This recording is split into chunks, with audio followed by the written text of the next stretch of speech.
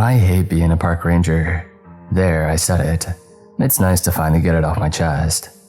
It's not like there's any one specific thing that makes it so bad. It's a combination. The pay sucks, the health insurance is non-existent, and dear God, don't ever forget to hose yourself down with bug spray during the warmer months. I have a case of it that I keep in my car. I found out the hard way when I was down near the lake and was set upon by a swarm of mosquitoes, and the ticks get into places that you wouldn't imagine. These are the minor annoyances. There is also the other part of the job, the dangerous part. I'm not talking about people being idiots and having to swoop down from the top of a ravine to rescue them. Yeah, I mean that's there. In my opinion, that's called a natural selection. If they were close enough to the edge to fall, then that's on them. No, I'm not talking about those incidents either. I'm talking about the real danger. I'm not supposed to say anything, but I'm tired of the code of silence. That's why I'm posting this here. Now it goes without saying that I won't use anybody's real name, including the park that I work at. That should keep me out of trouble. I started working here as a park ranger around a year ago. It seemed nice at first to get out and enjoy nature. I'm sure nature would laugh at that since she seems to be set on killing people. Between storms, falling trees, landslides, wildfires, and not to mention cryptids, nature is not exactly man's best friend, at least in this park. Every evening at dusk, some of us rangers drive around to the trailheads to make sure that there are no cars sitting around. If there is, we take the license number and call the police to see if the person had been reported missing. If there are no cars there, we lock up the gates. On this evening, I had just finished locking the gate down by the lake. It had been a while since I had been near any restrooms, and the nearest one was a half-mile away. I was responsible for this side of the lake, so I knew no other rangers would be around. I looked left and right, then whipped out and added a little more fluid to the lake. As I was relieving myself, this huge, hairy creature stepped out of the forest, around 50 feet away from me, and it approached the lake. It bent over, pulling water out of the lake with its massive hands and bringing it up to its mouth to drink. After about the third handful, it looked over and noticed me for the first time. It saw what I was doing, and then it spat the mouthful of water back into the lake. We both froze. Do you know that oh crap moment when you catch someone doing something that they shouldn't at the same time you're doing something that you shouldn't? Like when you're on duty and coming out of the liquor store with a brown bag and you see a coworker buying a bag of weed. You both stare at each other hoping that the other one will be the one to feel guilty and walk away first, but neither of you does. You just stand there. That's what we did. We just stood there looking at each other, this creature and I. Now was I scared? Heck yeah, I was scared. This thing was freaking huge. Do you remember that part in Star Wars where Han tells a 3PO that Wookiees are known to rip people's arms out of their sockets? Well, that's what I was thinking this thing might do. I mean, it was big enough to give Chewie a swirly. The thought of my arms being forcefully and painfully removed from my body bounced around in my head so much that I started sweating. They say that animals can smell fear. I bet I smelled like I had just walked out of a Saw movie marathon. Neither one of us moved. Me out of total terror, him out of, how the heck should I know what that thing was thinking? All I knew was that it wasn't running away. I didn't take that as a good sign. I took that as him looking at me and someone in the background ringing the dinner bell. Finally, after a long moment of this insane standoff, my shaking hand reached for my phone. Much to my surprise and relief, it took off into the woods at inhuman speed. Against my better judgment, I followed as best I could but soon lost sight of it. I came back to the shoreline and found huge footprints. I took pictures with my phone and went to the station to show everyone. That's super, Ron said with a laugh. Did you get a picture of the Tooth Fairy too? The room erupted with laughter as all the rangers, even the ones that I had considered to be friends, had turned on me. No, that would be a fae, said Sharon, not a Sasquatch. Don't you know anything, Ron? Did it give you any beef jerky? Jeff said, causing the group to erupt with even more laughter. Oh no, come on, Nancy said. Let's be realistic. My hopes soared that someone might actually believe me. You don't really think there's any beef in that jerky, do you? Nancy said. My hopes crashed down again. Hey, shut up all you idiots, Dell said, pulling me aside. Let me see that phone. I handed it to him, feeling my hopes rise again. He looked through the pictures one by one. His face was set. I couldn't read his emotions. He didn't seem to react with surprise or disbelief. When he was done looking through them, he scrolled back and deleted every picture that had anything to do with the creature. What the heck? I said, grabbing my phone. I'm doing you a favor, he said. You don't want to go down that road. It only leads to bad things. I stared at my phone in shock. I couldn't believe that somebody that I had trusted, someone that I looked up to, the most senior ranger in the station, he had just destroyed evidence of this mythical creature's existence. But it was real. I saw it. Chuckles sounded from around the room. Dell turned and silenced them with a look. Why don't you take tomorrow off and get your head clear, he said. I found myself nodding and not really sure why, as he guided me out of the station toward my car. Hey, enjoy yourself, he said. Go do something relaxing. You've had a hard day. I started toward my car, Dell watching me the entire time. As soon as he had stepped back inside, I could hear another roar of laughter. I knew that it was at my expense. I got into my car in a daze. It wasn't until I looked at my phone that I realized just how violated I felt. I drove home and sat in the kitchen staring at the wall. I know that I saw it, I kept telling myself. I pondered what to do with no evidence and no one to back me up. But an idea came to me. I started looking for Bigfoot traps online. I looked up how to trap a Bigfoot and got some very interesting ideas. The next day, I went and bought some bear traps. When I drove to work the following morning, I got there early and quietly transferred my bear traps to the estate truck that I would be using that day. I went inside and greeted the other rangers. They all seemed aloof, holding back like they were waiting for something to happen. I rounded the corner to the lockers and found out what. My locker had been covered in Bigfoot pictures. There was even one with a picture of a naked woman and Chewbacca's head taped over hers. The caption written had said, "Come find me, big boy." And this is why I hate people. I did my best to ignore as the titters and chuckles sounded behind me. I said nothing and I went to my truck. I sat there for a long time trying to get the rage to bleed off, but all I could think of was revenge. That taught me the hard lesson. Just keep your mouth shut. I learned that lesson well, but the damage was already done. The other rangers were already calling me a freak and a joke. That upset me, but also strengthened my resolve. It would have been easy to quit right there, but I was determined to prove myself. That I was as good as they were.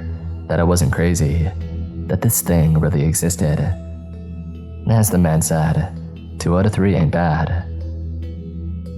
I started patrolling down by the lake more often, looking for my prey where I had seen it last. But I had the sinking suspicion that it was watching me, that it knew that I was hunting it. I tried to be nonchalant about it at first. I would drive by looking around like a good ranger should. But after a while, I started getting impatient. I would spend more time there than the rest of my route. It got to the point where people would come up to me and ask for help, but I would ignore them or shuttle them off to another ranger. I started getting proactive in my hunt.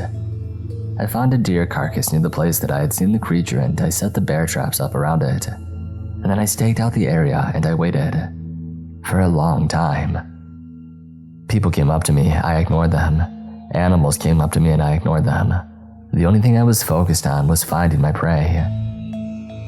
Morning turned to afternoon and turned to evening with no results. I sighed in resignation when it came time to close the gates. I decided to go home and let the traps do the work for me. The next morning I overslept, and I drove like a madman to get to work, more specifically to get back to my stakeout. Imagine my surprise when I came back and found that I had caught something in my trap. A fellow ranger. Ron lay on the ground screaming, and I went over to help him. "Are you okay?" I said. "No, you idiot. I have a giant metal jaw attached to my leg," he said. I fumbled with the trap, trying to get it open, only to have it snap shut on his leg again. "Jesus, what the heck are you doing?" he said.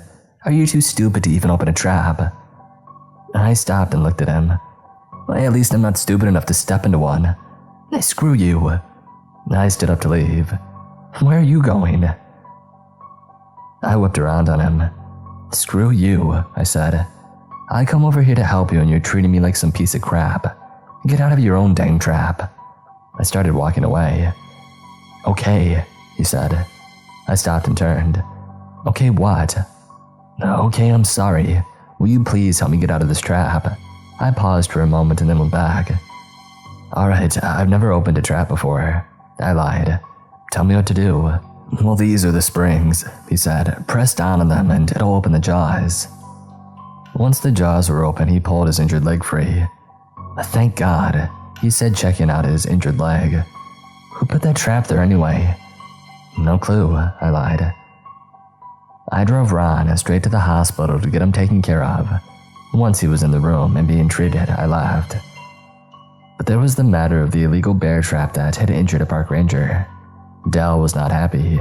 He pulled me into his office. "Man, I can't believe this happened," he said. "I've known Ron for years.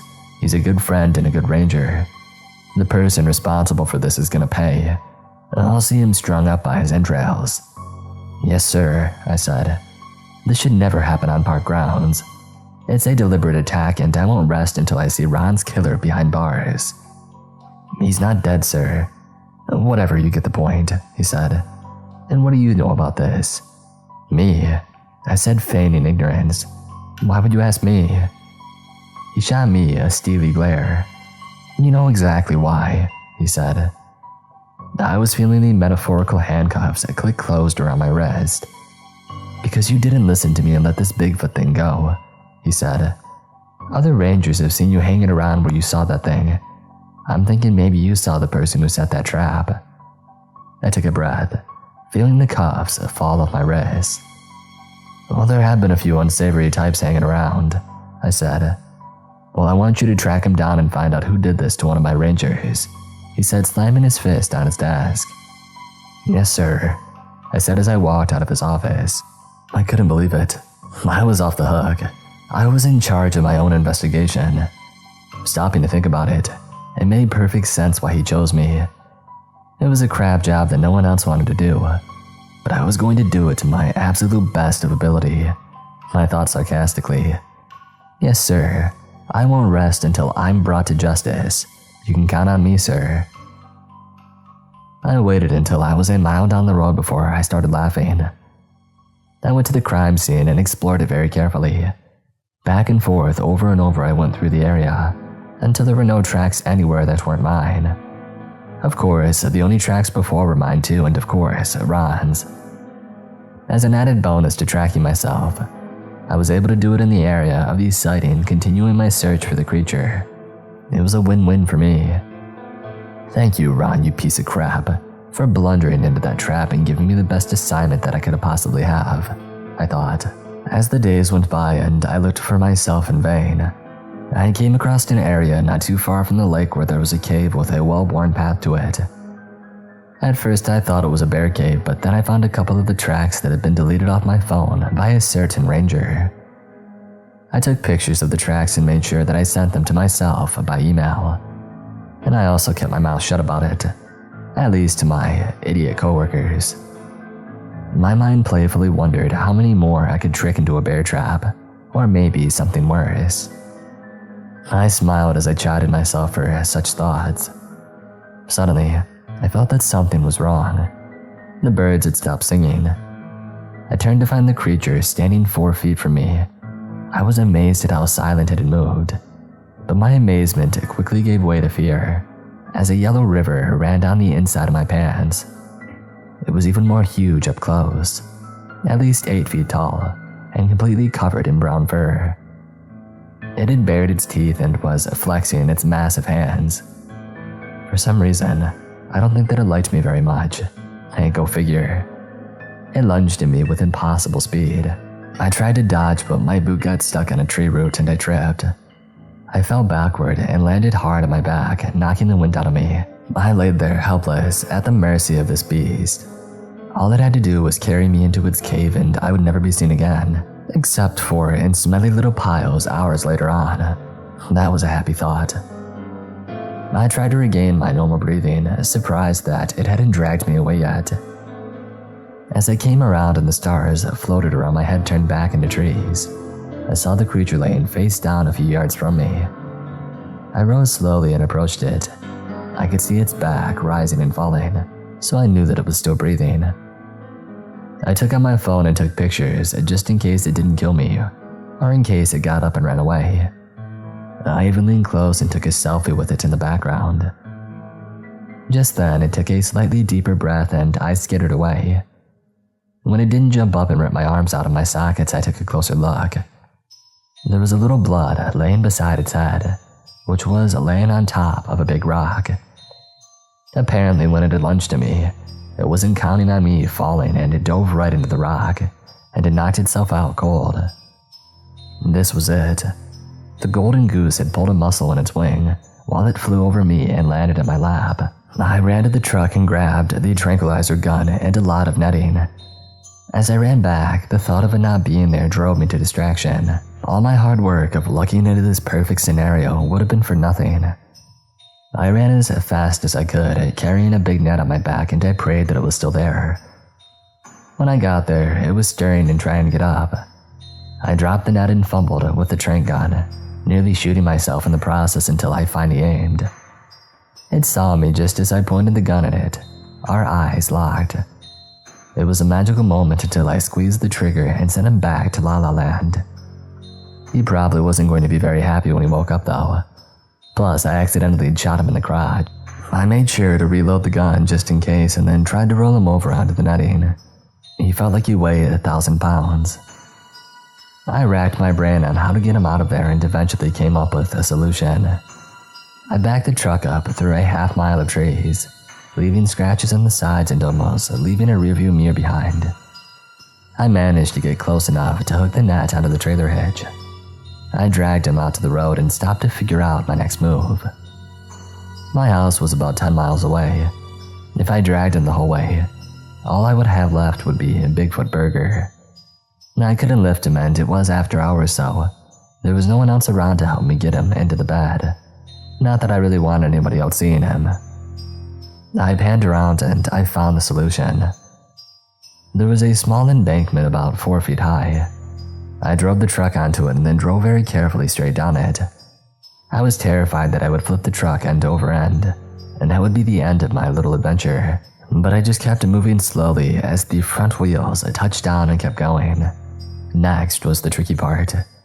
I got the back wheels on the ground and then gunned it forward and slammed it in reverse. His head was hanging over the edge when I backed up and I accidentally pinned it between the truck gate and the dirt bank. I pulled forward a little and grabbed the netting, pulling with every ounce of strength that I had. Ever so slowly, his prone body inched forward until he had reached the tipping point and rolled into the truck's bed. When he flopped down, one of his feet hit the back window and shattered it. Great, I thought. Hey boss, when I was capturing the creature you said doesn't exist in the company vehicle, oh yeah, I broke the window. Is that covered by our insurance? I was breathing hard until I was done. I covered him with a tarp and drove away, racking my brain about where I would take him. As I was thinking, I passed a storage unit that was somewhat remote. It was just off the back road that I was on, and it didn't seem like a lot of traffic passed this way. I called up and rented a unit with my credit card and then showed up and backed the truck up to it. My cargo was starting to stir again as I arrived, so I gave it another dose of the tranq and I dragged it off the truck as best I could, meaning that it flopped over and nearly crushed me. Then not at all of it was inside and I couldn't close the door, so I turned the truck around and gently pushed it inside with the front bumper before closing and locking the door. Next came the tricky part. I couldn't go on Craigslist and advertise. One Bigfoot slightly used, 50 million or best offer. Fortunately, I knew a guy who had a cousin's brother who knew another guy's best friend, who knew someone else who might be able to get me in contact with someone who doesn't exist. I printed a few of the pictures, wrote a number with a lot of zeros in it, and sent it through the information chain. I got a phone call 2 hours later from someone who doesn't exist. He met me at the storage unit with a lot of heavily armed men dressed in black combat gear and no identifying badges. When we got there, the door was under attack. It had lots of newly formed dents in it and the sides were looking like they weren't going to hold much longer. My friend apparently had woken up and wasn't very happy with his new surroundings. I offered to open the door just an inch and hit him with another tranq dart, but the man waved me off. The heavily armed gentleman worked with practiced precision. They flung open the door and threw a containment net over him as he tried to run past them. Within moments, he was incapacitated. As they carried him out, his eyes landed on me. They narrowed and he let out a menacing growl. "I'd say you made a new friend," the man said, handing me a business card with a number on it and nothing else. "What's this for?" I said. "If you come across any more creatures of such a mythical nature, give me a call. Maybe we can help with the capture of the next one." "Are you nuts?" I said. "You saw that thing, it's huge and it wants to kill me now. And yet here you are, very much alive." He reached into a pocket and pulled out a check. "And very wealthy." I looked at the check and then back at him. He grinned. "Might I suggest that you not spend too much and raise suspicions? So, you would pay me this much for each one of these things that I find?" He nodded. "And you would help me catch it?" He nodded again. "Well, it looks like you just bought yourself a park ranger," I said, offering my hand, and he shook it. "Pleasure doing business with you," he said, and then turned and walked away. Temptation is a terrible thing. I was tempted to buy a brand new Ferrari and drive it to work just to shove it in the noses of those guys who made fun of me. But then I realized that success is the best revenge. If I can nab another creature or two, I could buy my own little island and retire. I'm thinking maybe Hawaii. My investigation into the bear trap took me to a place where I'd heard there's been some trouble lately with missing hikers. Not that I really care about the hikers. In this park, we should rename the trails for which cryptids hunt on it. That way, when these hikers ignore the warnings and blunder into the dens of these dangerous creatures, they'll only have themselves to blame. I'm thinking maybe I can make my job easier by buying the land that has the cryptid that I'm looking for and then clear cut all the trees so it has no place to hide. Now I know what you're thinking, it would just run away to another spot. Not the way that I would clear cut. Start with 100 machines on the outside of the property, and work our way into the center so it has nowhere to go. As I looked around the land and daydreamed, a hiker came running up to me. "Please, you need to help me," she said. "Oh, what's the problem?" I said, feeling less than interested. "My husband and brother, they were attacked by an animal." She lowered her eyes. "I don't really know what it was. It seemed unnatural." My ears perked up and I became laser focused on helping this poor woman. "Don't worry, ma'am," I said. "Show me where it happened and I'll take care of it." "Oh, thank God," she said as we started down the trail. "I was worried that you wouldn't believe me." "Trust me, ma'am," I said. "I want to find out what happened as much as you do." You know what a love-hate relationship is, right? I think everyone has one at some point. My point was the last year or so of my life. I hate being a park ranger, but I love the perks that come with it. Maybe I should explain that better. The perks don't come directly from the job. They come from the appearance of the job. I tell people that I'm a park ranger. My boss thinks I'm a park ranger. And even my idiot coworkers think that I'm a park ranger. But it's just not so. That's only for appearances. I'm actually a cryptid hunter. I started calling myself that last month after successfully capturing an adult Bigfoot. What did I do with it? I sold it to a group of people who don't have names or ranks but gave me lots of money for it. I used the park ranger persona to stay low-key and keep hunting other cryptids. Do I do it for the greater good? Heck no, don't make me laugh. I do it for the money. I have people in the process, but it's purely unintentional. For instance, this woman came to me crying that her husband and brother were missing. When she explained that something had attacked them, something that didn't look like any animal she had ever seen, I knew that I had some money on the line. I knew that I had helped that poor woman find her family. Yeah, that's it. We walked down the trail, my senses on high alert, looking for any signs of trouble. Birds were singing, so that was a good sign that nothing was in the area. In other words, it was a bad sign for me. We got to our campsite and the place looked like a tornado had hit it, or my place after a bender. I looked around for tracks, but I wasn't finding any. That in and of itself told me something. "Ma'am," I said to the frazzled woman who was so shell-shocked that she was cleaning up the campsite. "Did you hear anything before your husband was taken?" "Well, like what?" "Like a rushing or a flapping." She looked at me like she was rethinking the whole "I'm so glad you believe me" thing. "You mean like a bird?" "Yes, ma'am."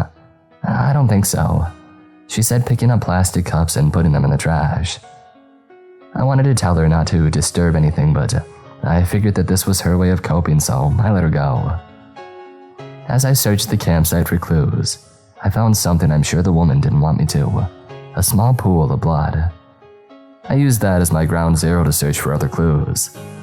Once she saw me paying close attention to one spot, she came over to see what had caught my attention. She put her hand to her mouth and started breathing erratically. "Is that—" "Yes, ma'am, it's blood," I said, waiting for her to fall into hysterics. And to my great surprise, she didn't. She merely fell to the ground and stared at the spot in shock. I took this moment to call for assistance on my radio. I gave them the coordinates and told them that we had 2 missing hikers that were possibly the victims of an animal attack. Dell, my boss, hesitated for a moment and then asked me what kind of animal. I told him that I didn't know, but I couldn't find any tracks. Just an FYI, Dell didn't believe me when I told him that I had found a Bigfoot. He deleted the pictures off my phone that I had taken of the creature's footprints. Yeah, it's safe to say that I hate my boss, but I'll get his someday. He sent a couple of rangers out, Nancy and Jeff. I won't say that I hate them, but I will say they laughed me out of the station when I told the story about finding Bigfoot. So yeah, not my favorite people. Nancy made a beeline for the lady hiker. "What's your name?" she said. "Ellen," the woman said, not even looking at Nancy. I guess that's one of those questions that I should have asked. "Are you all right, Ellen?" Nancy said. "Can I get you anything? Do you want me to drive you home while they look for your family?" It all sounded good. It sounded like she was really concerned for this poor woman. I knew that it was total BS. "I'd rather stick around in case they show up," the woman said. "Yes, of course," Nancy said. "But you know that might not be for a while." "Why not?" Ellen said. "Maybe if you were out there searching for them instead of trying to coddle me, they'd be back already." I like this woman. Nancy plastered her best park ranger smile on her face and stormed off into the campsite to pretend to look for clues while she fumed about the hiker, who had the nerve to think she knew what was good for herself. Jeff stepped in and took over the show. I made investigation. He started ordering us to go in different directions and to fan out to look for the men. I walked off in a random direction just to get away so I wouldn't be tempted to use my pepper spray on him. The farther I got from Nancy and Jeff, the better that I felt.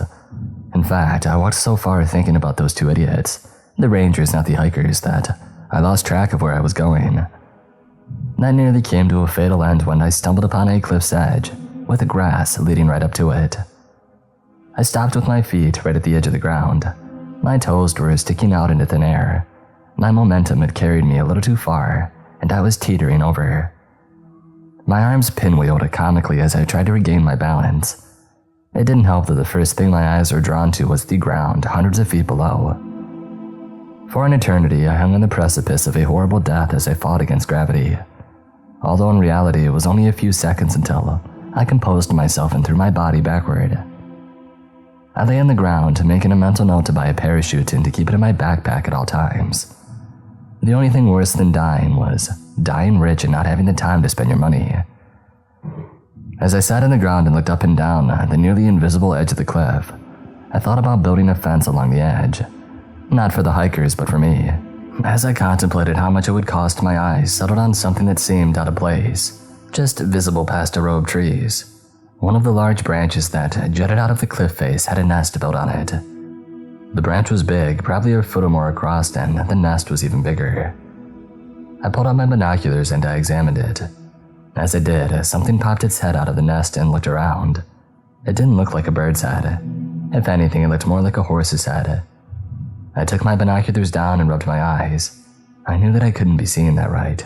I looked through the binoculars again, and this time, the creature was staring at me. You know the expression, my spine turned to ice, well, mine turned into freaking Antarctica. The thing let out the most god-awful piercing scream that I'd ever heard. It could put all those women in the horror movies to shame. I covered my ears and closed my eyes. When the scream ended, I looked and the thing was gone. Either that or it had ducked back into the nest. I pulled out my phone to call the man who didn't exist. I started dialing the number and then stopped and I disconnected the call. I'd already turned over one cryptid to him so far. Even though he said to call if I find another, I still wasn't 100% sure that I had. I needed to investigate and get some pictures at least. Against every ounce of common sense, I stood and made my way toward the nest. It wasn't easy. I could see why no one had ever reported it before. The one place where I had nearly fallen over the cliff was the one place that had enough of a clearing to even see it. I was stumbling through dense forest, trying not to lose my sense of direction, while still walking the tightrope between keeping the cliff in sight and falling over it. I finally stood at the base of the tree branch that hung over the cliff. I peeked out from behind a tree and looked at the nest, hoping to see if the creature was there or not. Standing a mere 20 feet away from it, I could see how the creature avoided being seen. The edge of the nest was 5 feet tall. That thing could be having a dance party in there and nobody would even know. I stepped to the edge of the cliff where the branch had started. Looking at it, I knew that there was no way I was going to walk out there on a tree branch that was only 1 foot wide. I've never wanted to walk on a high wire and I wasn't going to start today. I turned to leave when I glanced back at the branch. On the edge of the nest was a small patch of red. I looked through my binoculars and confirmed that it looked like blood. I hiked at double time back to my truck, avoiding the campsite, and I drove to town. I bought the most expensive drone that I could find. By the time I got back to the park, it was time to close the gates. I knew that I wouldn't see anything tonight regardless because there wasn't enough light. After I had helped close up, I drove home and I charged my new drone while reading the manual and familiarizing myself with the controls. I woke up early and ran the drone through a few paces just to make sure that I had the controls right. The camera was the most important feature that I tried out and it worked like a dream. I drove to work and went through my morning routine and then volunteered to continue the search for the missing hikers. The woman had finally relented late last night and gone home. I tried my best to remember the way to the nest but got turned around a few times before finding the cliff edge by once again nearly falling over it. I guess that's an occupational hazard of being a park ranger turned a cryptid hunter. Once I had spotted the nest, I made my way there. That sounds much easier than it was when I was carrying a drone in a case the size of a large suitcase and nearly as heavy. Imagine trying to do that while navigating through the heavy brush, trying to stay as quiet as possible and also trying not to get lost or fall to your death. When I cashed that first check of catching a cryptid, I thought it was way too much money, although I didn't tell them that. And now I'm starting to wonder if it was enough. I found the opening in the trees to spot the nest, set the heavy case down and prepared the drone. I was so excited that I nearly dropped the remote control. I turned the drone on, checked the controls and launched it straight up out of the trees. Its propellers buzzed with that distinctive drone sound and it rose majestically into the air. I nudged the control forward to hover over the nest, watching the screen the entire time. It had gone a little too high and the nest was hard to see, so I began to lower it. There was something in the nest, but I couldn't make it out yet. Suddenly, something rose out of the nest incredibly fast and straight at the drone. My screen filled with static and I peeked out of the trees to watch my drone tumble end over end to its death on the ground far below. I ducked back into the trees so that whatever had killed my drone didn't swing around and spot me. As I hid, I checked my phone to replay the video and to get some idea of what I was dealing with. When I went back through the videos and couldn't find it, I realized I forgot to hit record.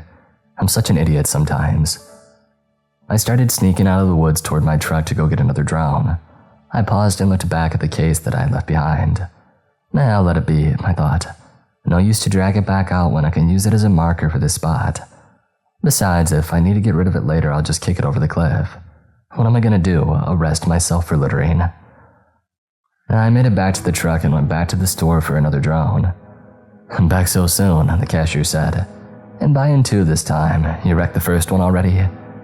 Something like that. I said, pulling out a wad of cash to pay for them. Wow, aren't you a park ranger? Yeah? Well, they must be paying a lot better than here. Not really, I said absently. Then how are you affording these expensive drones? I realized that I was blowing my cover. Vacation money was the first thing that popped into my head. We'll have a nice vacation, he said as I walked out the door. Idiot, I thought, chastising myself.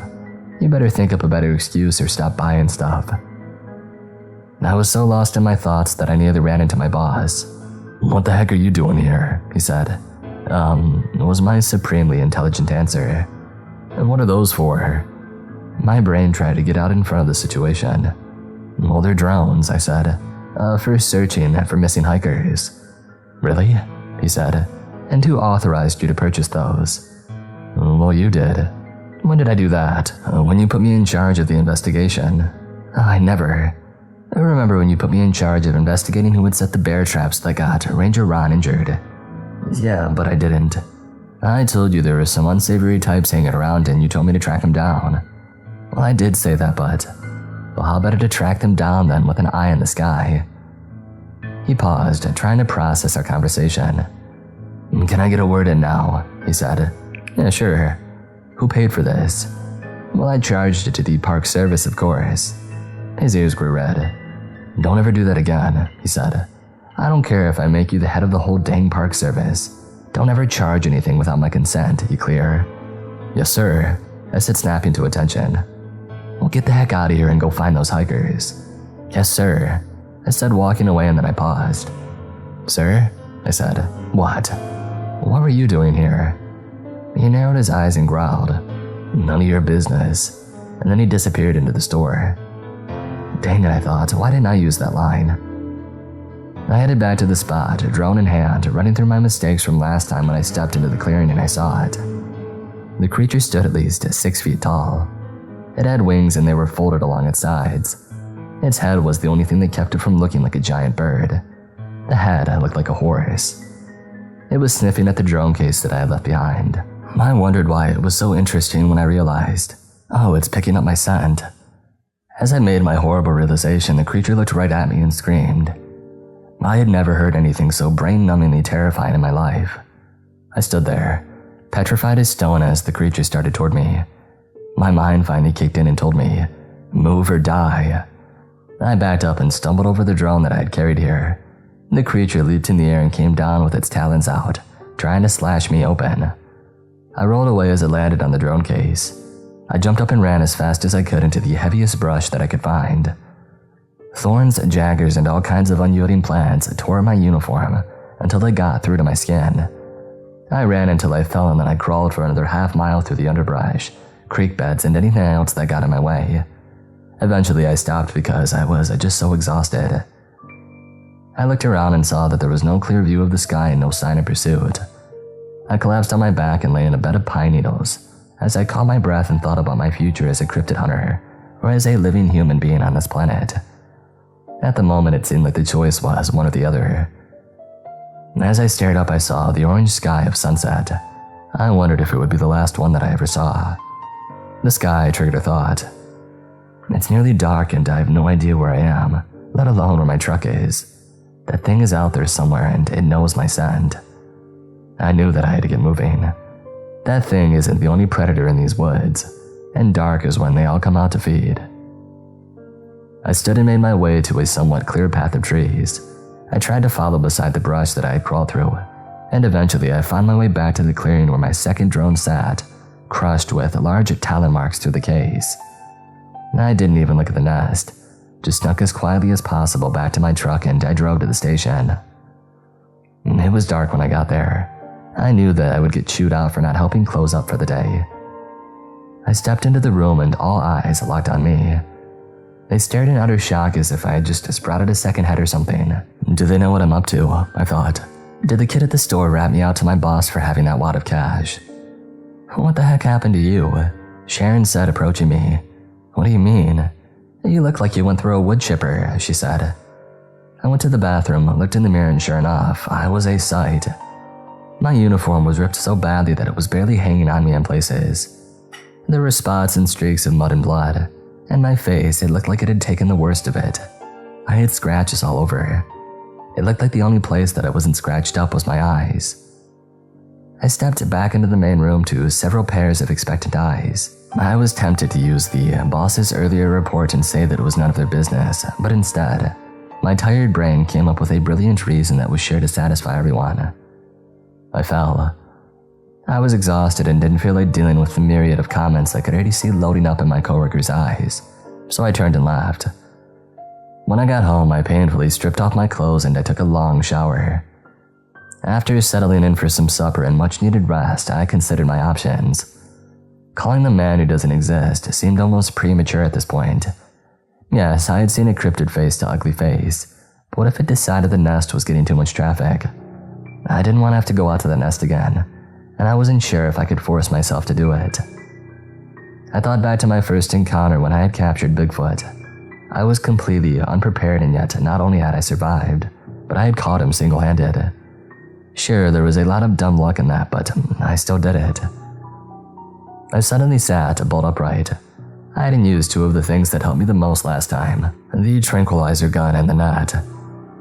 I slept like a baby that night, the plan forming in my head. I made the phone call on the way to the park the next morning and gave specific instructions to the man who doesn't exist, that there couldn't be any helicopters or anything the creature could spot. I gave the GPS coordinates for the nest and told him to wait for my signal.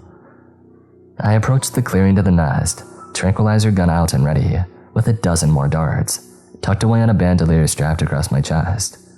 I gotta admit to feeling a little like I was in an old western. As I hesitantly stepped into the open, I searched the skies. My eyes darted back and forth between the nest and the sky, not knowing where it might come from. I turned back as well. Until I had reached the edge, I was nearly dizzy from looking all around, like my head was on a swivel. I paused for a moment to clear my head and regain my balance before stepping out onto the tree branch. I took a deep breath as I took my second step. My eyes were locked on the nest. I knew that I could no longer look around or I would lose my balance and plunge hundreds of feet to my death. Wanting to avoid that, I stared straight ahead as I took another step and another. Soon I was halfway there and it was time to put my plan into action. I reached behind me and pulled out the net. I took a moment to balance myself and then threw the net over the nest. That's what was supposed to happen. I was supposed to throw the net across the top of the nest, covering it and taking the creature's power of flight away so that it could be easily captured. But unfortunately, that isn't what happened. My adrenaline was pumping so hard that I overshot and literally threw it over the nest. I watched in horror and resignation as the net fluttered to the ground, hundreds of feet below. "Idiot," I said. My element of surprise was gone. I went for broke. I stepped all the way to the nest and grabbed the side of it to keep it from joining my net. I held the gun out, trying to acquire my target as quickly as possible. What I saw made me decorate the inside of the nest with vomit. The inside was covered with blood. There was no part that wasn't red. Spread around the nest also were bones, and there were so many bones I couldn't tell what any of them were, animal or human. And then I saw a backpack thrown to the side. It was ripped to pieces, but there was no doubt that it belonged to a hiker. As I was making my startling discovery, I heard wings flapping.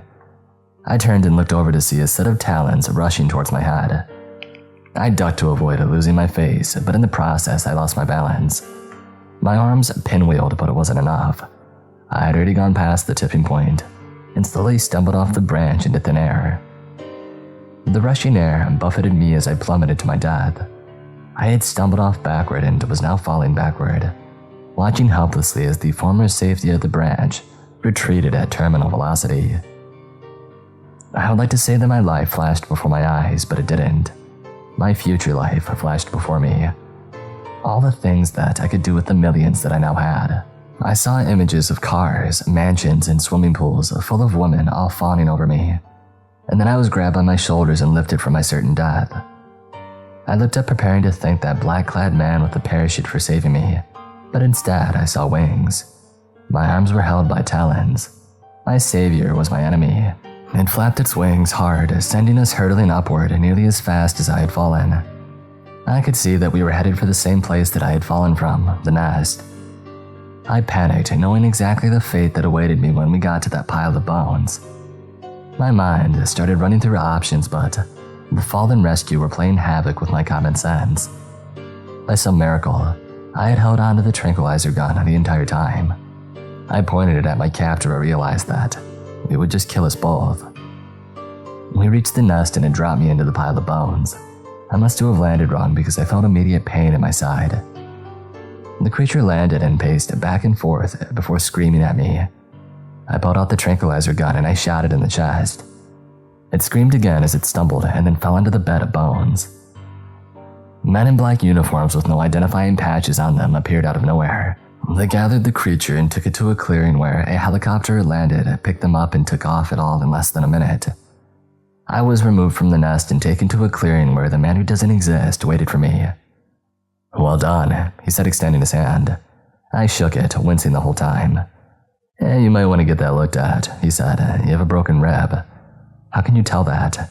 He gently lifted my arm and showed a rib protruding from my side at a very strange angle. "Oh my God," I said. "It's not as bad as you think," he said. "It's not your rib." He called a medic over and she took a look at the wound. "It's not going to be pretty.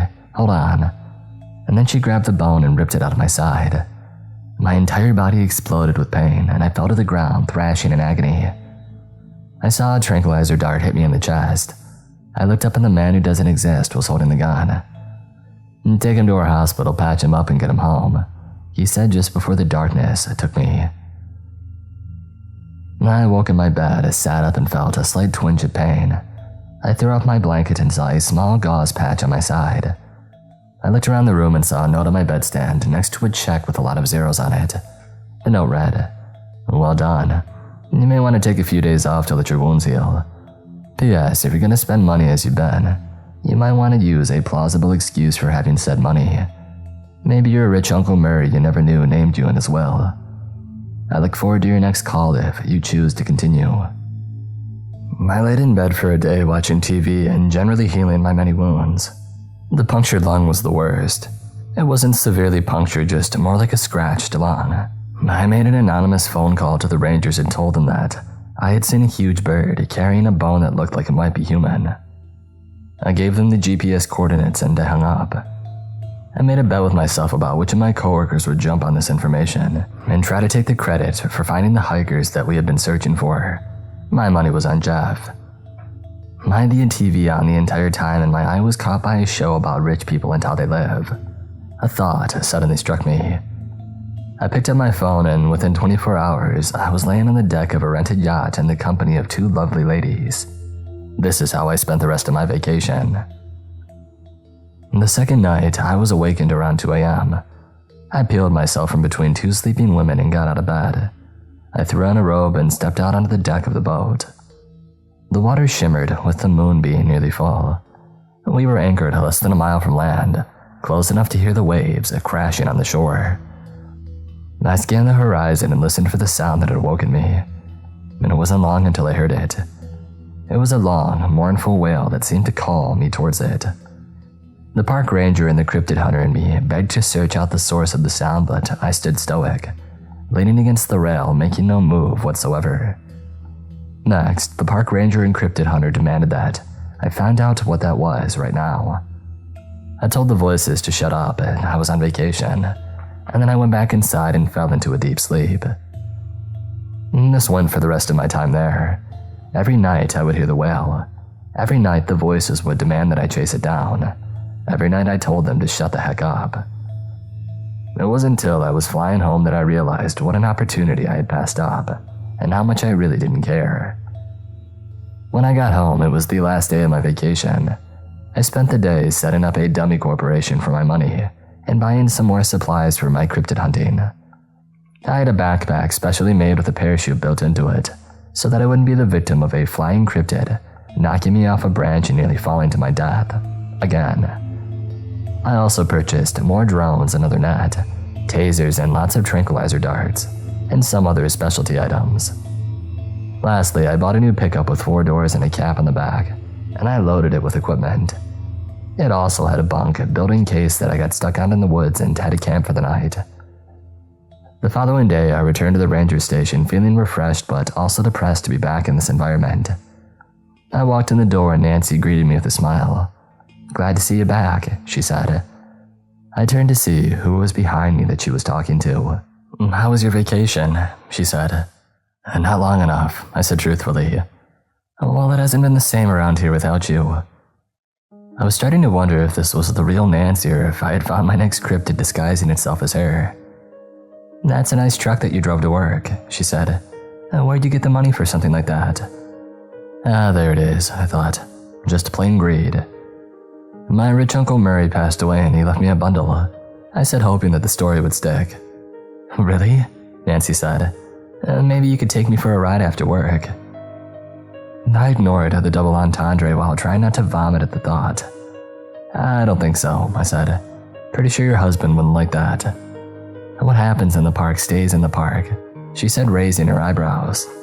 It was too much, I had to walk away.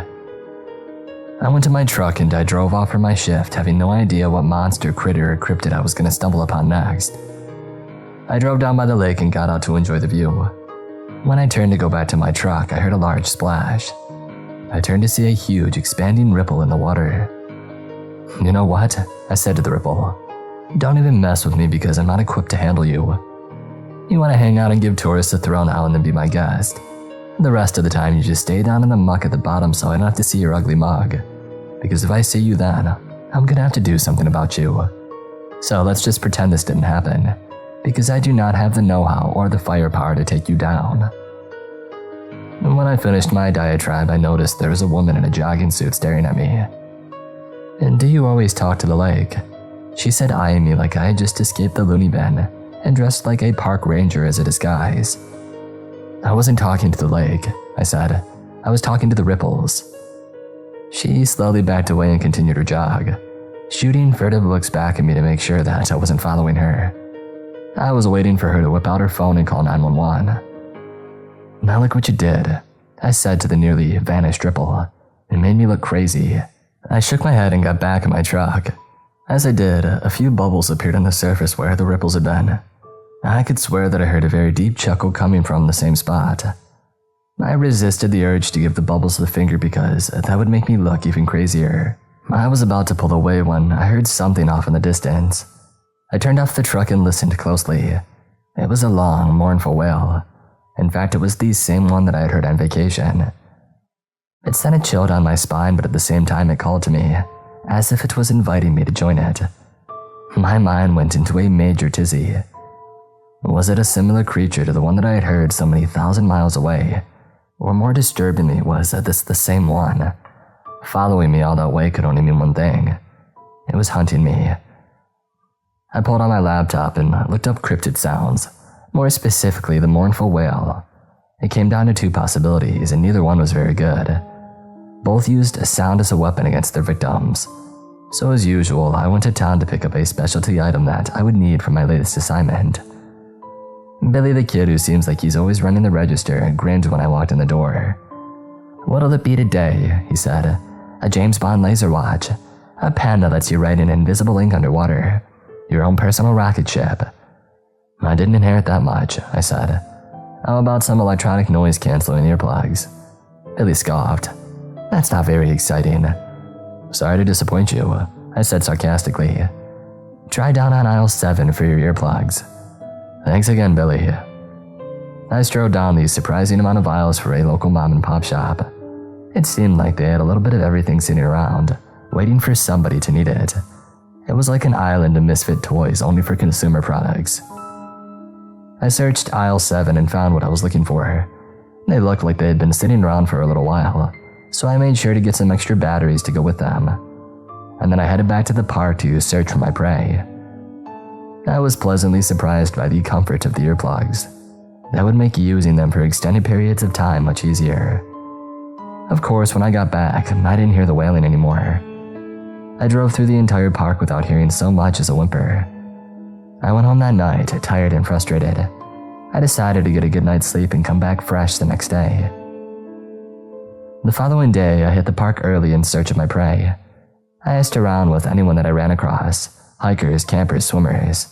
Yeah, we have idiots that swim in our lake even though there's a well. We have swimmers. A few people had heard the sound and pointed me in the direction of it. Those who hadn't heard it gave me looks like I had gone cuckoo for Cocoa Puffs. I used a map of the park and marked where I had talked to visitors in which direction they had heard it. Slowly, after a few days of this, I began to narrow down the territory of this creature. Once I had a small enough area to look, I decided to camp out overnight and see if that didn't increase my chances of finding it. I made sure that I was the one who locked up, and then I just didn't leave. I locked myself in my truck in the park and I drove to the area that I thought had the best chance of success.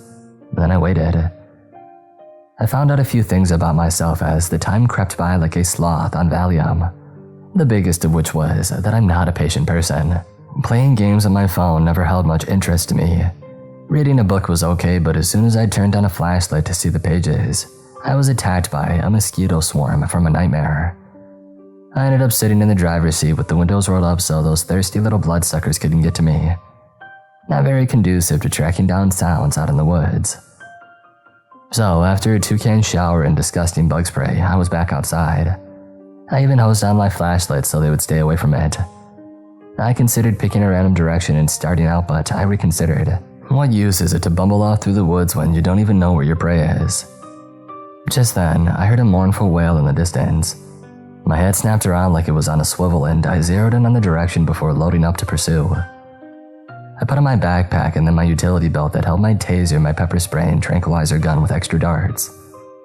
I started walking, feeling like a combination of a mountain climber and Batman. All I needed was a call. "I'm Batman," I said, attempting to mimic his raspy voice, but ended up in a coughing fit. I started walking, not really needing to be super quiet with all the crickets and birds and other nightly sounds so loud that I had a hard time hearing the wail that I was listening for. I pulled out my phone and turned on the sound recorder, and for a long few minutes I stood still as the phone recorded the nightly sounds, and then finally the wail sounded again. It was closer this time and clearer. After the sound had faded, I turned off my recorder and I saved the sound. I continued toward the general area that I heard the wail, adjusting my course every time that I heard it. I knew that I had to be closing in. At least I hoped so, because I was quickly approaching the border between the park and private land.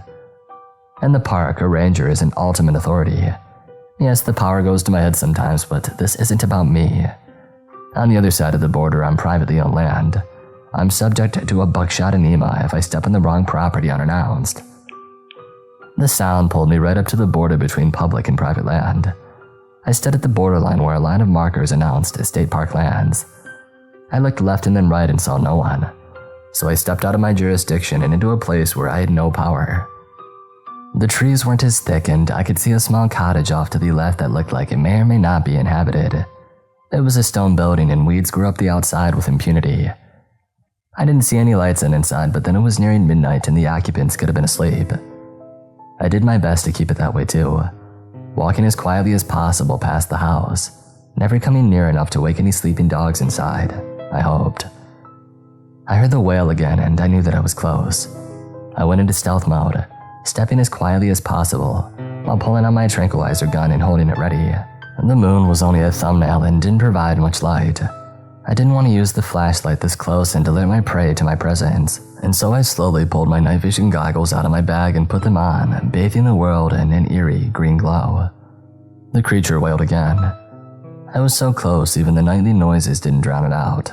I held the gun out in front of me, knowing that I was close to danger, and snuck up to a clearing. It had to be here. I aimed the gun with my night vision goggles, making it look green like some alien weapon. The wail echoed again right in front of me. I looked left and right but couldn't see anything, making the sound. It had to be here, it was so loud. What the heck, I thought. Is this thing invisible? I looked back and forth, but all I could see were a couple of woodland creatures. As I panned back through, I heard the sound again and happened to see something move at the same time. I focused on it and couldn't believe my eyes. I saw the creature that was wailing. Are you freaking kidding me? I said as I ripped off my goggles and threw them down. I put my gun back in its holster and kicked my expensive goggles in anger, causing the creature to run away. A fox, I growled. All this time I've been chasing a freaking fox. I tried to deny it, but I knew it was the same sound that I had heard before. My entire hunt had been for nothing.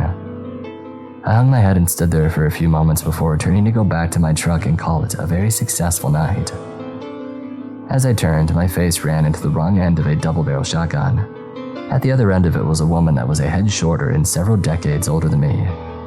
"Evening, Ranger," she said. "Evening," I said back.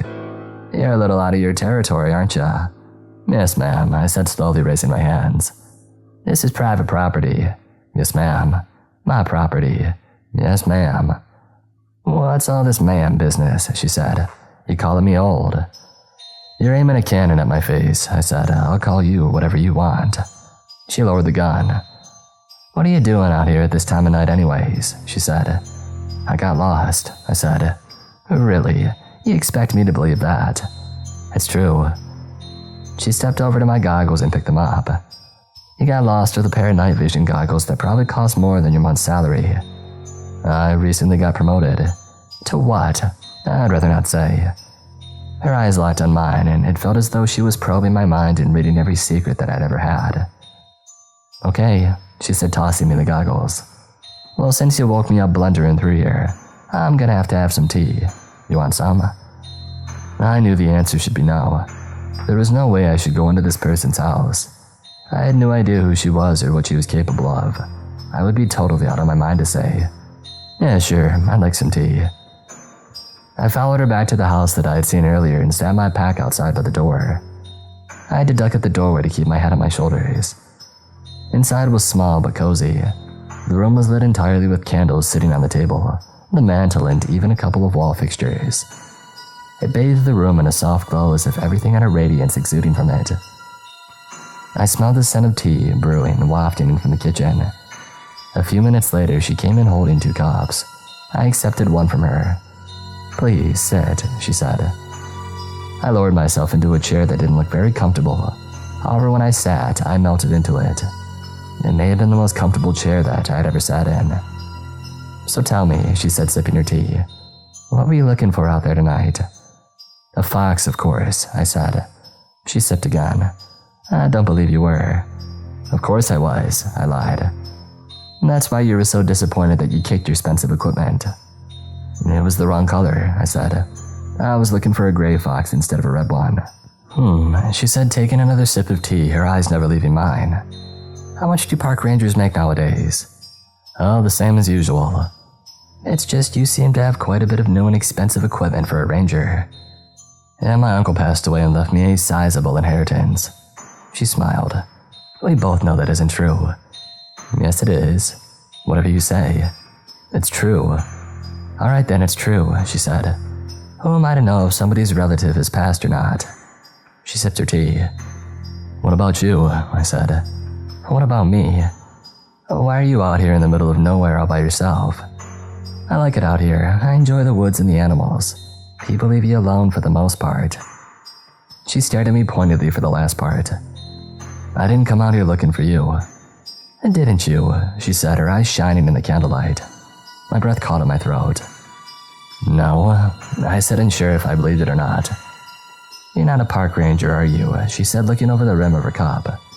"Of course I..." "No, you may have been one once," she said, "but now you're something else." Either her voice or the chair or the candles, heck, maybe all three, had me in a daze. I could feel myself being carried off to a land of sweet slumber. My mind was screaming at me to wake up and get out.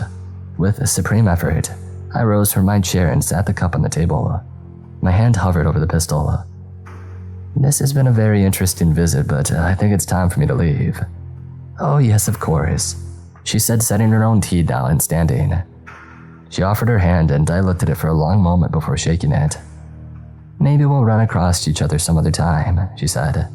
"Yeah, maybe we will," I said before ducking my head through the doorway and out into the evening air. The coolness hit me right away, and it wasn't just the temperature. It was like I had just broken free from some mental web. I didn't hear the wail again that night as I retrieved my pack, made my way back to my truck and left the park. My mind was preoccupied as I drove home. Who was that woman and what was that woman? The next day, as I was walking through the park, someone snuck up behind me. "Oh, hello there, Ranger," she said. I nearly jumped out of my skin and did a comical dance trying not to fall down. She laughed as I composed myself. You're trying to scare me to death, I said, fighting back some of the other words that I wanted to say. Not just yet, she said. I hesitated. When? Oh, don't worry. You'll have plenty of time to spend your inheritance, I think. I shot her a look. Who are you? If you want to know the truth, don't start with a lie. Who are you? I think you already know who I am. Or do you want to hear the words? The words would be nice, she said, her gray robe and hair flowing in the breeze.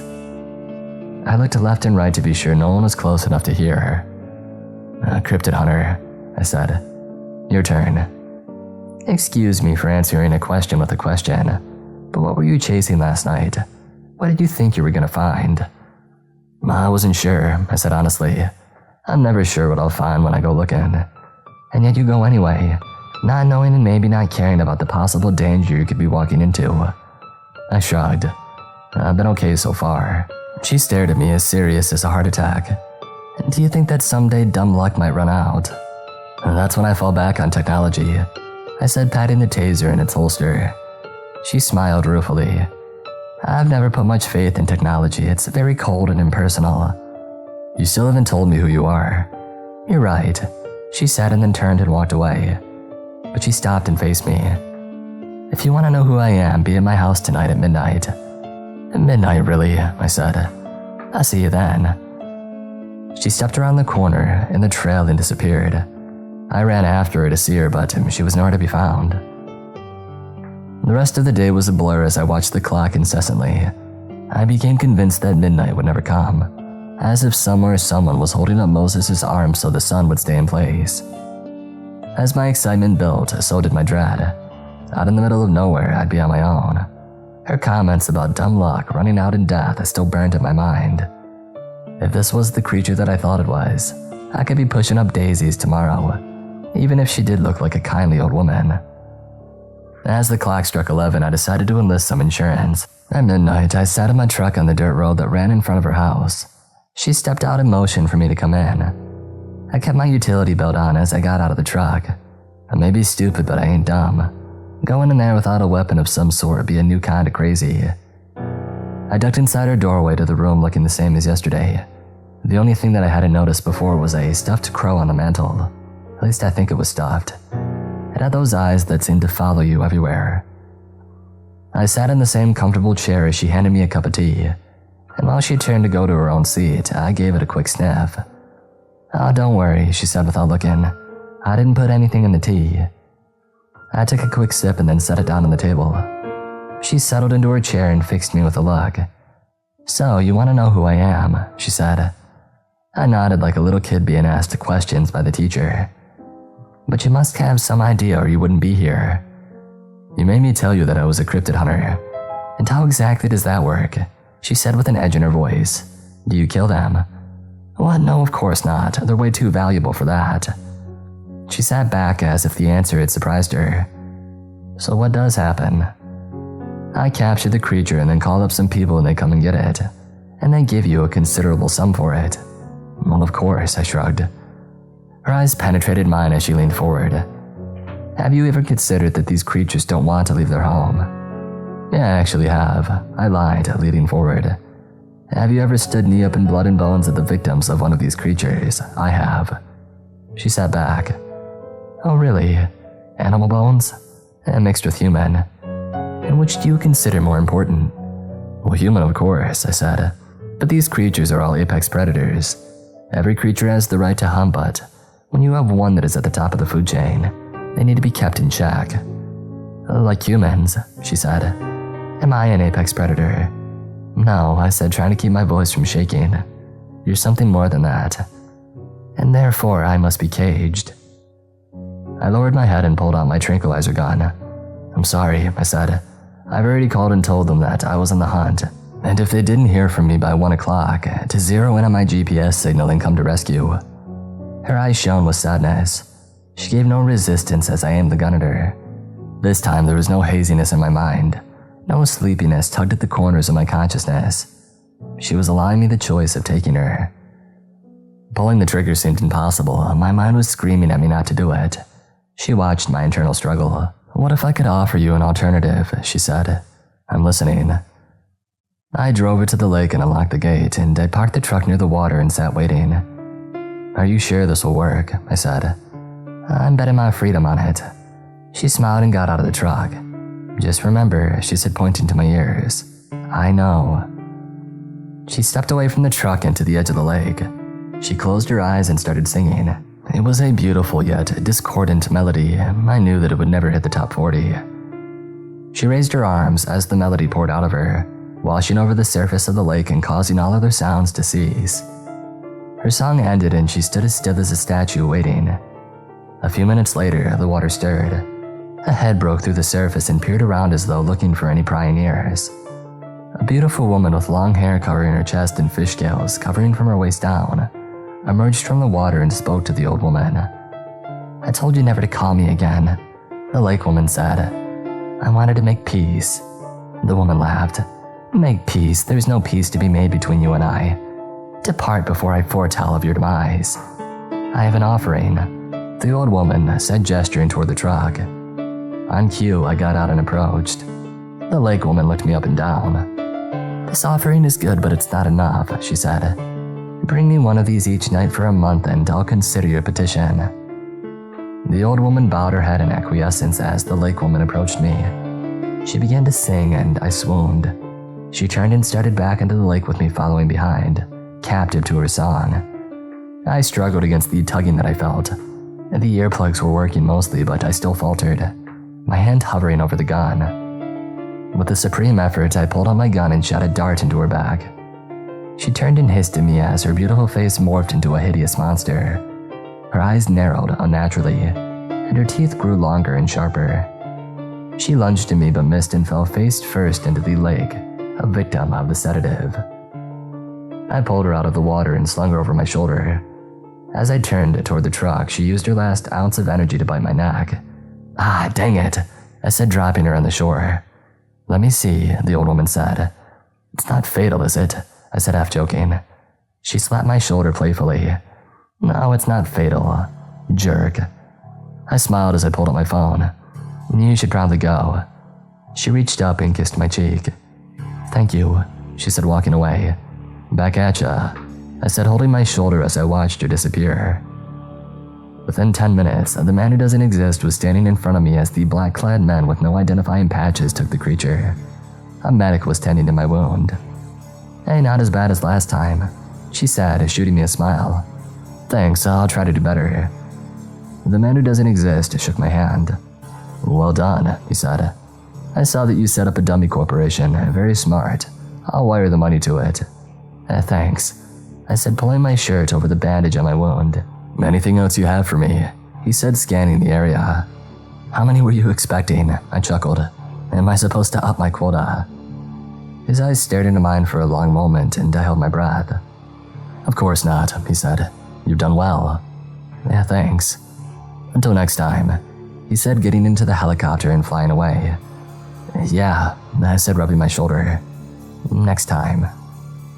I stood by the edge of the lake, watching the helicopter fly away. I was amazed at how quiet it was. I assumed it was some kind of stealth technology. I rubbed my injured shoulder and wished that I could take another vacation. Maybe I could fake an injury or a sickness, I thought, imagining another month in the arms of two lovely ladies as we stare out over glistening clear water. But that wouldn't work if one of my idiot coworkers came to visit me in the hospital. In fact, now that they know I have money, that's a distinct possibility. I sighed. I guess I'll just have to wait for the weekend like everybody else. I'm sure I can fly away and pack a lot of fun into 48 hours. I turned away from the lake and headed back to my truck as a large splash sounded from the water. I stopped inside. "Not today," I said without turning around. I drove home and collapsed in my bed, exhausted yet I couldn't get that woman out of my head. Sleep came eventually and fitfully. When my alarm went off, I nearly cried. I felt like I'd been run over by a truck. I looked at my watch. Dang, it's only Wednesday, I thought. Maybe I'll take Friday off and fly away for a 3-day weekend. I checked my bank account and found no deposit. I was about to go full hissy fit when I remembered what he had said, and I checked the account of my dummy corporation. I sighed with relief, seeing the account had grown by the usual amount. I showered, dressed, and headed for work, grabbing a quick breakfast and a coffee on the way. I had barely made it to the front door of the station when I was accosted by Jeff. "There he is," Jeff said, grabbing me in a bear hug and making me wince in pain. "I haven't seen you around so much. Have we been missing each other?" "Just like I guess," I said, trying not to scream. "Such a kidder," Jeff said, releasing me. "You missed all the reporters when I broke the missing hikers." What a shock, I thought. Jeff took credit for it. Who would have called that? "Not too bad," I said. "Guess you're some kind of hero now. Maybe I don't deserve to be in your presence."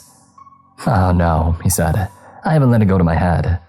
"That's why you're mentioning it a month later," I thought. "Well, I better get out of here," I said. "Those hikers aren't going to rescue them themselves." Nancy and Jeff followed me out like stray dogs. I got into my truck and I drove away, not looking back. Once I was out of sight, I let out a sigh. I guess I need to get some anti-suck-up medicine somewhere. I started my regular route down by the lake, when no hikers came running up to me to say that one of their relatives had managed to get lost or eaten. I went over to the spot where I had caught my first cryptid. Strangely enough, no one had removed the bear trap. It wasn't set, but still, it was weird. I'd have to talk to the person in charge of investigating how that trap got there. Oh wait, that'd be me. As I chuckled to myself, I had a strange feeling that something was wrong. The birds had suddenly stopped singing. The silence was eerie. I turned around and there stood another creature like the first one that I had captured. It wasn't quite as tall as the first, but it had bumps on its chest, and it was also glaring at me and snarling. I quickly put two and two together. "Hello, Mrs. Foot," I said, letting my hand slowly drift down toward my trank gun. "I bet you're wondering where your husband is." She let out a massive roar that nearly made me pee my pants. "Absolutely, you have every right to be upset," I said. "I'd be upset too if my husband ran off with some hot werewolf like that." My hand was nearly to my gun when she had had enough. She lunged at me, slashing at my hand and knocking the gun away. I screamed in pain and grabbed for my taser, but she swatted that away too, then aimed another slash at me. It would have hit me in the throat, but I tripped as I was backpedaling away, and it ended up ripping across my side. I lay on the ground, defenseless and bleeding, and she came at me again. I reached painfully around to my backpack, trying to find anything that could use as a weapon. As I tugged at the zipper, my hand slipped and I pulled the release for the parachute. It sprung out and flopped onto the ground. She paused, staring at the white material, and then resumed her assault. I tried to use that time to get away. I struggled to my feet and started running. Suddenly I was yanked backward. I turned and found Mrs. Bigfoot holding the parachute cords and dragging me toward her. I couldn't tell for sure out of sheer terror what would happen when she had finished reeling me in like the catch of the day, but that I thought that I saw her smiling. I pulled out my cell phone and I dialed the number. "Yes," said the man who doesn't exist. "Help me." And he didn't hesitate. "I'll be there in 10 minutes, he said. "I don't think there'll be anything left of me by then." But the line disconnected. I couldn't decide if that was good news because he was hurrying to help me, or bad news because he was sick of me and was sitting back to have a cup of tea, while Mrs. Bigfoot dined at my entrails. In either case, I figured I should try to avoid the latter if possible. And she nearly had me. There was only one thing that I could think to do. I jumped up and dove inside the parachute. I was instantly blind, being surrounded by material, but I kept crawling as far as I could away from the furball of death. I could feel the parachute being pulled. She was using the same tactic as before, reeling me in, only this time I had the element of surprise. I pulled out my hunting knife and sliced a hole in the chute. As soon as I saw daylight, I jumped out and cut the chute cords. I then gathered them up and started towards the monster struggling through the chute. It looked like the chute was fighting itself, the white material being thrown around by a monster under it. It was like a ghost on crack having a psychotic episode. It would have been funny if my life wasn't on the line. I grabbed the chute cord and started making laps around the struggling ghostly figure. As I wrapped around it, the fight became more violent. I started taking wide laps around her with the cord, making very sure to stay out of reach. I started low and wrapped a few laps around her legs, and then went high, trying to limit her arm movement. For her part, she howled and punched and swung at the parachute that enveloped her, but there was nothing tangible for her to hit. I was amazed that she hadn't used her claws yet, when 4 holes had punctured through the material and ripped all the way to the ground. She stepped out of her nylon prison and turned to find me. Her lips curled up in a vicious snarl as she shed the material and started towards me. I once again gave serious thought to why I was still endangering myself cryptid hunting, when I literally had over $100 million to my name. She flexed her claws as she advanced on me. "Okay," I said. "I feel this would be a good time for me to apologize. I'm a big enough man to admit when I was wrong. I'm sure you don't hear that very much. A guy admitting that he was wrong, but here I am." Nothing I said had slowed her approach in the slightest. "I'm sorry that I drugged your husband," I said, slowly backing away from her, and dropped him off a ledge into the truck, and flopped him onto the concrete, and nudged him into the storage unit with the bumper of my truck, and sold him like a prize steer. It was all purely accidental. She had reached striking distance, and I had backed into a tree. "No hard feelings," I said, extending my hand. She extended her claws and reared back for the killing strike. I knew that I was done. I closed my eyes and thought of lounging on the deck of the boat with those 2 lovely ladies, surrounded by calm, clear blue water. Regret punched me in the face and told me that I was an idiot. I wasn't looking forward to death, especially not at the hands of Bigfoot's estranged, deranged wife, but it seemed like she was taking a long time to finish me off. I peeked one eye open and saw her standing there frozen, with her arm reaching back about to strike. I marveled at this apparition with a morbid curiosity when she fell over like a redwood tree. Behind her, holding a nasty-looking taser, was the man who doesn't exist, along with several of his unmarked soldiers. I slid down the tree and I slumped forward, feeling more gratitude than I had since the last time they had rescued me. "Did you guys stop for coffee?" I said. The man looked at his watch. "It's been 9 minutes and 35 seconds since your call," he said. I chuckled. "Well, I'm glad you were early." "Are you injured?" he said. I raised my arm painfully and showed him my shredded uniform that was red and getting redder. "Nah, let's get you to the hospital," he said as 2 soldiers had gently lifted me.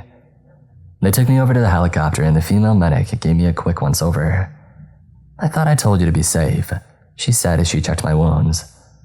"Sorry, I'll try to make my next visit less injury." She smiled and sprayed something on me that made me wince. "Sorry, but I don't want to bandage it since they'll just rip it off at the hospital to see the injury anyway." I crawled into the helicopter as I saw them loading Mrs. Foote in the other one. I told the man the story on the trip to the hospital. "It seems that you have creatures coming to you now," he said with a sideways grin. "Well, maybe I can set up an iron cage to use as an office, and they can schedule a time to come meet with me. Then I can just slip out the back door." He chuckled. "If anybody could get away with that, I think it'd be you." We landed a mile away from the hospital where the medic changed into civilian clothes and put me in a car that was waiting for us.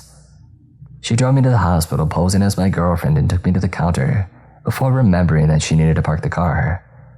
I gave her a slight nod as she walked out of the door. They treated my wounds and told me that they were deep but no ribs were broken.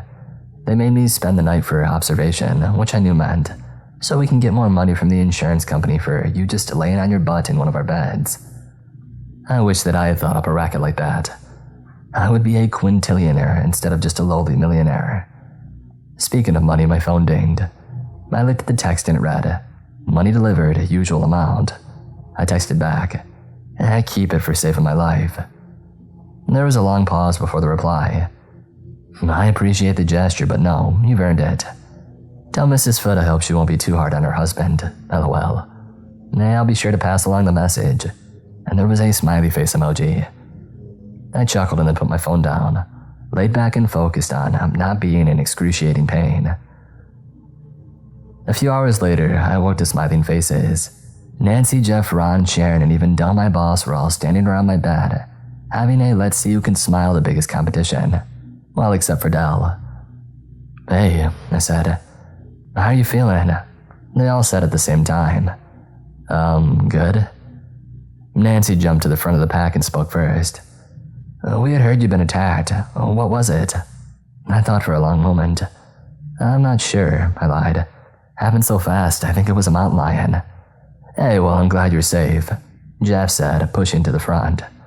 "Yeah," Don said, shoving. "Super glad." I'm glad he's safe too, Sharon said, trying to jostle for position. Del just shook his head. Back off, you idiots. You want him to suffocate before you can suck any money out of him. They all backed up and turned down Del with wounded expressions, but none of them said a word. I guess this means you'll be taking more sick time, Del said. Sorry my injuries are such an inconvenience to you, I said. He didn't respond to the dig, but just stared at me.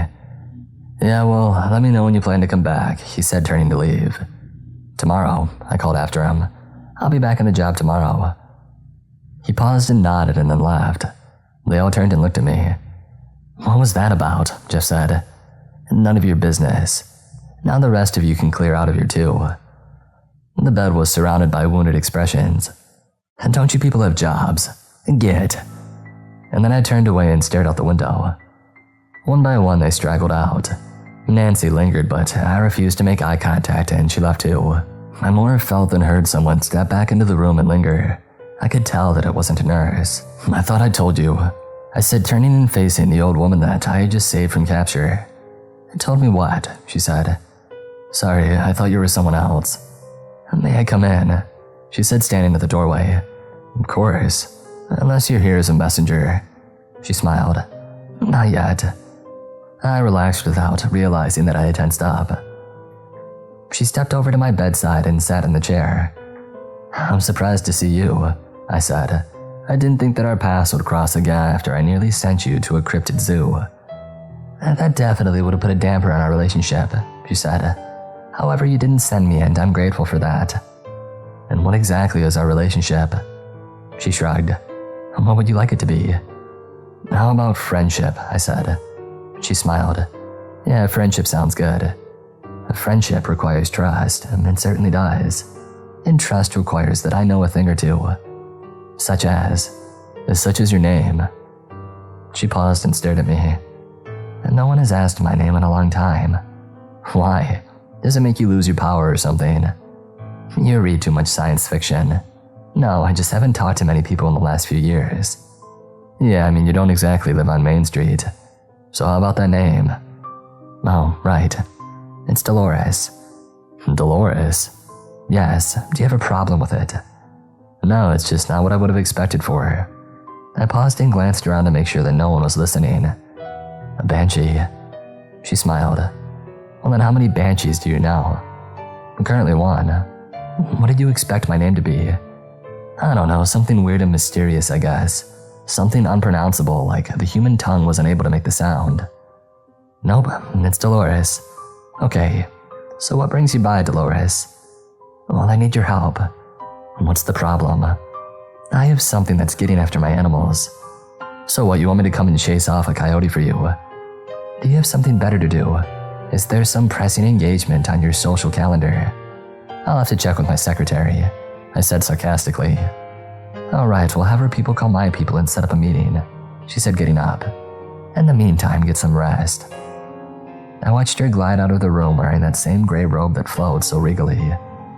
I laid my head back and reflected on how strange my life had become recently. Eventually, I nodded off to sleep. When morning came, I checked myself out of the hospital against medical advice. They wanted me to stay longer, but I had better things to do, and I had no desire to give them one more cent.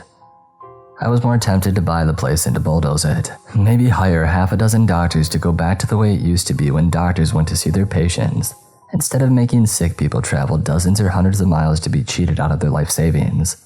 But I digress. I don't know how he did it, but the man had my truck parked in the hospital lot right up front. When I stepped up into it, my side hurt a bit, but I would have to take it easy. I didn't bother going to the station. I had no desire to deal with all the suck-ups. I did a round and ended up at Dolores' place. Parking alongside the road didn't seem too obtrusive when mine would probably be the only vehicle on it all day. I stepped up to her door and went to knock, but the door opened. I stepped in and I ducked through her doorway. Ah, you made it, she said, coming out of the kitchen as the door closed behind me. Welcome back to the land of living. I turned to the door and then back to her, a question lingering on my lips, but I decided to leave well enough alone. So, where's this thing that's getting after your animals? I said. Listen, to you, all business, she said, carrying 2 cups into the living room. Sit down and have some tea. I'm on duty. Oh, like that stopped you before. Touché, I said, dropping into the incredibly comfortable chair. It's not like I'm a real park ranger anymore. I sipped the tea and was impressed with its flavor. So tell me, how's your boss? Oh, Dell, he's a complete idiot. He erased my first Bigfoot pictures off my phone. That's surprising, she said. But that's not the boss I'm talking about. You mean the man that doesn't exist? She nodded. We go back a ways, she said. I'm sure he'd love to have me as a guest in his little zoo. I won't turn you in if that's what you're asking. There may come a time when he won't give you a choice. We have an open agreement, he and I. I bring him whatever I find, no questions asked. For now, she said, sipping her tea. I sat silently pondering her puzzling predicament when I heard an animal outside calling in distress. Just in time, she said, rising and heading toward the back of the house. I got up and followed her. We peered out a window to an open field where an animal was being attacked by what looked like something out of a horror movie. It was the size of a large dog, but it had spines on it like a dinosaur. It was trying to bring down a goat that was running in circles to avoid it. What in the world is that? I said. A chupacabra, an Oompa Loompa. Chupacabra, she corrected. I pulled out my tranq gun. That won't work, she said, like she was chiding a child for the wrong decision. Its hide is too thick and leathery. It has its own armor. I put the tranq gun back in its holster and I reached for my taser. That won't work either, she said. So what am I supposed to use? I said, frustrated. I didn't get my parachute reloaded yet to use as a weapon. You used a parachute as a weapon. Long story, I said. Suffice it to say, Mrs. Bigfoot will probably never look at a parachute the same way again. I would like to hear that story someday. But now, back to our friend. The chimichanga. Chupacabra, she patiently corrected. I racked my brain until I saw it had the goat on the ground and was going in for the kill. Without thinking, I ran out the back door and started yelling at it and waving my arms. The creature was startled and it ran away. That's fine for the moment, Dolores said. It'll be back though. I hope so. Now help me get the goat up. Why? We need to guide it into my truck. I don't understand. Trust me, I have a plan. 15 minutes later, the goat sat unhappily in the back of my truck. Dolores and I sat in the front seat, while I held the rope that we had tied around the goat's neck to keep it from running off. I still don't see how this is going to work, she said. It's simple. The back door is open, the goat makes noise and draws in the candelabra. Chupacabra. Whatever. It comes in through the back door, we pull the goat through the front hatch and shut it while I go around and shut the back door. It's easy peasy. What could possibly go wrong? She said, rolling her eyes. I know, right? We sat and waited for a long time. The goat even got bored and it laid down. Come on, I said after a while. What do I have to do? Lure it in with a trail of Scooby snacks. Just then, the truck jostled a little. I looked in the rearview mirror and saw it sneaking up on the goat. I slid out of the truck as quietly as possible and I snuck around to the back. I slammed the back door shut and ran back to the front to a horrible scene. The creature had come through the hatch with the goat, and now Dolores, the goat, and the creature were all fighting for their lives. I wanted to open the door and help, but didn't know what I could do when suddenly my ears were assaulted. I slammed my hands against the side of my head as Dolores let out the loudest, most ear-piercing scream I had ever heard. Both the animals were instantly incapacitated. She climbed out of the truck as I climbed in. I shoved the creature into the back and shut the door, and then pulled the trembling goat out of the front. I laid it on the ground and then went to check on Dolores. Are you okay? I said. She was breathing hard and fell into my arms. I caught her and carried her inside the house where I laid her down on the couch. I went to the kitchen and poured a cup of tea and then brought it to her. So this is what you do for a living, she said, examining the scratches on her arms. It's fun, huh? I said. Not so much. Are you gonna be alright? She took the tea and sipped a little. I'll be fine. You should go take your prize to your friend before that thing destroys your truck. What about you? She smiled weakly. I'll be fine. I think I'll take a nap. You sure? Yes, don't fret over an old woman. I rose and glanced at her wounds. They didn't seem as bad as they had a minute ago. If you're sure. Get out of here, she said. I'll be back later to check on you, I said, stepping toward the door. She smiled. Thanks for taking care of my problem. I smiled back. Anytime, ma'am, I said and pretended to tip a hat. As I stepped out, the goat wandered past me. I chuckled as I turned toward my truck, which looked like it was having convulsions. Apparently the critter had woken up and wasn't happy with his current accommodation. I got into the cab that was ripped to pieces and reeked like a dog had died in it, and then drove to a secluded area on the other side of the park before calling the man. They showed up with their usual promptness, removed the creature, and were on their way. The man smiled at me. I didn't expect to hear from you for a while, he said, looking me over. Hey, and relatively uninjured this time. I shrugged. What can I say? I'm a machine. He eyed me curiously. Did you have help? I met his gaze. Would it be a problem if I did? Not at all. I was just curious as to who. I smiled. Someone who wishes to remain anonymous. He nodded and shook my hand. Fair enough. The medic looked at me. Now you're trying to make me obsolete, she said. And perish the thought, I said, kissing her hand. I'll always need you to take care of me. She smiled and stepped into the helicopter with the man. They flew off nearly silent, leaving me standing next to my ruined truck.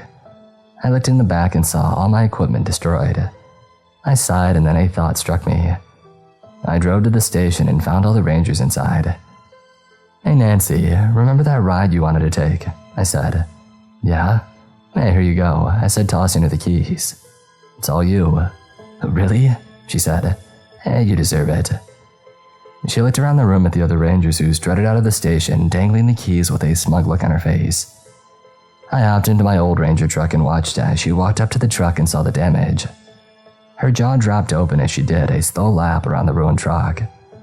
When she opened the door, she covered her nose and retched. I drove home, laughing all the way. When I was a kid, if you would have told me that when I grew up I would hunt monsters for a living, I would have said that you're crazy. Of course, when I was a kid, if you would have told me Spider-Man wasn't real, I probably would have said that you were crazy too. It's funny what we convince ourselves of. I thought these thoughts as I lay in bed nursing sore ribs and an injured shoulder. The ribs from a crazed female Bigfoot who was out for revenge because I took her husband away. And the shoulder from a siren that bit me as a last act of revenge before she was carted off. It sounded crazy even to me. Let's not even get into the man who shows up with his private army and black stealth helicopters to take away these creatures and gives me millions of dollars for it. Yes, my life has been some kind of crazy since I decided to hunt down that first creature, but it was nothing compared to what was to come. I looked at my watch. Dang it, I thought. Time to go to work. I got up, swallowed some painkillers with some old coffee, and drove to the car dealership to order a new truck. And then I stopped in at the local store to pick up some basic supplies and a prepaid cell phone. I knew that it would make me late to work and my boss would be mad, but I didn't care. Surprisingly, Billy wasn't at the checkout to make some smart remark. Where's Billy at? I asked the cashier. Oh, he's off today, she answered. I'm surprised, I said. Seems like every time I'm in here he's working. Oh, I think he works a second job at a restaurant, she said. You know how bills are. Yeah, I said, knowing full well that I would never have to worry about bills again. I paid for my items and left, and then drove to the park with Billy on my mind. Maybe I should have an assistant, I thought. Eventually, one of these things is going to get lucky and take out the one hunting it. I would rather that not be me. An assistant to throw into the mouth of danger, to help me out, would be nice. The rest of the way to work, one word kept rattling through my head. Sidekick. I pulled into the station at the same time that Nancy did. She was in her ratty, old Toyota. Hey Nancy, what happened to that new truck you just got? I said, smiling ear to ear. She slammed her car door shut and walked into the station without looking at me. I knew she wanted to tell me off, but wouldn't risk killing the cash cow. When we walked into the station, Dell was right up in our faces. So, you both feel like you're too good to show up to work on time, he said. I had car trouble, Nancy said, shooting me a dirty look. I just don't care, I said. shooting Dell an arrogant smirk. "I should fire you," he said, stepping up nose to nose with me, which was especially funny since he was a few inches shorter. "I'll go for it," I said, making sure to pronounce the T strong enough that spittle flew in his face. We stood in a silent standoff as Nancy took advantage of the situation and snuck off. "My office," Dell said, turning and marching away. I followed so closely that I stepped on the back of his shoe and gave him a flat tire. I chuckled as he almost fell, trying to pull the heel back in his shoe while still storming to his office. When we got there, I walked around and sat in his chair as he was slamming the door. When he turned around and saw me in his chair with my feet on his desk, his face turned a special kind of red. I called it too pissed off to breathe red. He took a moment to settle down and then leaned over the desk with his knuckles on it. "I don't give a crap how much money you have. I will not see you make a mockery of this station," he said. "Oh, you mean with people like Jeff and Nancy who couldn't get jobs as garbage collectors? This isn't about them, it's about you," he said. "What about me? I come to work, I do my job, I go home. How is that an embarrassment?" "I know what you're doing. I've seen you going around hunting those things." "Oh, really?" I said, leaning on the desk right in front of his knuckles. "I thought those things didn't exist. Isn't that what you told me when you deleted the pictures off my phone? You told me to take the day off and get my head clear. Well, my head is clear and my bank account is healthier than it's ever been. So you tell me, who's right and who's wrong?" He stood there, silently fuming, turning that special shade of red. "How about we do this?" I said. "You shut the heck up and pretend that you're a real boss, and I'll keep doing what I do." I didn't wait for his answer. I walked around the end of the desk and left the room, nearly knocking over the 3 rangers that were standing just outside the door, trying to hear what was going on. I stepped through them, ignoring their questions, and walked out and then drove straight to Dolores' house and knocked on the door. It opened and I stormed in. As usual, she was nowhere near the door when it shut on its own. She ambled out of a side room and gave me a look. "You seem quite out of sorts," she said, gliding to the kitchen. I plopped into my favorite chair in a huff. "My boss is giving me a hard time," I said. "Which one?" "The one who pays me lots of money." "Really, I thought you would just ignore the other one, seeing how you really don't need that job anymore." "That makes a nice cover." "Then what's the problem?" "He still thinks that I'm going to jump through his hoops like everybody else, and I'm not." She said, handing me a cup of tea. "So you don't like being controlled, and he doesn't like not being able to control you. Sounds like a dilly of a pickle." I laughed in spite of myself. "How old are you again?" "Let's not make this personal there, sonny boy," she said, waggling a finger playfully at me. I let out a long breath. I guess it's also getting to me because I've been having second thoughts about this strange career path that you're on. And yeah, how many cryptid hunters make it to retirement? "I'm not sure," she said. "If you're looking for job security, I think you're in the wrong business. That's what I'm afraid of." I took a sip of tea and enjoyed the warmth sliding down my throat, soothing me into a calmer attitude. "What do you think I should do?" "Why ask me?" she said, sipping her own tea. "Well, first of all, because we're friends," I said, "and second, because you're—" She shot me a warning look. "More experienced than I am." "Nice save," she said. "Thanks." Let me put it this way," she said. "You see this house? This is me, this is who I am. This is all I want to be.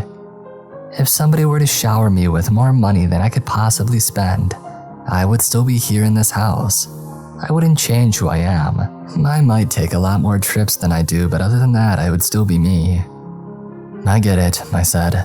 "That's probably why I stay at a park ranger. I mean, it's who I am. I suck at it, but it's who I am." "No, it's not," she said, leaning forward. "Your job doesn't define you, you define you. You enjoy your job, but you aren't your job. You have to be in order to be happy." "Wow, that's deep," I said. "You like that," she said. "I got it from a fortune cookie." I laughed.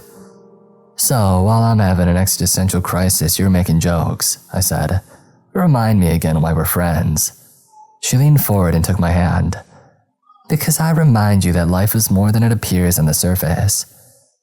Okay, that is really deep, I said. If you're gonna keep talking like this, I'm gonna need something stronger than tea. No need, she said, leaning back. I'm done. I scrunched down into my chair and rested my head on the back. Maybe I should take a little break. Thinking of another vacation. Always, but that's not what I'm talking about, I said. I know that the deck is stacked against me with this cryptid hunting gig. I also know that I've cheated death a few times already. True enough, she said, I've come close to singing your song. So, bringing on an assistant doubles my odds of survival. That's true, she said, eyeing me cautiously. Who did you have in mind? There's a kid that works at a local store in town. A kid, she said.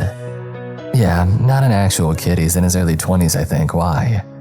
No reason. No, really, I value your opinion. If there's a problem, you see, let's hear it. She sighed. Well, I thought you were going to ask me. I laughed. Oh no, that never entered my mind.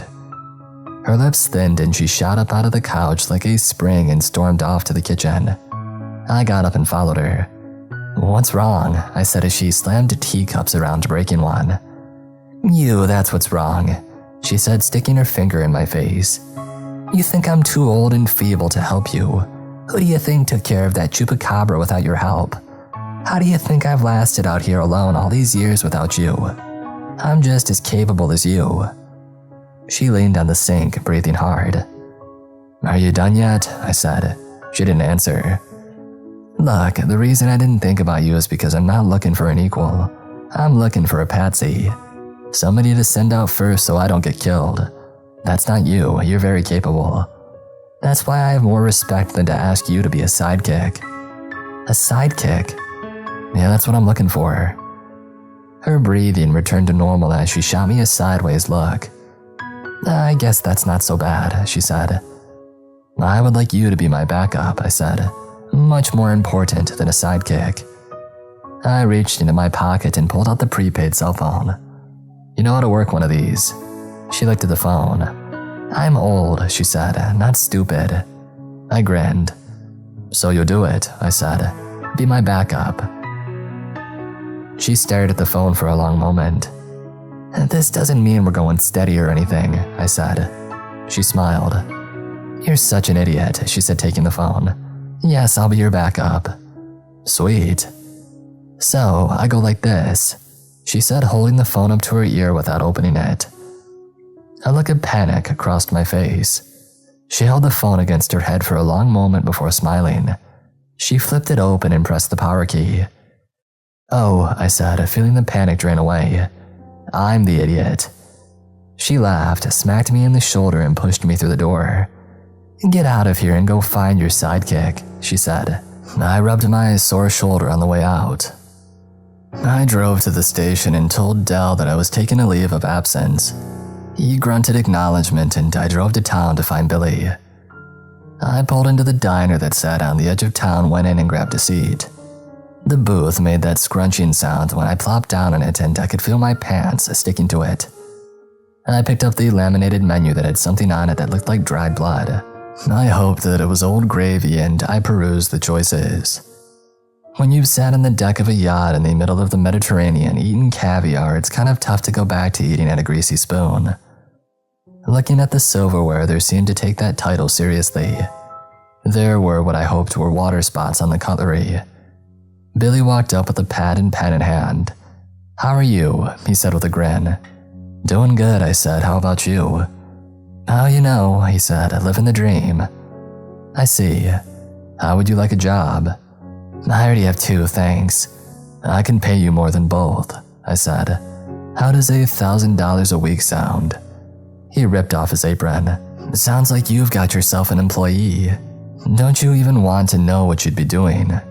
For $1,000 a week, I don't care. All right then, I said. Your first job is to put the apron back on and go make me a BLT. What? You have to at least tell your boss you're quitting it, and plus I'm hungry, I said. Go make me a sandwich. He looked at me questioningly as he slowly put the apron back on and walked away. 20 minutes later, he returned with the sandwich. I grabbed it and took a big bite. You tell your boss that you're quitting, I said, spraying lettuce and bits of bread all over the table. Not yet, he said. I figured I would wait until the end of my shift. I nodded and took another big bite as he walked off to take care of the other customers.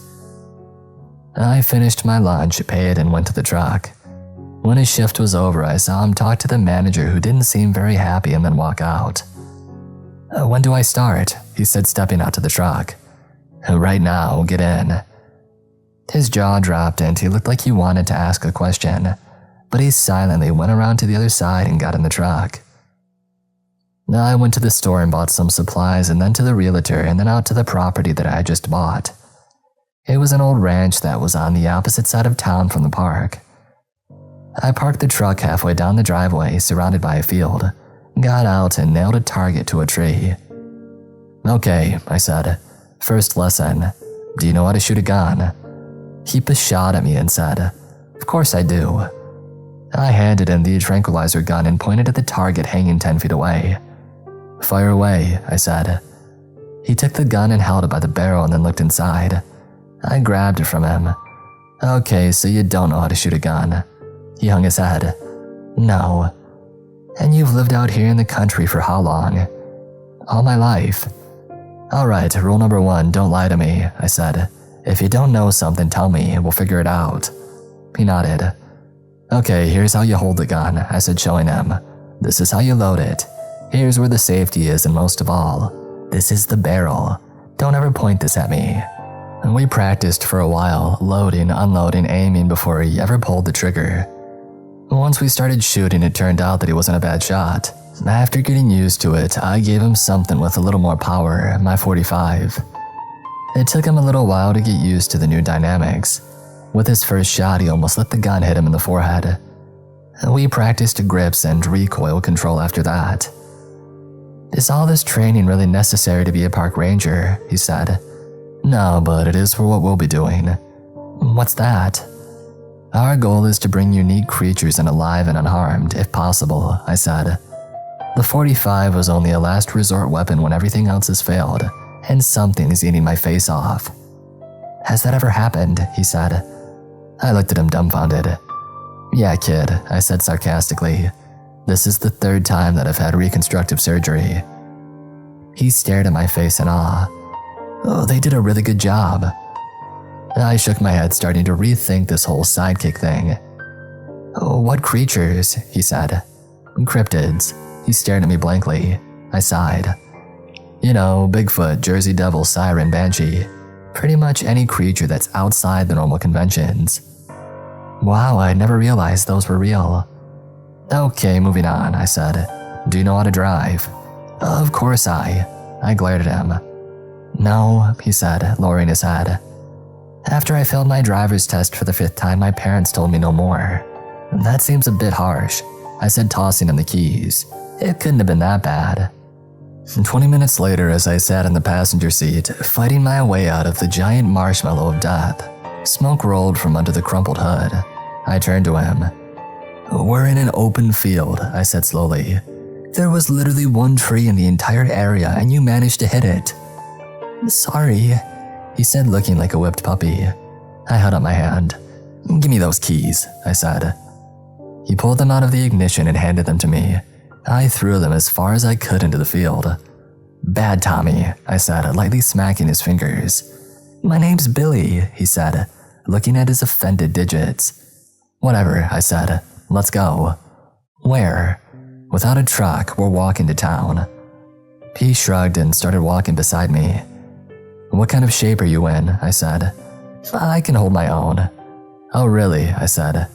Then run to town and run back to me while I walk. He looked across the field to the town in the distance. Why? He said. First of all, because I want to see what kind of shape you're in.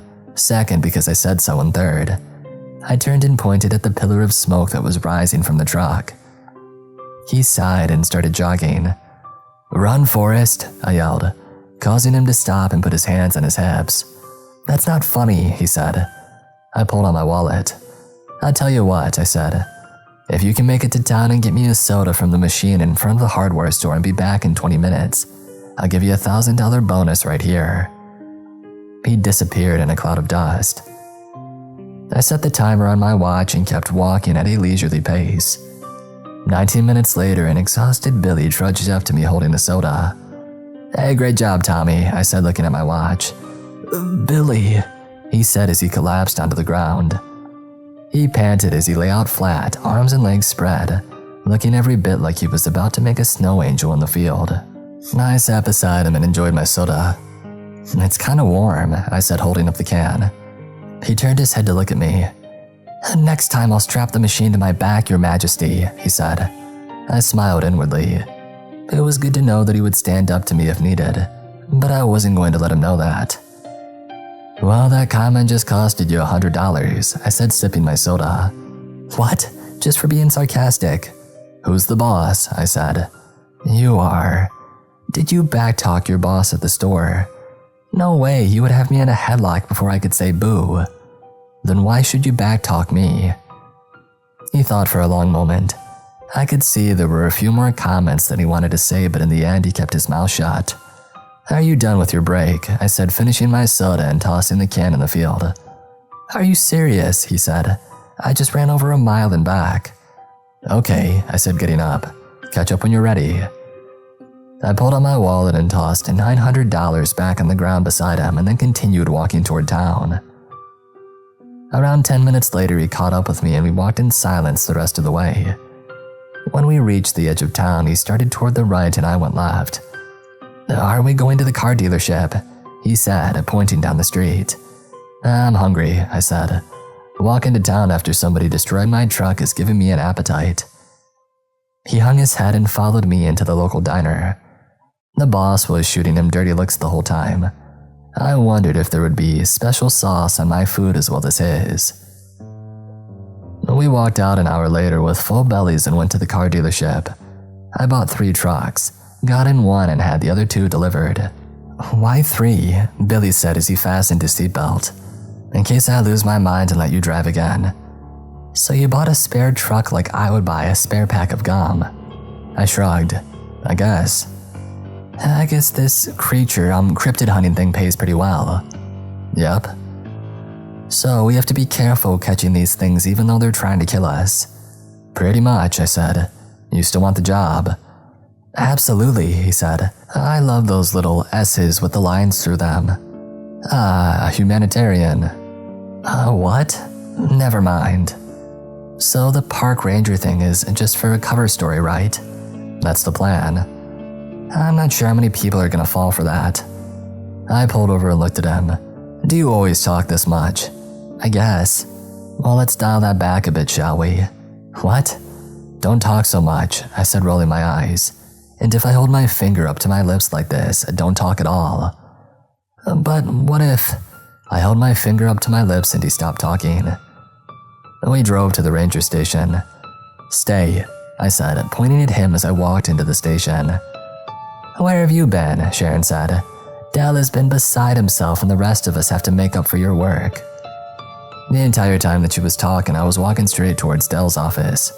When I got there, she stepped in front of the door. "We were told you weren't allowed in here," she said. I smiled, grabbed her shoulders and slid her from in front of the door. I tried the knob and it was locked. "See?" she said, folding her arms in front of her chest. I looked around and found an ashtray and threw it through the window, and then I reached through and unlocked the door. "What are you doing?" she said. "I'm calling Dell." I reached into my pocket and pulled out a wad of cash. She put the phone down. "As soon as I see something that Dell needs to know about because I don't see anything happening right now." She grabbed the cash and I pointed toward the front door. She got the hint and laughed. I dug through Dell's files, not finding what I wanted, and then broke into his locked file drawer and hit pay dirt. I took the thick file with me that read, "Cryptids." I walked out the front door and said to Sharon without looking at her, "I'm done, you can go back in now, I was never here." I got in the truck and drove to my new home. "Come on in, kid," I said, hopping out of the truck and opening the front door. He cringed, looking at the house. "Do I have to?" he said. "Why, what's wrong?" "Are you seriously looking at this old house that screams haunted and asking me what's wrong?" "It's just an old house," I said. "Come on." "I've seen this house somewhere before," Billy said as he got out of the truck and paused. He looked over the old house that was more like a mansion and then it hit me. He ran up to the door and peeked inside. "I know where I've seen this place from," he said. "Oh yeah?" I said, pulling tarps of furniture and sending clouds of dust into the air and myself into a coughing fit. "Where?" "You ever play the Resident Evil remake they did for the GameCube?" "What's a GameCube?" I said. "Is that like a Rubik's Cube?" He rolled his eyes at me. "I can't believe you don't know the GameCube is a video game system." "Sorry, kid," I said, pulling off another tarp. "Some of us live in the real world." "And fight cryptids for a living?" "Ouch," I said. "Good comeback. That'll cost you $100 off this week's salary." "Is there anything I can say without getting my salary docked?" I thought about this for a moment. "If you say yes, you shouldn't get your salary docked." "Should I use my first paycheck to buy me a dog collar?" he whispered under his breath. I turned away and smiled, pretending not to hear him. "So, what about this video game?" I said. "Oh, yeah, it's about this mansion that I swear looks exactly like this." "Okay, and?" "It was full of zombies and traps and freaky keys to unlock different doors." "Zombies, you say?" I said, looking around. "I don't think that's on my list, but maybe in the basement." "Go check." "You want me to check the basement?" he said, as if I had just asked him to swim across a lake of fire. "Yep." "Alone?" "Unless you have a mouse in your pocket." He looked at the basement door. "Do I have to?" "What's that word that doesn't get your salary docked?" He hung his head. "Yes." "All right then, get to it." I continued removing tarps from the furniture. The antiques in the house were in pristine condition. Even the couches and chairs looked like they hadn't been sat on for years. I whipped off another tarp and discovered a grandfather clock. It was perfect except for a few scratches on the side where the door was open to wind it. As I was admiring it, I heard a shout from the basement. I ran to the door and dashed down the stairs, gun in hand, looking around for where the attack had come from. I found Billy standing in a corner of a much larger than expected basement. I ran over to him. "What's wrong?" I said, breathless. "Look," he said, pointing at a metal utility shelf. I looked for whatever else there was to look at, but there was nothing. The shelf had a few old paint cans and various junk on it. "It's a shelf," I said. He smiled and slid the rusty paint can to the side. A 5-foot section of concrete wall swung open, revealing a dark hallway. We looked at each other with genuine excitement. "Got any flashlights?" he said. I ran out to the truck, grabbed 2 flashlights, and then ran back inside. When I got to the wall, the door was closed and Billy was gone. I slid the paint can and the door swung open to reveal Billy standing just inside the hallway, shaking. I handed him a flashlight. "You okay?" I said. "I couldn't find the way to open it back up." "How about this? I'll go in and look for the trigger to open the door from the inside, and you wait here in case I need you to trigger it from out here." He nodded silently. I stepped into the hallway and began searching for something that looked like a trigger. It took a minute to decide that the metal torch holder had scrape marks at the bottom of it. I slid it to the side and the door swung open, almost hitting Billy. "I found it," I said, showing him the torch holder. "Okay," he said softly. It seemed like his excitement had drained away. I started down the hallway and Billy followed along behind. He jumped when the door swung closed. We shone our lights ahead, looking for anything, especially lights. We walked for several minutes before coming to another door. I looked at him and he seemed terrified to see what was behind it. I opened it and was surprised to see daylight. I walked outside and turned to look at the outside of the door, only to find that it was a tree. Or at least, it looked like the outside of a tree. I was astounded to find that we were 100 yards or more away from the house. "That's cool," I said. "Yeah," he said without enthusiasm. "We can walk back to the house from here. We don't have to use the creepy dark tunnel." He sighed deeply. Thanks." We started walking, and for the first time, I was worried about this kid and how he was going to do against his first cryptid. Do I really want to do this to him? I thought. It was late evening when the pounding started. Billy and I were finishing up our walk through the house, deciding which room would be the office. When I got down to the door, I could see dust falling from the doorframe. The attack continued nonstop until I opened the door and there stood Dell. "What's up?" I said. "You know exactly what's up," he screamed. "How dare you break into my office and steal my files?" "Okay, you know what, I'm not listening to this," I said, pushing the door closed. He jammed his shoulder into it and flung it back open. "Don't even think that you're getting away with this," he said, stomping into the room. "I should let you know that you're trespassing right now, and I'm fully within my rights to do whatever is necessary should I feel that my life is in danger." "Oh, so you're threatening me now? I'm sure the sheriff would like to hear about that." "Why's that? Is he in on your little cover-up too?" "What cover-up?" "I read the file, I know what's out there. My only question is, why the secrecy?" "You have no idea what you're talking about," he said, still advancing on me. I put my hands on his chest and shoved him back. "Enough," I said. "I won't be bullied in my own house." "You attacked me," he said with a grin. "Your word against mine." "Hey, what's going on?" Billy said from the top of the stairs. I turned to him and grinned. "You were saying." "He's just a kid," Dell said, frowning. "Nobody will believe him anyway." "Tommy?" I said. "Billy." "Whatever. Go get my gun, please," I said, staring Dell in the eyes. Mr. Stanton was just leaving. Billy disappeared down the hallway and came right back holding my .45 by the barrel. I cringed as he ran down the stairs holding it so that the barrel was pointed right at him. I grabbed it away from him as soon as he reached the bottom. "Thanks, Tommy," I said. "Billy." "Whatever." I turned to point the gun at Dell, but he wasn't there. Instead, there was a quivering ball of fur that was growing larger by the second. I looked out the window and the light from the newly risen moon was shining in. I stared at it for a moment and realized that it was full. "Uh-oh," I said, mesmerized by the expanding fur on Dell's increasingly muscular arms. Billy's mouth hung wide open, and his eyes were as big as saucers as he watched Dell complete his transformation. I emptied the clip into his chest as he stood and towered over me. The gun firing was deafening in the foyer of the house. Billy had covered his ears but was still watching as the bullet seemed to have no effect on this creature whatsoever. I stared at the gun and then at Dell.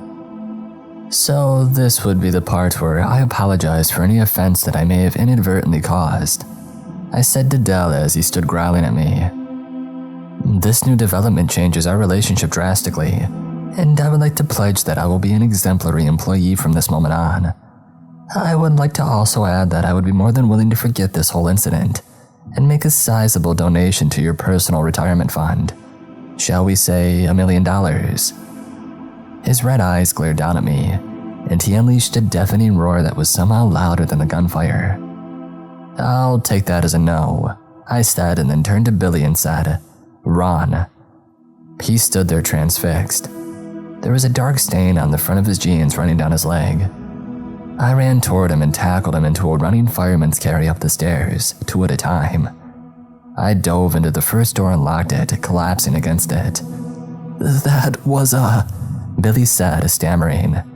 "Yes," I said, breathing hard. "My boss is a little upset with me at the moment, but I think if we give him a little time to cool down, things will be all right." I was hoping to get a respite when a set of claws ripped through the door. "Or not," I said, jumping up and looking for anything to use for a weapon. "Where's your cell phone at?" I said as I searched. "I don't have one," he said as the door continued to disintegrate under the attack. "What? I thought that every kid had a cell phone." "Not ones who can't afford it."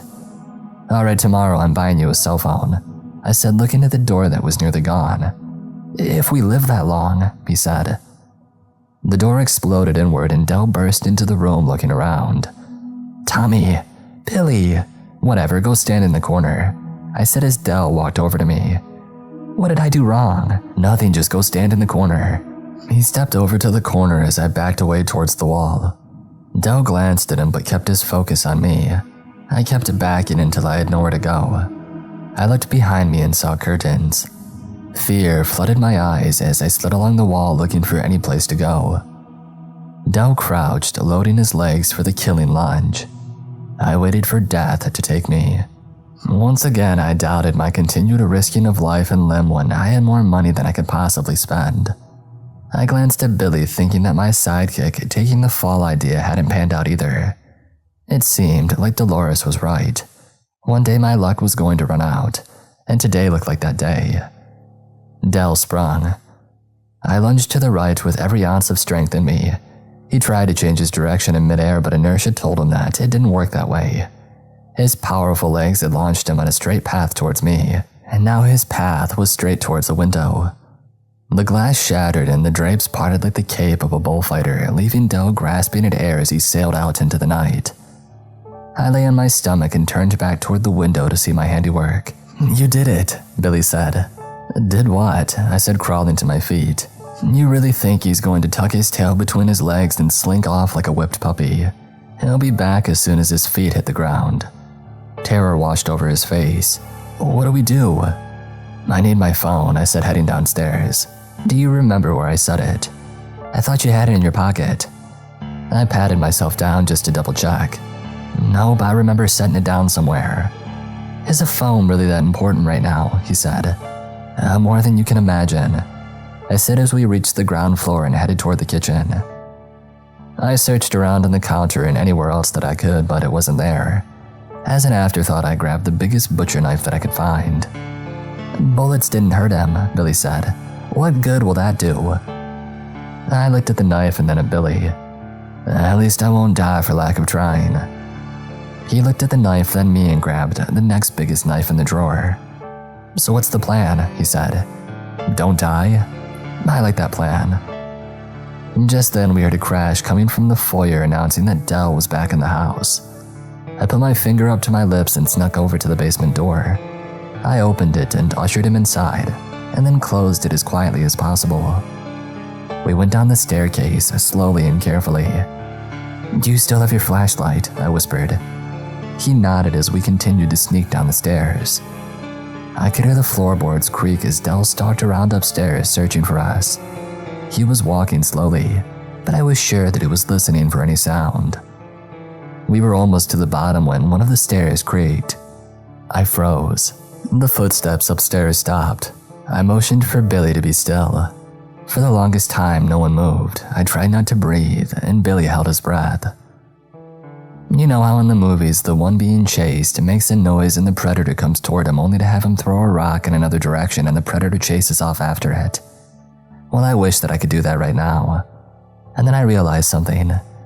I reached into my pocket and pulled out a set of truck keys. I pressed the panic button on the remote and heard the horn honking repeatedly. The footsteps upstairs ran towards the sound. I took a breath. "Let's go," I whispered to Billy as we continued the rest of the way down the stairs and over to the secret passage. We opened the door and closed it behind us. I slid to the floor and sat feeling more exhausted than I had in a long time. "Now what?" Billy said. "I don't know." "You don't know?" "No, I don't know." "Well, how can you not know?" he said. "I thought you had been doing this cryptid hunting thing for a while." "Well, that doesn't mean I have it all figured out," I growled. "I just kind of go with the situation. Seems pretty dangerous to deal with these things without having a plan." "All right, smart guy, then what's your big plan?" He thought for a moment. We could wait him out." "Like wait for him to catch a bus out of town," I said sarcastically. "No, I mean he's a werewolf, right? So we wait for the moon to go down or the sun to come up and he'll change back to a human." I looked at my watch. It was 11:15 at night. 9 hours of waiting, I said. It beats dying. I shook my head. "No, I need my phone," I said. "I get my phone, make a call, and 10 minutes later this is all over." "Okay, so where did you have it at last?" "Well, I've been trying to remember," I said. "But I've been a little busy with my homicidal supernatural boss trying to relocate my head to somewhere other than my body." "I've got it," he said, snapping his fingers. "Is it contagious?" I said, scooting away from him. "What? No. I mean, I know where your phone is." "Where?" "It's in your truck," he said.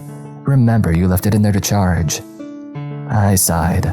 "You mean the truck that Del's currently tearing limb from limb?" "Oh," he said, his face going from triumph to defeat. "Yeah, that truck." I stood and started walking to the far end of the hallway. "Where are we going?" he said, following along. "I need that phone," I said. He glanced from me to the door that we had just entered. "Why not go that way?" And because once Dell is done dismembering my truck, he'll come back in the house looking for us. I'm hoping that we can sneak around and get that phone while he's busy trying to find and kill us. Yeah, he said without enthusiasm. Great plan. And do I need to dock you another 100? I said. He shook his head and made the zip the lip and throw away the key motion. I turned away and grinned. I was going to like working with this kid if we lived long enough. We reached the end of the hallway, having not spoken the entire time. I realized that it was the longest he had gone without talking, at least around me. Okay, here's the deal, I said. I have no idea where he's going to be. For all I know, he's waiting outside this door to grab us. Billy stared at the door as if it had just morphed into a demon. I snapped my fingers in front of his eyes. Focus, I said. We need to get to my truck and find that phone. If we get split up and you get to the phone first, dial the number on the top of the list and tell the man that I have an emergency and that I need him here for assistance right now. Tell him it's more urgent than Mrs. Foot. What? Don't worry, he'll understand. Why am I doing this? He said. Where will you be at? I figured I'd run to town and get a pedicure while we wait for Dell to go away. But I don't think any shops are open this late. I smacked my forehead with my palm. It's just in case you get to the phone first or I get tied up running for my life. Oh, okay. I eyed him doubtfully. Are we clear? Yep. I wasn't filled with confidence, but I opened the door anyway. We snuck out and closed the door and then turned back to look at the house. The lights were on, but I couldn't see any movement. The truck alarm was no longer going off. I was going to have to make some kind of deal with the local car dealership if I was going to continue destroying vehicles at this rate. I made him turn off the flashlight as we snuck back towards the house. There was no need to announce our presence, and the full moon gave off enough light for us to see our way. It filled the field with an ominous, eerie glow. Ironically, the same moon that initiated our problem was now assisting us. I stopped when we heard a long, mournful wail in the distance. What's that? He whispered. I knew exactly what it was. It was Dolores doing her job and announcing somebody's death. I really hoped that it wasn't ours, but since I could hear it, I knew the unfortunate truth. It sounds like a fox, I said as we kept moving towards the house. The closer that we got, the more that I could feel eyes on me. The house was lit up and very inviting if I didn't know death was lurking inside. We got to the edge of the house and snuck around the side toward the front. At each window, we got down on our hands and knees to crawl underneath in hopes of avoiding being spotted. When we came to the front corner of the house, I paused and took a long, slow look at any place that he could be hiding. My truck was smashed, of course, and laying on its roof. It seemed like Godzilla had used it for soccer practice. Now what? Billy whispered in my ear, making me jump. Now all I have to do is get to the truck, find my phone that could be literally anywhere, hope that it still works, call the man to come and help us, and then wait 10 minutes and pray that my boss, who already hates me and is now turned into a giant superhuman schnauzer on steroids, doesn't see, hear, or smell us and turn us into little piles of pate. What's pate? I shook my head. I'll tell you later, I whispered. I took a step toward the truck and heard him follow behind me. No, I whispered, stay here. No, stay, I said, pointing at the ground. Sit, stay. He opened his mouth, but I raised my finger and he remained silent and sat down. Good boy, I whispered, patting him on the head. I took another look around and then snuck over to the truck, staying low and moving as quickly and quietly as I could. I went to the side that was away from the house so that I would at least be in the shadow and out of direct view for the most part. The cab was nearly collapsed. I pulled out the flashlight and covered it with my hand, allowing a tiny sliver of light to peek through my fingers. I used the minuscule ray of light to search through the detritus of the cab. Fortunately, I hadn't had the truck long enough to accumulate the insane amounts of trash and lost items that gathered under the seats of most vehicles. It took a few minutes of looking. I had to crawl inside to search the driver's side, which meant that I had to crawl over glass, a lot of glass, until I reached the driver's side. My palms and elbows were damp with blood. I did my best to ignore the pain and focus on the goal of finding that little life-saving piece of metal and plastic. I didn't find it on the ceiling or the floor, so I turned my gaze upwards.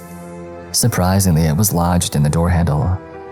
I had to jiggle it loose and it slipped out of my bloody hands, falling to the floor or the ceiling, whatever it was. I grabbed it and didn't wait to get out of the truck. I pressed the power button. Nothing. I silently cursed when I noticed that the back wasn't on tightly. I snapped it together and then pressed the power button again. For the 10 longest seconds of my life, nothing happened, and then the logo lit up. I nearly shouted until I remembered what a huge mistake that would have been. The phone came to full power and then booted up. I covered the speaker when the little ta-da noise sounded, and then I pulled up my contacts and dialed the man who doesn't exist. It rang 8 times before I heard a click. "You need to get here now," I said as an electronic voice talked over me. "We're sorry, the number you have reached has a voicemail box that hasn't been set up. Goodbye." I stared in horror at the phone as the line went dead, just like I was about to. I dialed again and got the same message. I dialed 5 more times and got the same results. Einstein would have loved me right then. I stared at the phone as if it was the one who had betrayed me, and then I remembered and called the other number. "Hello," Dolores said on the second ring. "I'm in trouble and I need backup." "I know, I'm on my way." "How did you… Never mind, when will you be here?" "I'm not sure, it could be 10 minutes, maybe less." "For the sake and the kid's sake, I hope it's less." I hung up and breathed a partial sigh of relief. At least somebody cared enough to come to our rescue. I peered over at the house in the dead of night with random lights turned on. It did look a little spooky. I got a chill that had nothing to do with the temperature when I saw Del emerge from the destroyed front door. He glanced around the yard and his gaze settled on the truck. I stayed frozen to the spot, not daring to move a millimeter. His eyes seemed to narrow on the truck as if he saw me. For a long moment he stared right into my eyes. I moved my thumb just enough to make sure the flashlight was off. If he was going to find me, he would have to do it without any help from me. Suddenly, he turned and started walking along the porch toward the side of the house where Billy sat waiting. I peered over and Billy was sitting there leaning against the house, oblivious to the danger approaching him. I crawled as quickly as I could backward out of the truck, shredding my hands and elbows even more. By the time that I was free, Del was nearly to the end of the porch. I duck-walked to the front of the truck and waved frantically at Billy. He spotted me and waved back. I waved in a push-away motion, trying to get him to run away. He shrugged at me and held up his hands, showing that he didn't understand. I tried to imitate running without standing up and giving away my position, but it was a massive failure. Not only did he not understand, but Del had seen him making motions and moved in for the kill. I had only one decision to make. I stood up and yelled at the top of my lungs, "Run!" Del glared at me and Billy glanced at Del. I stared at Billy. Del paused for a moment and saw me staring at Billy, who was frozen in terror and hadn't moved except to start shaking. I saw the look on Del's face as he saw me watching Billy. I don't know if werewolves can smile or not, but I swear this one did as he lunged at Billy and began tearing him to shreds. "No!" I screamed as I ran straight at him, in opposition to every survival instinct. I pulled the knife out of my pocket and leaped onto his back, slashing at him with the ferocity of a cornered animal. He roared in pain as the knife tore into his back. The blade seemed to take on a life of its own, stabbing repeatedly, faster than I thought possible. He rolled forward, flipping me off his back and following where I had landed. I rolled and came up holding the knife in front of me as he charged. I slashed at his throat, just missing but hitting his shoulder. He roared again as he planted his feet for another attack. This time I fell flat on my back as he flew over top of me so close that I could feel his hot breath on my face. I kicked straight up as he passed over, nailing him exactly where I wanted to. He got up a little more slowly the next time and held his paws between his legs. I quickly stood and held the knife at the ready. He got down on all fours and ran at me with blinding speed as I prepared to jump over him. But he had anticipated my move and leaped at the last moment, catching me in the midsection and tackling me to the ground. He landed on top of me and snapped in my face with his jaws of death. The only thing that kept him from chewing right through my face was the knife that I held against his throat. The blade dug in deeper the more he tried to move his head back and forth to get a bite on me. For the briefest of moments, I wondered if he would literally saw his own head off just to get to me. But while his head was occupied, his arms weren't. His razor-sharp claws slashed at my arms and sides, grinding them to hamburger. There was no way around it. I was in a losing battle. It was only a matter of time for how long I prolonged the inevitable. In my final moments, my only regret was I didn't care enough about anybody to wish that I had said goodbye. The scream pierced my ears like an ice pick. At first, I thought that Dell was screaming as a victory cry over my dead body, but then the crushing weight lifted off of me. I opened my eyes to see Dell holding his ears and howling in pain. With an enormous effort, I rolled my head to the side toward the sound and saw Dolores screaming at Dell. He was stumbling backward at the audible attack. Dolores walked steadily toward him, unleashing her scream as she went. As if being bombarded, Dell began swiping back and forth with his claws as though fighting off the sound. Finally, he succumbed and fell to his knees. Blinding light came from everywhere. Soldiers grabbed at Dell with a net. He struggled against it, but there were many tasers built into it, and one shock was all that he needed to go limp and be carried off. Dolores came over and knelt beside me. "You all right?" she said. "Oh yeah, I'm super," I said, trying to get up and falling back to the ground. "I just need a minute, go check on the kid." She glanced over and saw the medic working on him.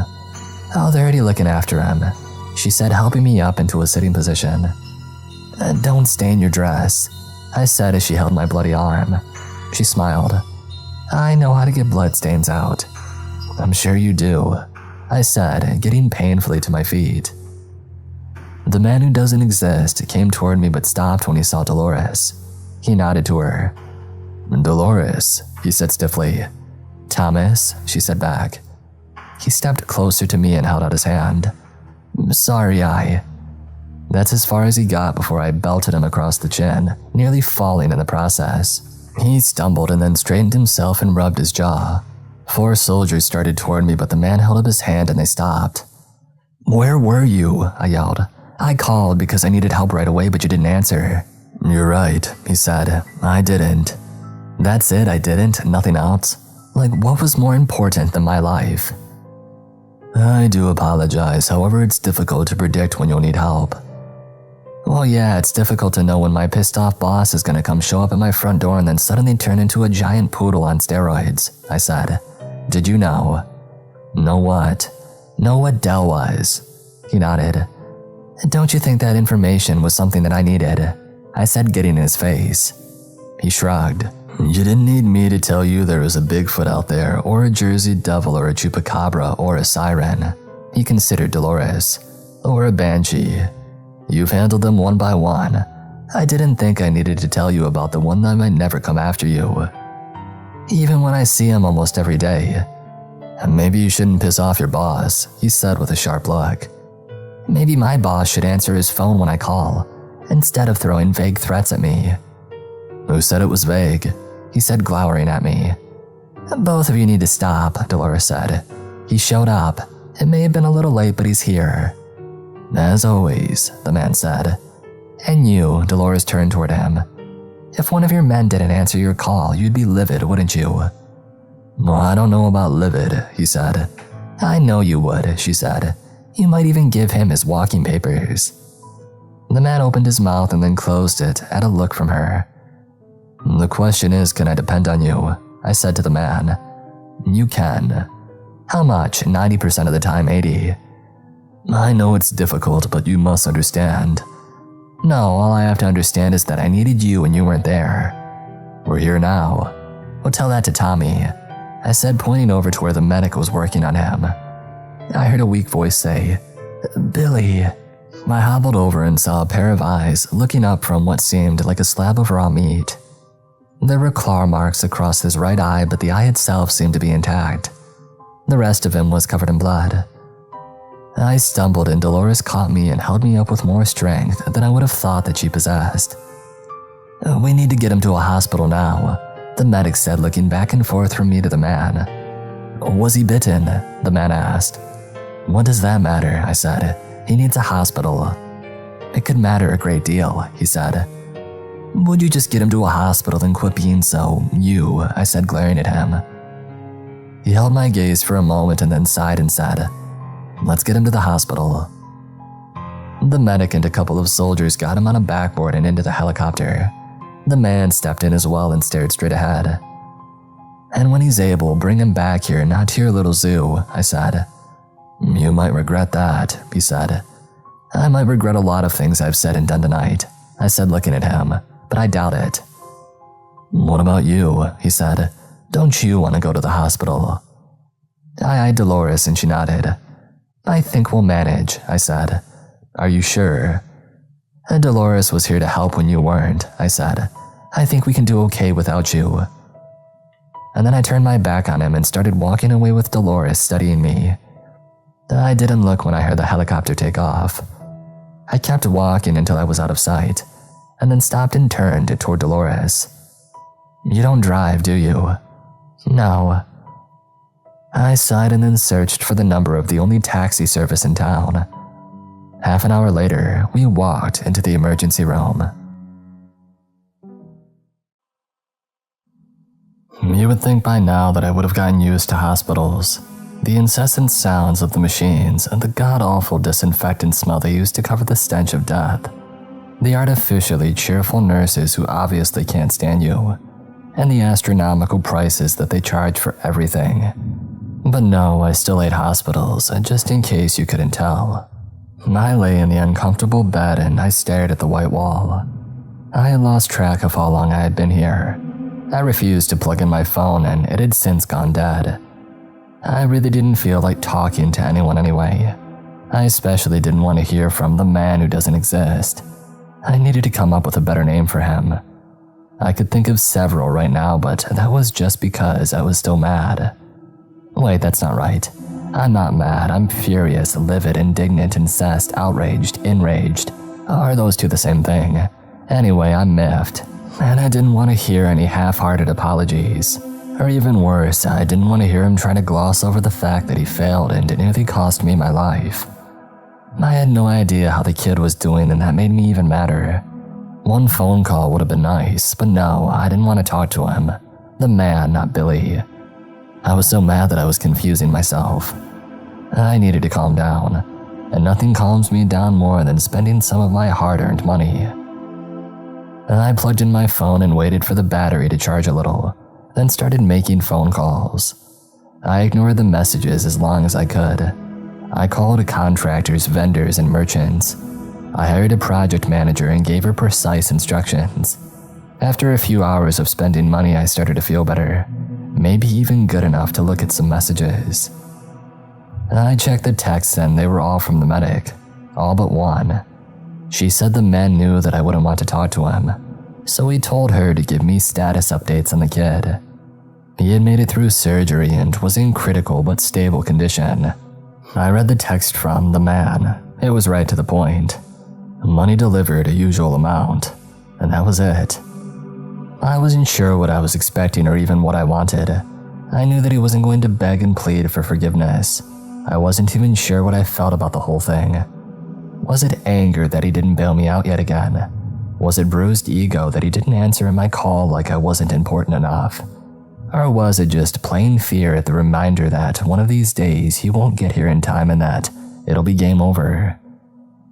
I started to text back and then deleted the message and closed the phone. Aside from not knowing what to say, I figured it would drive him nuts that I had started typing and then never sent the message. I laid in bed and focused on being in pain, just like the other times that I'd been in the hospital over the last few months. I wondered how much my body could take anymore.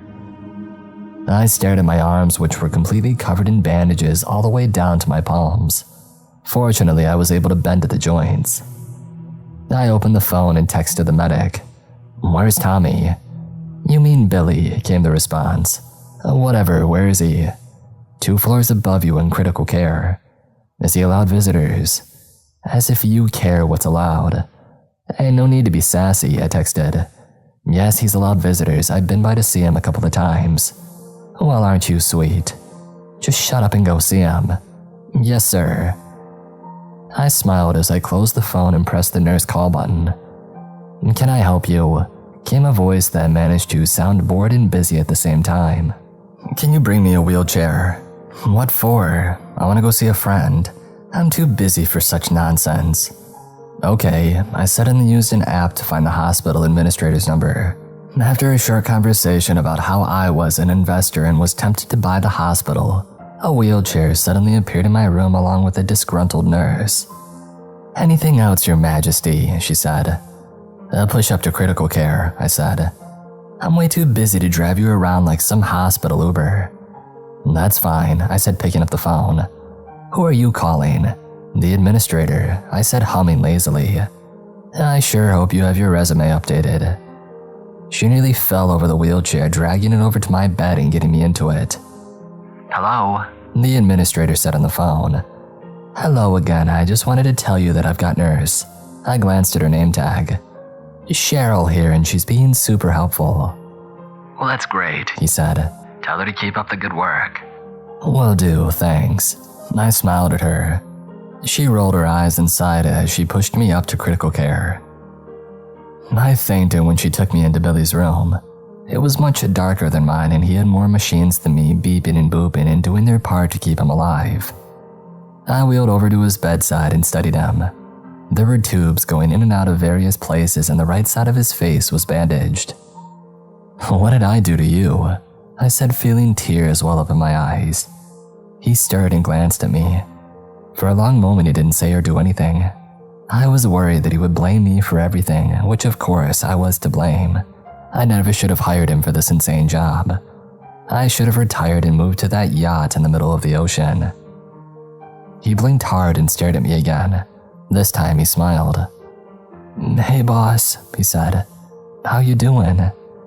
"I'm doing fine," I said, fighting back tears. "How are you?" "Oh, they had me on some stuff that's messing with my head. I keep seeing things." "Like what?" "I don't know, just weird stuff," he said. "People going in and out of the halls at all the hours of the night." "Well, yeah, that's normal," I said. "They have to keep an eye on you." "Oh, speaking of eyes," he said, making me cringe. "You should see my eye." He pressed a button so the head of his bed came up a little, making it easier for him to talk to me. "I've got this cool scar that looks like I've been in a fight with Wolverine." "Who's Wolverine?" "You're kidding, right? Only the coolest superhero." "If you say so, kid." "So when are we getting back to work?" My jaw dropped. "What are you talking about?" "You know," he said, looking around and lowering his voice. "Finding our next cryptid." "You're in a hospital bed being kept alive by machines," I said. "Your cryptid hunting days are over." "What? Why?" he said with disappointment glittering in his eye. "Because I was wrong. I don't need somebody helping me to do this. I need to retire." "No way, just when I get started." "Yeah, nearly get ended at the same time." "I mean, yeah, I got a little scratched up and it's not like I died or anything." "Actually, you did," came a deep, resonant voice from the doorway. I turned in and walked a tall man in a lab coat who exuded confidence with every step. "You were dead for 36 seconds while we were working on you," the man said, stopping at the end of the bed, picking up a clipboard and glancing at it. So Dolores was right, I said to myself more than anyone. "Who's Dolores?" Billy said. That's not important right now. The doctor is right, you could have died and you did die." "But I'm not dead," Billy said. "They brought me back and I'm ready to go." And Billy tried to sit up straighter but winced in pain and settled back. "Yeah, I can see how ready you are," I said sarcastically. "You'll be a great help out there in a wheelchair. I can picture it now, you rolling off a cliff or getting tangled in some brambles while..." I suddenly remembered the outsider in the room. He stared at me as if waiting for the rest of the sentence, but I clamped my mouth shut. "I see you've sustained some injuries as well," the doctor said, looking at me. "What exactly do the two of you do out there?" "The park ranger," I said at the same time that Billy said. "A cryptid hunter." The doctor's eyes narrowed. He slowly observed Billy and then me. I laughed. What a jokester. This kid and his imagination. I've told you to quit watching those movies. You get all full of ideas and start seeing things that aren't out there." "Oh, yeah," Billy said, catching me glaring at him while I talked. "I must have gotten confused. I fell asleep watching a werewolf movie and I fell off the couch." "You sustained these injuries from falling off of a couch," the doctor said slowly. "Yep," Billy said, nodding hesitantly as if trying to convince himself. I chuckled nervously. "No, of course he didn't," I said. "We were out on a trail when an animal had attacked." A werewolf, the doctor said. No, I said at the same time that Billy said, yes. I shot him another glare.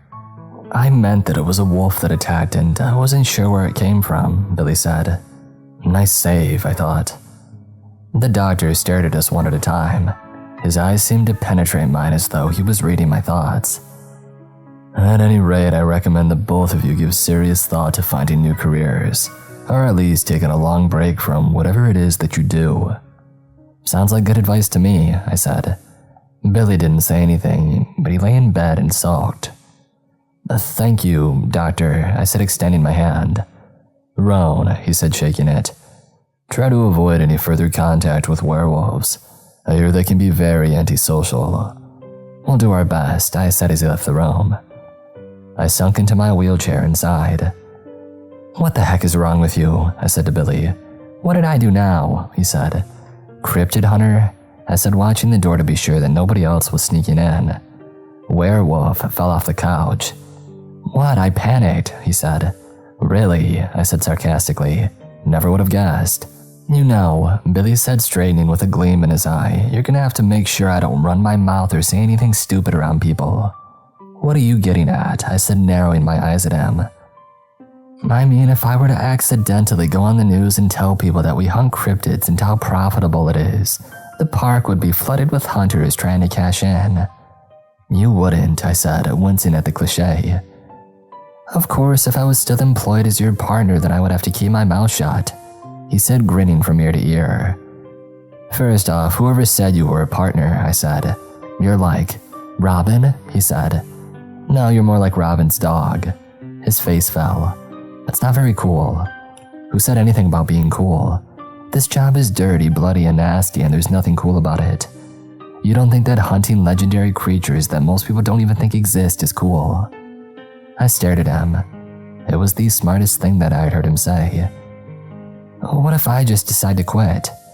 He shrugged. And then I'll do it on my own, I laughed. You wouldn't last 2 minutes against a cryptid. I lasted against a werewolf, he said, folding his arms across his chest. Well, yeah, because you had help, I said. He grinned at me.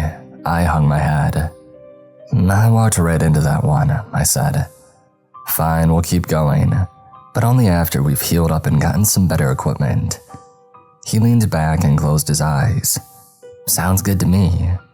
Before I knew it, he was snoring, and I shook my head and started back down to my own room, stifling a yawn.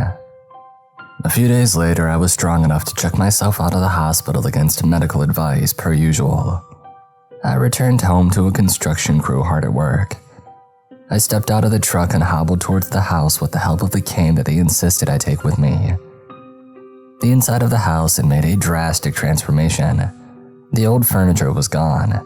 In its place was a modern office and a hospital room, fully stocked with 2 beds. On the other side of the hall was an armory, a bathroom, and kitchen which had seen surprisingly few renovations. I hobbled upstairs to find 3 modern bedrooms, a bathroom, and a communications room. In the basement, the open space had been taken up by 2 laboratories. The second one contained the secret door to the tunnel leading outside. The triggers were changed slightly, and the tunnel had lights installed in the ceiling along the entire length. I went back upstairs and found the project manager. I sat in the chair in my new office and let her show me all the enhancements that they had made to the house. I've had crews working around the clock just like you stated so that it would be done in under a week. Of course, the extra enhancements had been built with a handful of workers and kept on a need-to-know basis, she said. I don't think they knew what they were really building. Well, good, I would like to keep it that way, I said. So, you're nearly done? Yes, just a little work left to do and then clean up.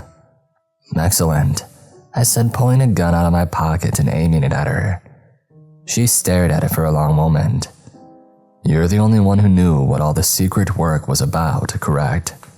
She nodded slowly, her wide eyes still staring at the gun. So, if I want to keep my secrets, I need to eliminate you. She swallowed hard. If that's what you feel that you have to do, then do it, she said. But I feel like you'd be wasting an opportunity should you ever have a need for such modifications in the future. No begging for your life, I said. No threats of repercussions or being found out. She shook her head slowly. I smiled and tossed the gun on my desk. "Well done," I said. "I definitely have a place for you in my organization." "Excuse me?" she said, still staring at the gun. "You handled yourself professionally under duress and didn't stoop to any threatening or emotional tactics to save yourself."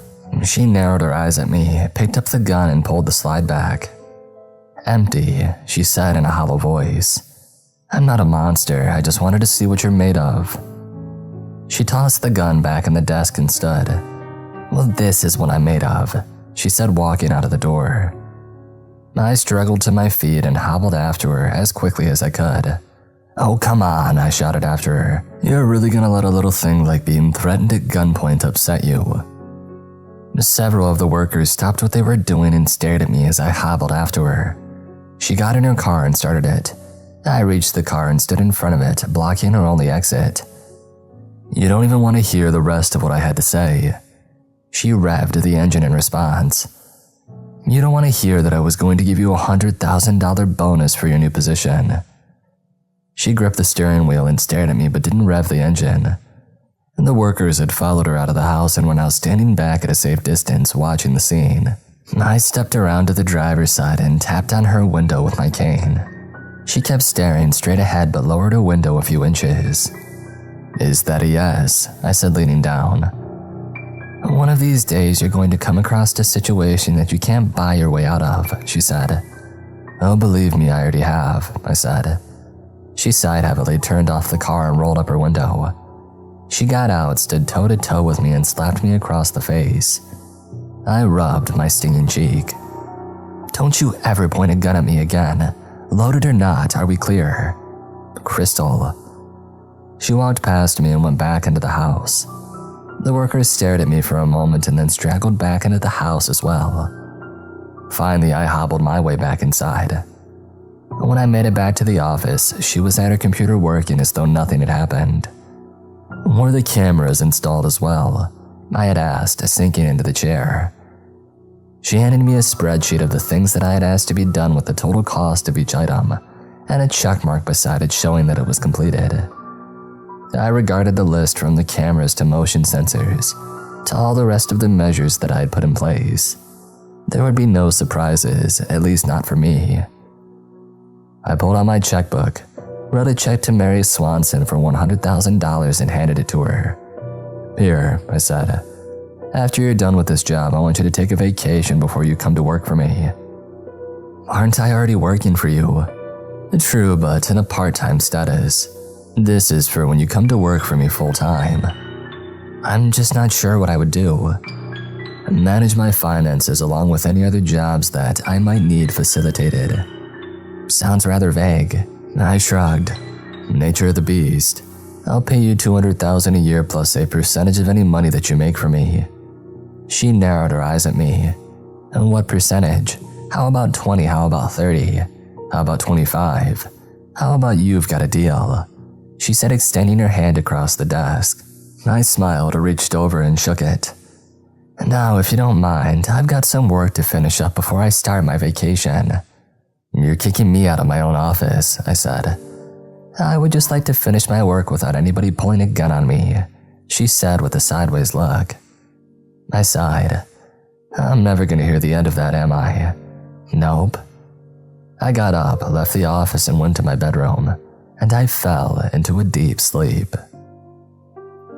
The next day, I drove to the ranger station. As soon as I had walked in the door, I was accosted. "Where the heck have you been?" Ron said. "In the hospital," I said, glancing at my cane. "Why?" "Dell's gone missing," Sharon said, narrowing her eyes at me. "The day after you broke into his office." So much for paying to keep her quiet, I thought. "Where is he?" Nancy said. "I have no clue," I said, semi-truthfully. I really didn't know where the man kept his toys once I had handed them over. "We've been combing the park looking for him for the last week," Jeff said. "We thought that maybe he fell into a ravine or something." "When was the last time any of you saw Dell out in the park?" I said. "If he was here, he was always in his office." "I guess he's right," Ron said grudgingly. "Dell wasn't much for going into the park. He usually sent one of us." And then I realized what an opportunity I was missing. "Tell you what," I said to him. "If it means that much to you, I'll help search the park for him." They all stared at me and then my cane. "No offense," Nancy said, "but how much help are you gonna be limping around in a cane?" "Well, I can drive around and search," I said. "I can also hire a search and rescue team." "At your own expense," Sharon said. "It doesn't look like the state cares very much," I said. "Have they sent anybody?" "No, they did send this guy," Jeff said. "They said that he was an expert tracker, but he's really creepy and hasn't checked in for days. In fact, he could be missing as well." "Okay," I said. "I'll hire a team and have them start looking tomorrow. In the meantime, who's in charge?" They all shot glances at one another. "Well, who is it?" I said. "Well, actually you," Ron said. "Once Dell was reported missing, they sent orders that you were to take over. Jeff's been doing it since you were out on leave." Jeff stepped up and handed me a set of keys. "I guess you're the boss now," he said. I focused on the keys and then their expectant eyes. "Well, I actually came here to turn in my resignation," I said. Jeff's eyes lit up immediately. "But I think I'll stick around to make sure this search is done right," I said, watching Jeff's face fall. "What do you mean?" Sharon said. "I mean, you have a man who's been missing for days yet. Here you all are standing in the office doing nothing," I said. "Get out there and find him." They stared at me in shock and then filed out one by one. I went to Dell's office and locked the door this time, went in and sat in the chair, and then put my feet up on his former desk. I smiled broadly, thinking about sending those idiots out on a wild Dell hunt. I was busy being pleased with myself when the front door opened and closed. For a long moment, nothing happened. I thought maybe one of the idiots had forgotten something, but I didn't hear them come the rest of the way into the station. It seemed like they were just standing in the doorway. It was around the corner so I couldn't see, but I swear that I heard sniffing. I was about to get up and see what was happening when a face appeared at my door. I jumped, causing my leg to flop down on the floor painfully. The man standing there stared at me and then slowly lifted his hand and knocked on the glass. He seemed weathered, as if he had been left out in the elements for too long. I motioned him inside. "Who are you?" I said. "I might ask you the same question," he said slowly with a voice that sounded like gravel. "You might, but I asked first, so I won't answer until you do." He took a step towards the desk and I found my hand involuntarily drifting toward my gun. "Mind if I sit?" he said. I gestured toward the chair and he glided into it slowly, like releasing a hydraulic lift. "I'll take it you're the new boss," he said. "It would appear so," I said, feeling the hair on the back of my neck stand on end. He chuckled. "You seem to be a step up from the rest of those bootlickers." "I still haven't heard who you are and what you're doing here." "Well, yes you have," he said, leering at me. "You just haven't heard it from me." "Okay then, let's hear it from you," I said, resting my hand on my pistol. "The state sent me to search for your boss." "Well then, you better get searching." "I have. He's not here." "Then where is he?" He leaned forward just a bit. "You know," he said. Beads of sweat started forming on my forehead. "I have no idea," I lied. "I've been on leave in the hospital." "About that, you seem to be quite accident-prone lately." "What do you mean?" "You've been in the hospital 4 times in the last few months, having some health issues." "Well, as a matter of fact, yes, not that it's any of your business." He smiled. "Hunting cryptids will do that." I glared at him and tightened the grip on my gun. Without warning, he rose smoothly out of his chair and left. I turned and stared out the window to see which vehicle he got into, but he was gone. I released my white knuckles from the gun and then pulled out a handkerchief and wiped my forehead. Did that really happen? I thought. I slammed on the brakes and the dust cloud that had been following my truck continued on in front as I got out, hobbled to the small stone house, and I knocked on the door. It opened and I proceeded inside, knowing that I wouldn't find my host behind the door. "Dolores," I called out. "What's wrong?" she said from behind me, causing me to do a painful little dance of fright. Well, that was unnecessary, I said, grabbing my leg and limping over to the comfy chair. Oh, sorry, I thought I'd give you a bit of a jump start, she said, smiling. How have you been? Super, I said sarcastically. I just won the gold in the 1,000-meter sprint. Wow, you are feeling nasty today. I just had an encounter in the park ranger station. What do you mean, an encounter? With a cryptid. She sat on her couch, her face suddenly serious. Tell me everything, she said. I told her what had happened with the rangers and the so-called tracker. Describe him to me, she said, closing her eyes. Well, he was a little taller than me, he was lean, weathered, and walked with a slow, no, not slow. It was a deliberate walk, like he was stalking me as prey. Anything else? His skin seemed a little on the reddish side, I said. I just took it for sunburn. She sighed and opened her eyes. Well, my friend, it looks like you may have been visited by a skinwalker. One of those that can change form. She nodded. Then why didn't he attack when we were alone? I said. He knew who I was, he even called me a cryptid hunter. Isn't it obvious, she said. He's toying with you. He wants you to know that he can get to you anytime he wants. But why? I said. What did I do to him? She shrugged. Who knows with skinwalkers? They're an unpredictable bunch. Maybe he sees a worthy adversary. Fine then, I said. Bring it on, I've taken down bigger prey. You don't understand, she said. It's not like those soldiers that you stumbled across. This creature is hunting you. He's on high alert, probably watching your every move. There's literally no place you can go that he won't find you. He probably knows that you're here right now. The panicked look in my eye lasted for a second before morphing into determination. Fine, I'll just go hole up and wait for him to come to me. She shook her head. You're not dealing with some dumb animal that will blunder into one of your traps. This is an alpha predator. The fact that he's still alive shows that he has skill at concealing himself. I leaned back in my seat, unaware that I had been sitting on the edge. So what do? I said. I don't know. We sat there in silence for a handful of moments before I painfully rose out of the chair and started for the door. What are you going to do? She said. I don't know, I said. I'll figure something out, I always do. I shot her a smile that was meant to be cute and disarming, but I knew it didn't reach my eyes. She smiled back, but it was full of worry. I stepped out of the house and something felt wrong. It was in the air. There was no sound, no wind, nothing. It felt like nature was holding its breath, waiting to see what was about to happen. I stepped toward the truck, hand on my pistol, looking all around for whatever unnatural thing was lurking about. And I saw the most disturbing thing that I could see. Nothing. I stepped over to my truck, checking around the side before approaching the door. It was covered in dirt from the drive here. And when I reached for the latch, I saw it. Right in the middle of the door was a large paw print. I whipped around, gun in hand, knowing with every ounce of instinct in me that he was standing behind me waiting to strike. But nothing was there. I aimed the gun around, breathing hard, but there was nothing.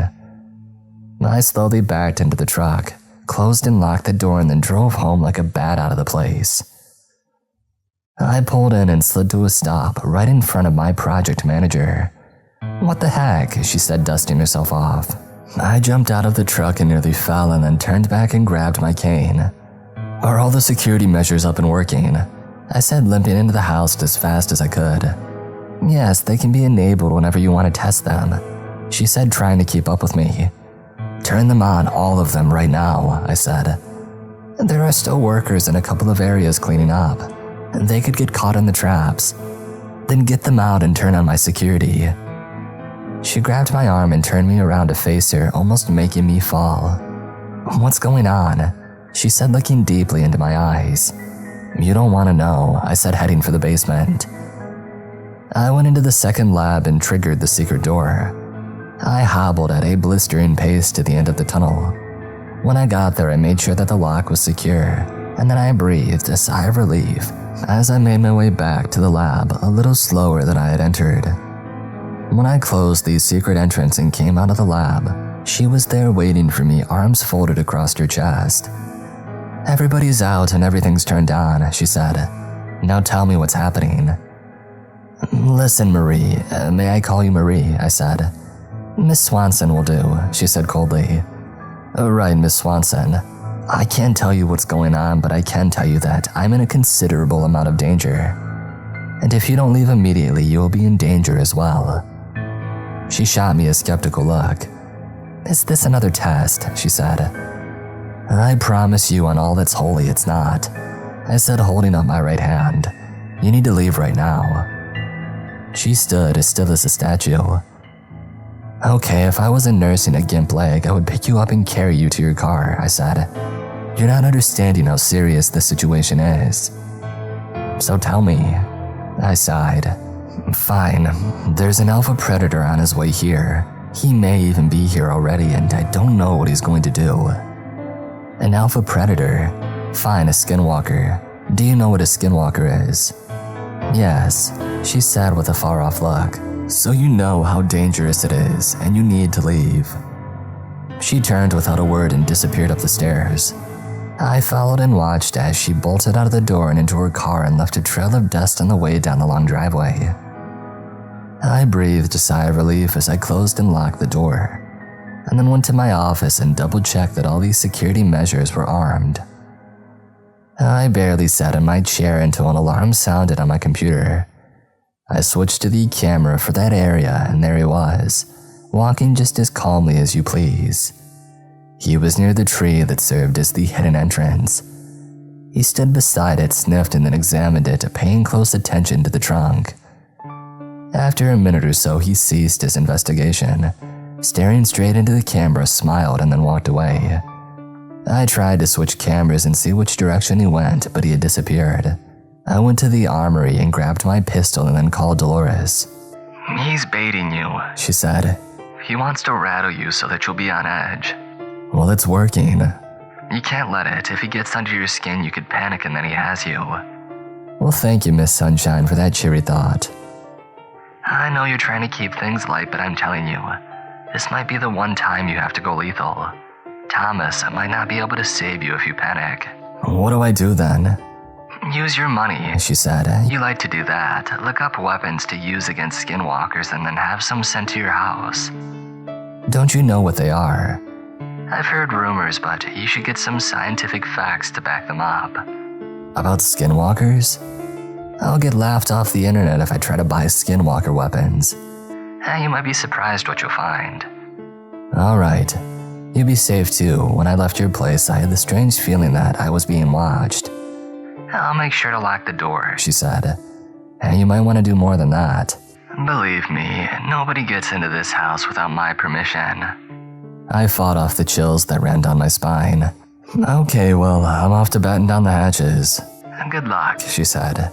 "I always have good luck," I said. "Here's hoping it doesn't run out." She hung up, leaving me staring at the phone and wondering when the day would come that I did run out of luck. I thought that it had been when Dell attacked, but I somehow managed to survive that one too. Was my life really a ticking time bomb? Did it really matter if I tried to retire or not? Or would I end up like John Wick, constantly being dragged back in? I made sure these security measures were all armed and then sat back down and tried to think of some way to relax. "I'm gonna go eat some Pop-Tarts," I said to myself, very aware of how empty the house was. I checked my cell phone to make sure that it was fully charged, and the security app was set to notifications, though I would get an alert if the alarm sounded. I had 2 packs of blueberry Pop-Tarts and a glass of milk, and then went to bed and fell asleep watching episodes of Red vs. Blue on YouTube. I woke and scanned around the dark room. Panic gripped me until I remembered where I was. There was a noise that I couldn't seem to locate. I glanced around and saw something blurry, a light up red. I rubbed my eyes and looked again, and it was my phone. There was an alert. Someone was setting off the motion sensors. I sat bolt upright, sending pain shooting down my injured leg. "Son of a," I said as another alarm went off and then another. I stared at the phone and the 3 alarms were going off in completely different locations.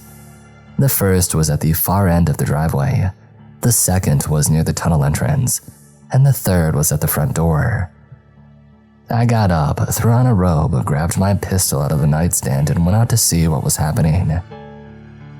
I struggled down the steps, regretting that I had left my cane beside the bed. Until I made it to the bottom, I was breathing hard, holding my gun in my offhand so that I could use the railing for support. I reached the bottom and stared at the front door. Looking at the phone, there was still an intruder alert sounding for it. I switched to the camera and saw nothing. Switching to the other 2 cameras showed nothing as well.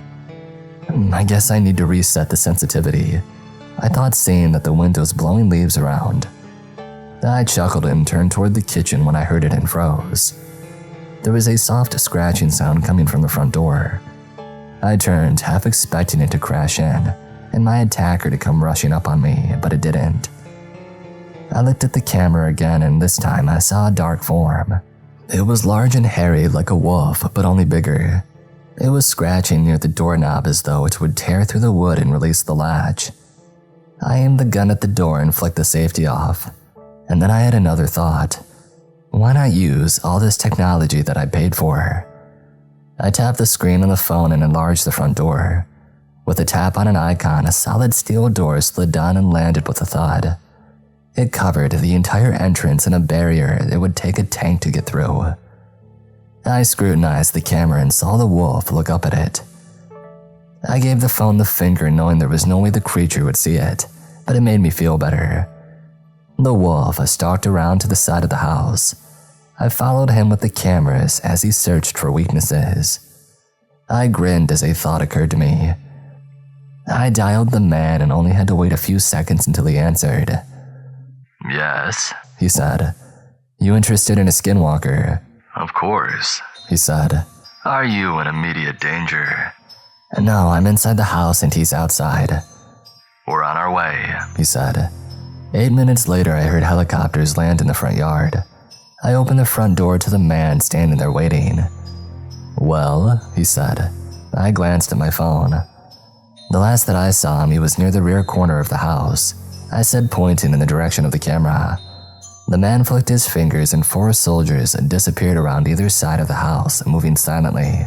So does this mean we're on speaking terms again, the man said. Don't get too cocky, I said with a grin. Let's see how this goes. I could see the edge of his mouth starting to rise into a grin when the soldiers returned. No sign, sir, the lead soldier said. His mouth curved downward. Did you check the field? Yes, sir, no sign. He turned toward me and all traces of humor or lightheartedness were gone. So, this was a prank, a little payback for being late. No, I swear it was there, I said, involuntarily taking a step back at the ferocity of his emotional change. I scrolled through the cameras until I reached the front door and then rewound the video. See, here it is, I said, showing the video of the wolf at the door. He observed the video and then glared at me. Next time you call, it better not be because a stray dog woke you from your beauty sleep. He turned and stormed out the front door, followed closely by the soldiers. Within a minute, they were gone. The only thing left was the wind current from their chopper blades. Well, crap, I said as I stood there on the front porch, watching them go and wondering to myself if I had really seen it when something in the tree line moved. It was big, black, and coming at me fast. I dove inside, slammed the door, and tried to lock it, but the wolf was already there, pushing against me with inhuman strength. It knocked me down, but I planted both my feet against the door and pushed with everything that I had. My injured leg was screaming for me to stop, but I knew that would be catastrophic. I floundered, not knowing what to do, losing ground by the second when I saw the phone line on the floor. I reached for it, but it was just out of reach. I scooted toward it, knowing that I would lose ground and the door would be that much closer to opening. The screen was still up for the front door defenses. I held my breath for a moment and closed my eyes and concentrated. I rolled away from the door at the same time that I pressed the button. The wolf used his strength to lunge inside at the same time that the steel door came slamming down. It destroyed the wooden front door, just missing my injured leg and slamming into the wolf's back, pinning him to the floor. I sat up and spotted the now trapped wolf still snarling and tearing at the floor trying to get inside. I painfully rose and pulled out my gun. "Oh well," I said, aiming at the wolf's head. "I won't get paid, but I won't have to worry about you either." I pulled the trigger. The wolf howled in pain but kept coming. I stared at the gun as if it was the problem. "If at first you don't succeed, try again." I pulled the trigger every time I said try, but he was still coming. I went for broke and unloaded the clip into him, but it only seemed to make him madder. In fact, he was inching his way inside. "Time to go," I said, hobbling towards the basement door. I had just made it to the bottom of the steps when I heard the steel door thump against the floor. Gotta move. I told myself, pushing my injured leg to its limit as I ran to the second lab. The basement door exploded as I opened the secret entrance. I just got a glimpse of the wolf as the door began to shut. Come on, I yelled, willing the door to close faster. It shut as I heard a thump against it that shook the wall.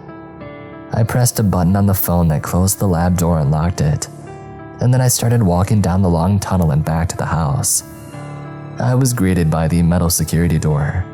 I tapped an icon and the door slid back up into the wall. There was no front door left, only splinters. I stepped down the basement stairs and came to the second lab. The walls had been ripped to shreds in places near the doors, but the reinforced steel bars that were hidden behind the drywall did their job of keeping him inside. I peeked in through one of the holes and the wolf snarled at me, clawing out through the exposed drywall toward me, but I was back far enough to be out of reach. I stood there watching him. After a while, he settled down and realized that he couldn't get to me. He laid down and transformed back into his human form. "Where am I?" he said, looking around the room. "Well, you're in my basement," I said. "What have you done to me?" he said. "I've captured you. What will you do now?" "Well, I haven't had a barbecue for a while. I wonder how tough wolf meat is." "What?" he said. "You wouldn't. You terrorized me, destroyed my house, and tried to kill me. Who knows how many other people you've done the same or worse to. All in the name of tracking people and helping them," I said. "Tell me again what I wouldn't do." He stepped away from the bars and snarled at me, and then said some word in a language that I didn't understand. I assumed it was a curse. "Gesundheit," I said to the wolf as I dialed the man. What? He said. "I have a pickup for you." Silence. Don't waste my time. "I'm not. I really have a pickup for you." Well, I'm not coming back there tonight. "I'll tell you what," I said. "I'll bet you my fee if you come back and there's not a cryptid here. I'll pay you my normal fee out of my own account." Silence. You better not be playing a game or you'll lose more than money. "I swear that I have a cryptid."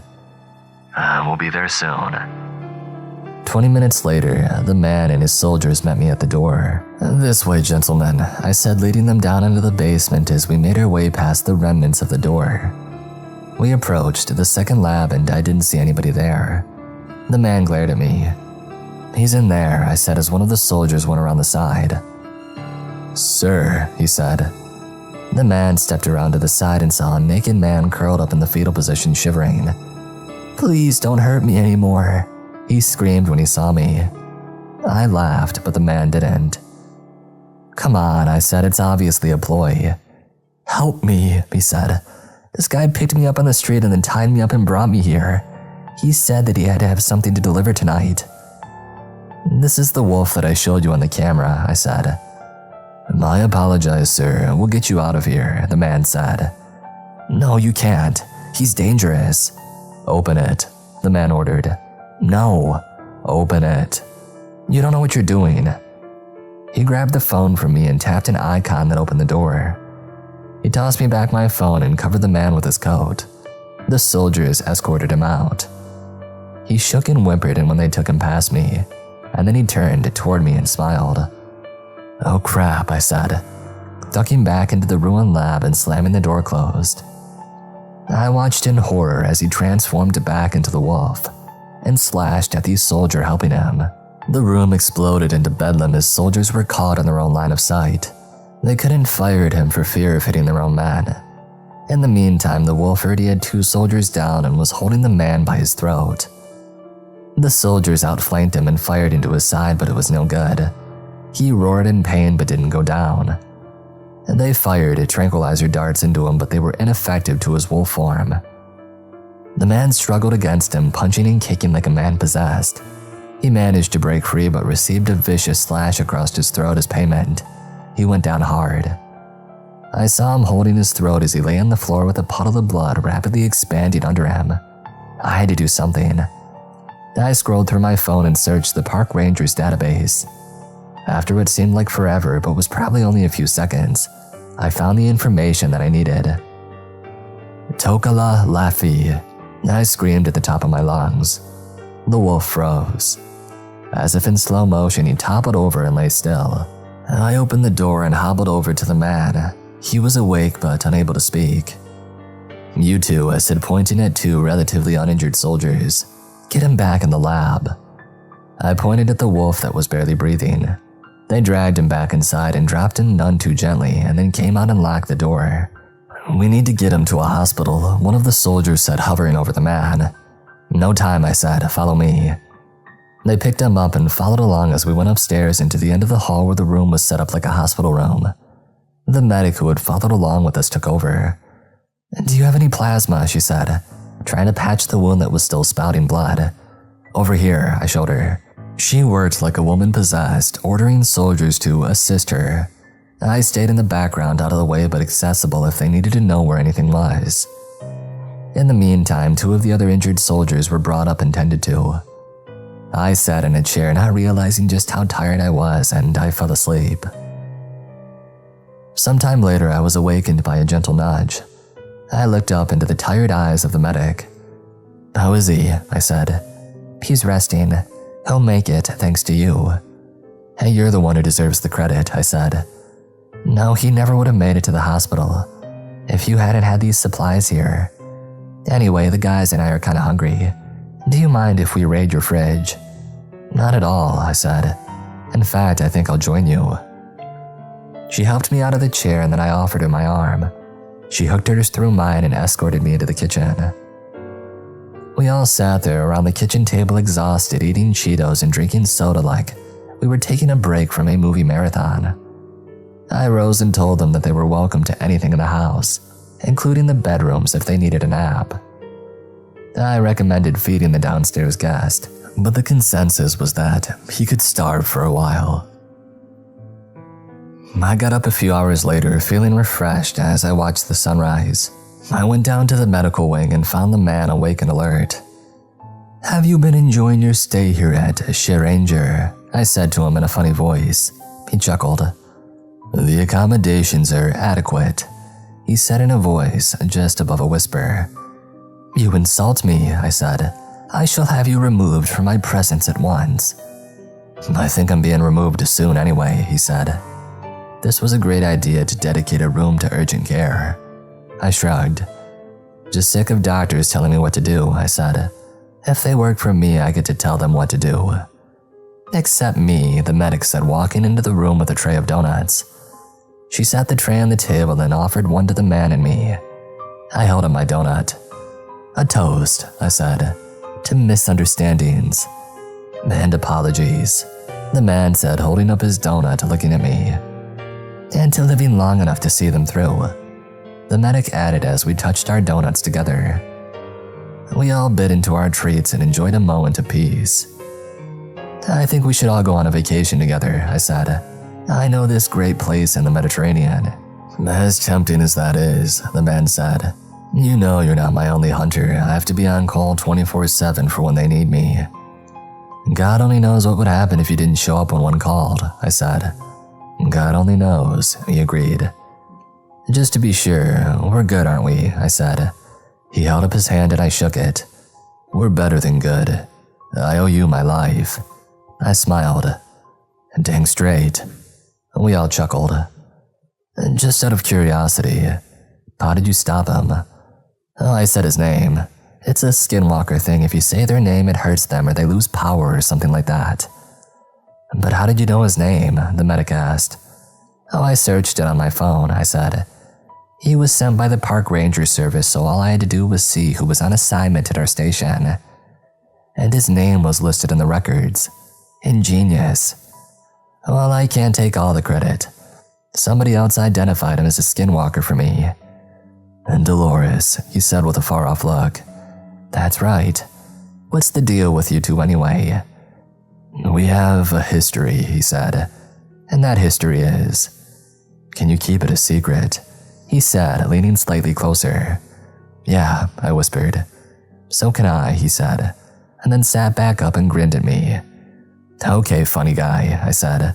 I guess I'll have to wait until one of you is ready to fess up. Well then, you're in for a long wait, he said. The next day, we all marched down to the basement. The man carried a tranq gun and the soldiers had stun nets. Takala was in human form and was looking a little worse for wear. Please, you have to help me, he said to the man. I've been left down here to starve. He took a step closer to the bars. You think I give a crap about whether they gave you a sandwich when you nearly ripped my throat out? But this is mistreatment. You can't get away with this. I can get away with whatever I want, the man said. And guess what? You're going to be a guest at my facility from now on. Takala cringed as he stared at the gun. The man glanced from him to me. Would you like to do the honors? He said, offering me the gun. Absolutely, I said, taking it from him. Any last words? What? What's in that gun? You can't just kill me in captivity. I'll notify the Humane Society. I aimed and shot him in the crotch. He doubled over, squealing in pain for a long moment and then fell silent. Whoops, did I do that? I said. 15 minutes later, I watched as the 2 helicopters flew away. I dialed my travel agent and booked the first flight to Venice. They say that time heals all wounds, and I truly believe that. Of course, lounging on the deck of a yacht with my 2 favorite lovely ladies on either side of me looking out over the crystal clear Mediterranean doesn't hurt either. I sighed a deep sigh of contentment. Why in the world would I ever want to go back?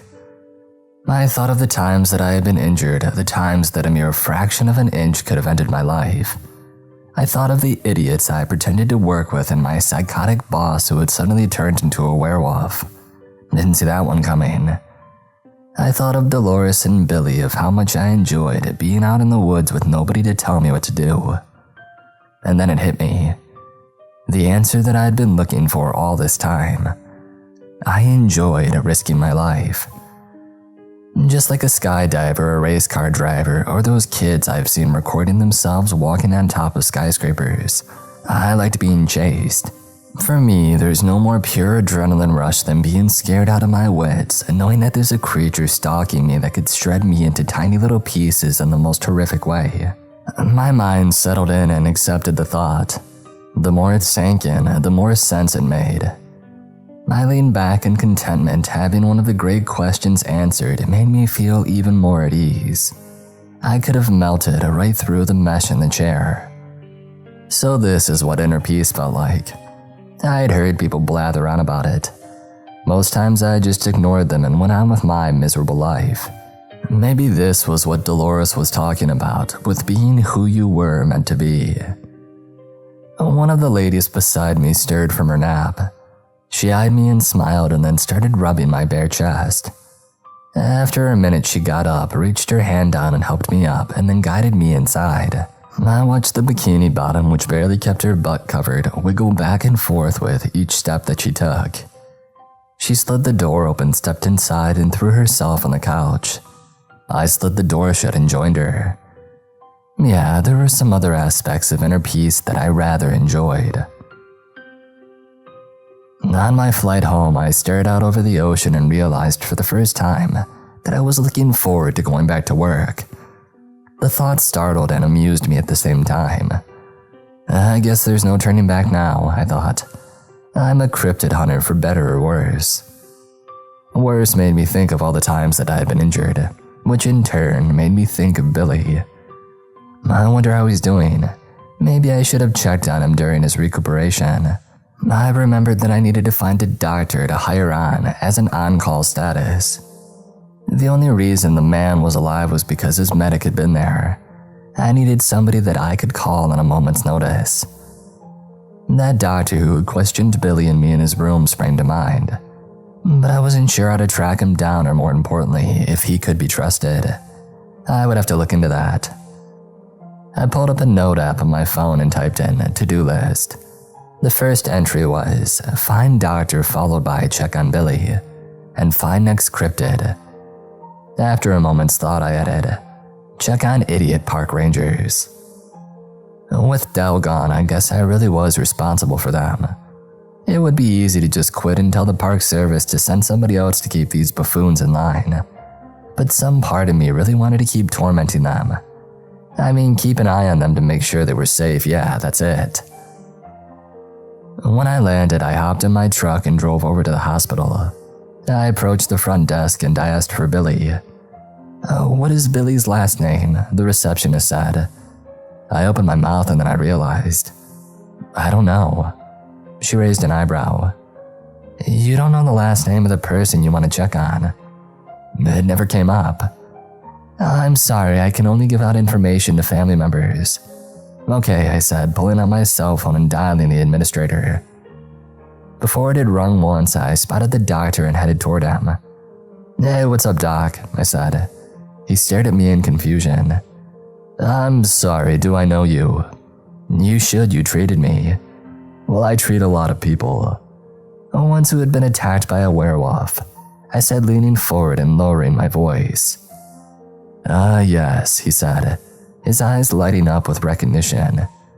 You and that young man who couldn't seem to get your story straight. I glanced around to see if anybody was listening. Yeah, how is he? How is who?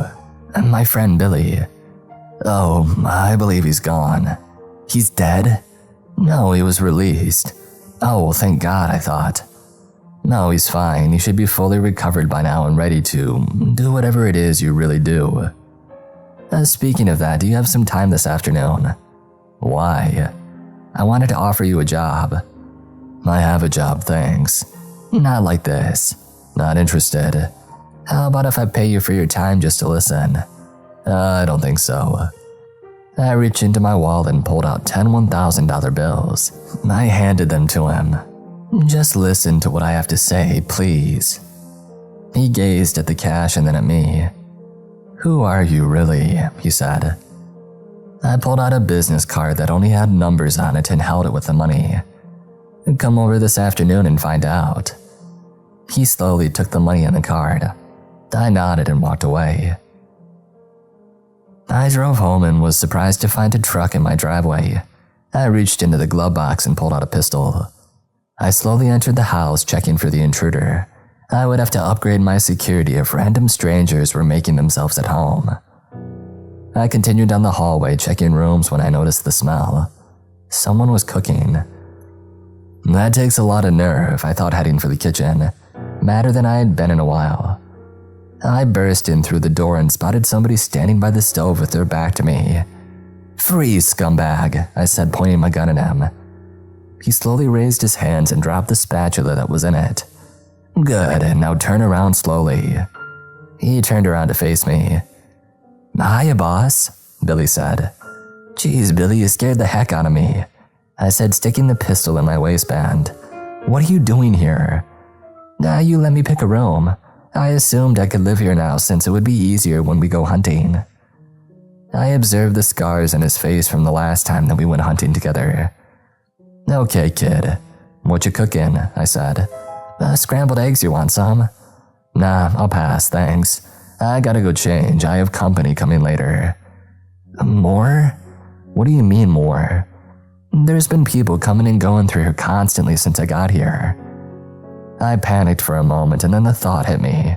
Oh, it must be the construction crew finishing up some repairs. Yeah, I noticed you've made a lot of changes to the place, he said. Is there anything that I should know about? I'll show you the secret passageways later. Right now I'm gonna go change and then head to my office. Enjoy your breakfast. Sure thing, boss, he said, grabbing the spatula off the floor and turning back to his eggs. I walked out of the kitchen and paused. Should I have told him that it was good to see him fully recovered? But he wasn't. He had scars on his face and who knew where else. Was he fully recovered? Could I depend on him when things got dicey? I shook away those thoughts. Hopefully we won't have to find out for a while. I went to my room, changed, and went back down to my office. I opened my computer and checked my balance on my dummy corporation. The amount was a little more than I had expected. There were emails from Marie about the investments she had made and how much money each one was making. I was happy to see that she had taken the challenge seriously. And speaking of seriously, I swiveled my chair around and unlocked the file cabinet. I pulled out the thick file that I got from Dell, laid it on the desk, and started leafing through it. With each page, my eyes grew wider. When I was done, I closed the file and sat back. My worldview had been forever changed. "It can't be real," I said softly, even though I already knew it was. I had personally encountered just a fraction of what was in the file, but my experiences didn't even scratch the surface.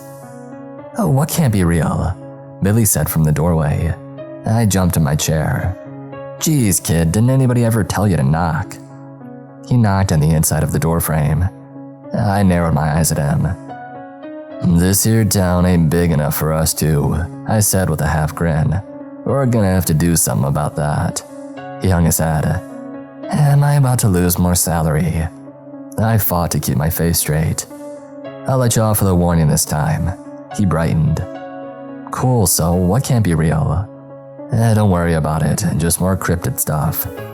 "Well, shouldn't that worry me? I mean, I am your assistant." "Sidekick." "I prefer assistant. It sounds more official. And besides, I would look horrible in tights." I chuckled in spite of myself. "So, what's the next mission?" he said. "Oh, slow down there, I just got back from vacation. You just got out of the hospital. Maybe we could let the supernatural critters infesting this park have a day or two head start before we go on our next hunt." He gazed at me with a frowny face.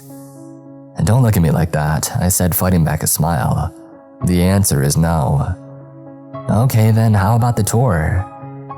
I reached into the desk drawer and pulled out 2 plastic cards that looked like credit cards. I handed one to Billy.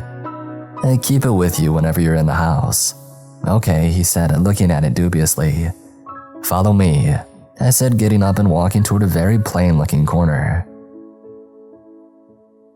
"You see the knot in the wood here on the wall?" "Yeah?" "Anytime you see a knot in the wood, there's a secret entrance nearby." I tapped my card against the knot and a door slid silently to the side. "Cool," Billy said. "Once opened, you have 10 seconds to get inside." I jumped through the door as it slid shut. I waited patiently for a few seconds until the door slid open again. "So, you were just going to leave me there," he said. "Well, I wanted you to try it on your own."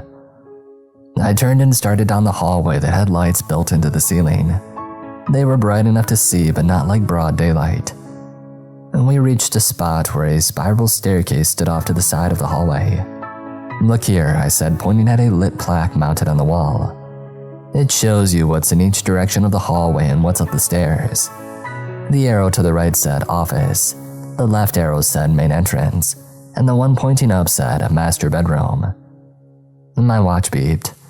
I tapped it and the display showed a car pulling into the driveway. "We better go this way," I said, pointing left. "We're about to have a guest." "Were you expecting someone?" "The doctor from the hospital," I said, walking toward the main entrance. "Oh, which one?" "The one that you almost told about our cryptid hunting." "Okay," he said. We reached the end of the hallway and I tapped the card against the knot on the wall. The door slid open and we stepped out next to the grandfather clock just a few feet away from the front door. "That was cool," Billy said, watching as the door slid shut. "Are there any more passageways?" "Yeah, but we'll have to wait for another time." I opened the door as the doctor was reaching for the doorbell. He seemed mildly surprised but recovered quickly. "Good afternoon," he said. "Good afternoon," I returned. "Glad you decided to come." I stepped aside and ushered him into the main hall. "Billy," he said with a nod. "Good to see you up and about." "You too," Billy said, instantly chiding himself for his awkward answer. The doctor smiled. I shook my head. Would you like to go to the office to talk? I said. Of course. I started towards the office with the doctor in tow and Billy bringing up the rear. Nice place you have here, the doctor said. Thanks, Billy and I both said at the same time. I glared at him and he slid over behind the doctor to avoid my eyes. The doctor grinned as we continued toward the office. When we stepped into the room, I stopped Billy. Hey, why don't you go get us some coffee? I said and then shut the door. I offered the doctor a seat and then went around to the other side of my desk and sat in my chair. So, what's this job you would like to offer me? He said. Straight to the point, I like that. I need a doctor to be on call 24/7 for emergencies. Pass, he said, rising out of his seat. You don't even want to hear me out. I work full-time at a hospital and I'm on call quite often. I have no desire to be at somebody else's beck and call. I can pay you more than the hospital. I seriously doubt that. I opened my checkbook and wrote a check for $1 million. I sat it on the desk in front of him. I would pay you this much a year just to be on call and be able to be here at a moment's notice. He gazed at the check. How can you afford to pay this just to have someone on call? And don't worry about that. No, if I were to work for you, I'd want to know exactly what I'm getting into. I leaned back in my seat and sighed. Just then, Billy came in with a coffee. No, thank you, Billy, the doctor said, sitting back down. Billy found a chair by the wall and sat down to listen. I sipped the coffee and then sat it down. What do you think we do? I said, gesturing to Billy while holding the doctor's eyes. I really don't know, he said, rubbing his chin. Definitely something dangerous seeing the wounds you both received. What kind of danger in your opinion? I said, seeing Billy on the edge of his seat like he was bursting to tell the doctor. I don't really know, he said. I can't quite believe the nonsense you two were talking about in the hospital. Billy's knees were jumping with excitement. I rolled my eyes. Okay, Billy, you can tell him before you pee on the carpet. I had no sooner finished speaking until he blurted out, We're cryptid hunters.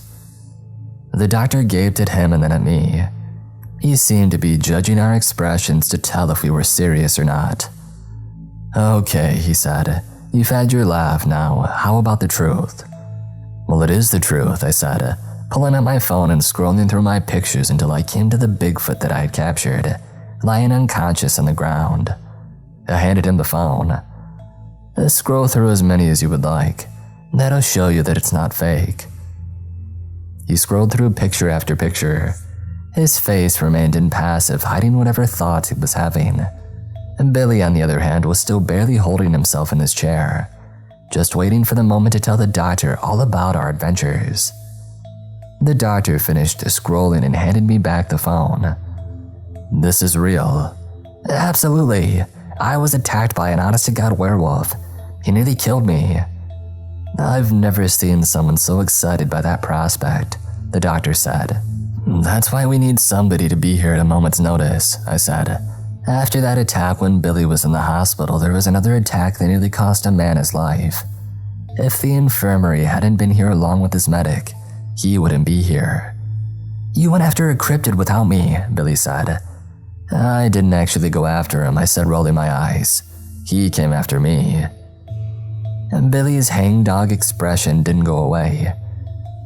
Did you want me to drag you out of your hospital bed and let that thing snack on you? I guess not. He said like a kid who had been given socks for Christmas. The doctor sat silently watching us go back and forth like a tennis match. Once we stopped talking, he asked, What would my duties be? Pretty simple. Treat me, Billy, and anybody else who might be injured. I'm going to assume you have a place nearby designated for treatment. I got up and started for the door. I'll show you. The doctor rose and followed along with Billy bringing up the rear. We walked down the hall to the infirmary. I stepped inside and waited by the door, leaving the doctor to lead the way inside to look at the equipment. He took a long, slow lap around the room, picking up an instrument here and opening a drawer there. Finally, he stepped over to me. I'll need some more equipment, he said. Make me a list, I'll get it. I see you already have blood on hand. I assume that it's yours and his. Correct. Very astute of you to plan ahead like that. Thanks. Is there anything else you would need? An assistant for if I'm unavailable or I have a difficult procedure. This would have to be somebody you trust. He nodded. Somebody that I could also trust to keep our secrets. He nodded again. Would this assistant be on call as well? Of course. How much would they need to be paid? $250,000 a year. Done. I offered my hand and he shook it. Would you like to see the rest of the place?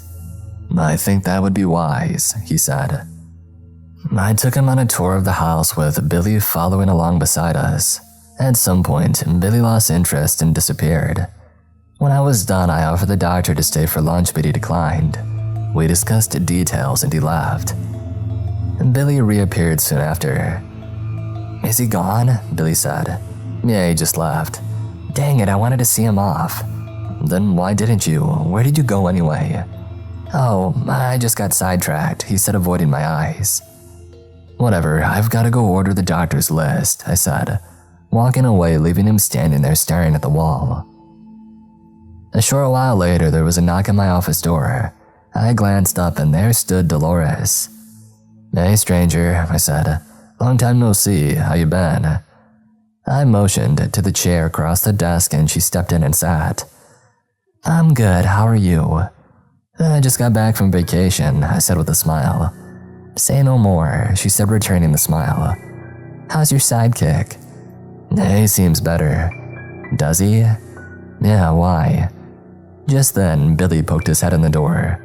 Hello, he said. Why, hello, young man, Dolores said with a smile. We haven't been properly introduced. I'm Dolores. Are you the one who saved our lives, Wendell? Billy said. Well, I stepped in and bought some time for others to save you, she said. So in other words, yeah, she did save our lives, I said. Well, thanks very much, Billy said, stepping forward and offering his hand. Dolores shook it. It was my pleasure, young man, she said, smiling. I wonder if I could bother you for a cup of tea. Sure thing, Billy beamed. Anything for you. As Billy turned and headed for the kitchen, Dolores waved her hand and the door silently blew closed.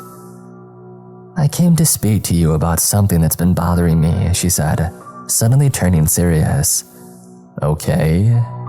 She sighed and hesitated for a long moment. I'm not sure how much you know about banshees. Very little, actually. We have a code. We're not supposed to inform anyone that we've had a vision about them until right before it happens. Well, that seems a little unhelpful. She shrugged. Oh, it is what it is, however, you've put me in a position where I feel like I have to break that rule. Why? She paused for a moment, staring at the floor. No one has ever treated me like you have. I didn't mean to. You don't understand. I have revealed my true identity to others and every one of them has turned their back on me except for you. I sat back in my chair, genuinely surprised. I don't know what to say. She wiped her suddenly moist eyes. You've accepted me as a friend regardless of knowing what I truly am, she said. Our friendship has been a gift. Has been. I came to tell you that you're in danger. It seems like I'm always in danger anymore, I said with a grin. This is different, she said without a trace of humor. Someone close to you will betray you. How close? I said, leaning further back in my chair. Not me, you idiot. She paused as Billy came in with a cup of tea. Here you go, he said. She beamed at him. Thank you so much, young man. I wonder if you have any honey. I'll go check. As soon as he left, she turned back to me and her face was set in stone. She nodded her head in the direction of the door. What, I'm gonna get trapped in the doorway? No, she said, slamming her teacup onto the desk. He will betray you. Who, Billy? I said, laughing. He's the most honest, innocent soul that I've ever met. That boy couldn't hurt a fly. Which makes me rethink why he's helping me hunt cryptids. I've had a vision, she said. I saw you in mortal danger at his hands. Billy attacked me. attacked, and killed. Billy killed me? The vision becomes hazy at that point, but it seems so. I sat back in my chair, mouth wide open. How many of your visions haven't come true? She shook her head solemnly. But wait, the vision that you had about Billy dying that brought you here to save us. It came true. What do you mean it came true? He's still alive. But he did die in the hospital. I opened my mouth to deny it, but she was right. The doctor said Billy died and that they had to resuscitate him. Just then, Billy returned with the honey. Thank you so much, she said, smiling. Billy's smile faded when he saw me. Everything all right, boss, Billy said. I scrutinized the face of a person I thought I trusted and shook myself mentally. Yeah, it's all good. I've given him some distressing news about somebody close to him, Dolores said. Oh, I'm sorry, boss. I hope everything turns out okay, Billy said. I stared into his eyes and all I saw was innocence. I hope so too, I said. I drove to the ranger station the following morning, Dolores' words still echoing in my mind. He will betray you. Out of all the impossible things that I had experienced over the last several months, Billy betraying me seemed the most unbelievable. It just went against everything that I knew about him. But what did I really know about him? I had never even met his parents. Of course, I'm his employer, not his fiancé. There was no reason for me to meet or ask about his parents. And let's not forget I originally hired him as little more than a human shield, in case one of these critters was about to get a hold of me. Wow, was I really that cold and arrogant? No wonder Billy's going to turn on me. But he's not, he can't. It's not in his makeup. He can no more turn on me than he could sprout wings and fly to the moon. Dolores must have gotten it confused. My thoughts were interrupted when the ranger station came into view. I sighed heavily, wondering what stupidity would pour out of this building today. I walked in and all eyes fell on me with what I could only describe as terror. I got a cup of coffee and headed to Dell's former office, which was technically now my office, until the ranger service decided to replace me. As I turned the corner, I saw Jeff sitting at my desk, facing the window with his feet propped up on the windowsill. I listened to his side of the conversation. Yeah, that's right, he said into the phone. I'm the boss now. That clown they put in charge, he has no idea how to run a ranger station. Oh, I'm telling you, I'd be surprised if he ever has the guts to show his face around here anymore. And Dell was a jerk, but he was 1,000 times better than this butt wipe. I stood there quietly listening as I sipped my coffee. I might just give him a call and tell him that he's fired. I just wish he was here right now so that I could tell him. He stopped talking as he turned and saw me standing there. I gotta go. He hung up the phone and before he could say a word, I whipped out my taser and squeezed the trigger. The hooks hit him in the leg and chest. He twitched like a fish as a strange sound that was half scream and half whimper emerged from him. Stop that, Nancy yelled from behind me. I whipped around on her as the 5-second charge ended and Jeff's body settled into the chair. Stop what? I said, looking at the taser. You mean this? I squeezed the trigger, sending another 50,000 volts of electricity surging into Jeff's body. Yes, that, stop it, she said. Wait, you said yes? I said as the 5-second charge ended. Okay, yes. I squeezed the trigger again. Jeff's body once again went into convulsions. Nancy tried to grab the taser from me, but I pulled back, making her hands connect with the wires and sending shocks racing through her body. She collapsed to the floor as the taser ran out of charge. I ejected the cartridge and then went over to the charging station and loaded up with a new battery and cartridge. I dumped Jeff's immobile body out of my chair and left him lying there face down with his butt in the air, unable to move. I turned toward the rest of the Rangers. So, what else has been going on in my absence? Ron and Sharon glanced at each other. Nothing, Ron said. I put the taser back in its holster and regarded at them. Aren't you supposed to be out patrolling or something? They both nearly fell over each other trying to get out the door. Nancy stirred and got up to the kneeling position. clawing the edge of my desk to steady herself. "You've just committed a felony attacking 2 federal officers," she said. I pulled the taser out of its holster and put the red aiming dot right on her chest. "Nothing to stop me from committing another one then, is there?" "Please don't," she pleaded. "What are the words I'm looking for?" She thought for a moment. "I won't tell anyone." "Look at that, and I didn't even need to prompt you. You do have a brain after all." She straightened, glaring at me like she desperately wanted to say something, but I still had the taser aimed at her. "If there is nothing else, sir, I should go out on my patrol now." "Dismissed," I said, holstering the taser. For just an instant, she seemed like she wanted to come at me, but I kept my hand on the taser.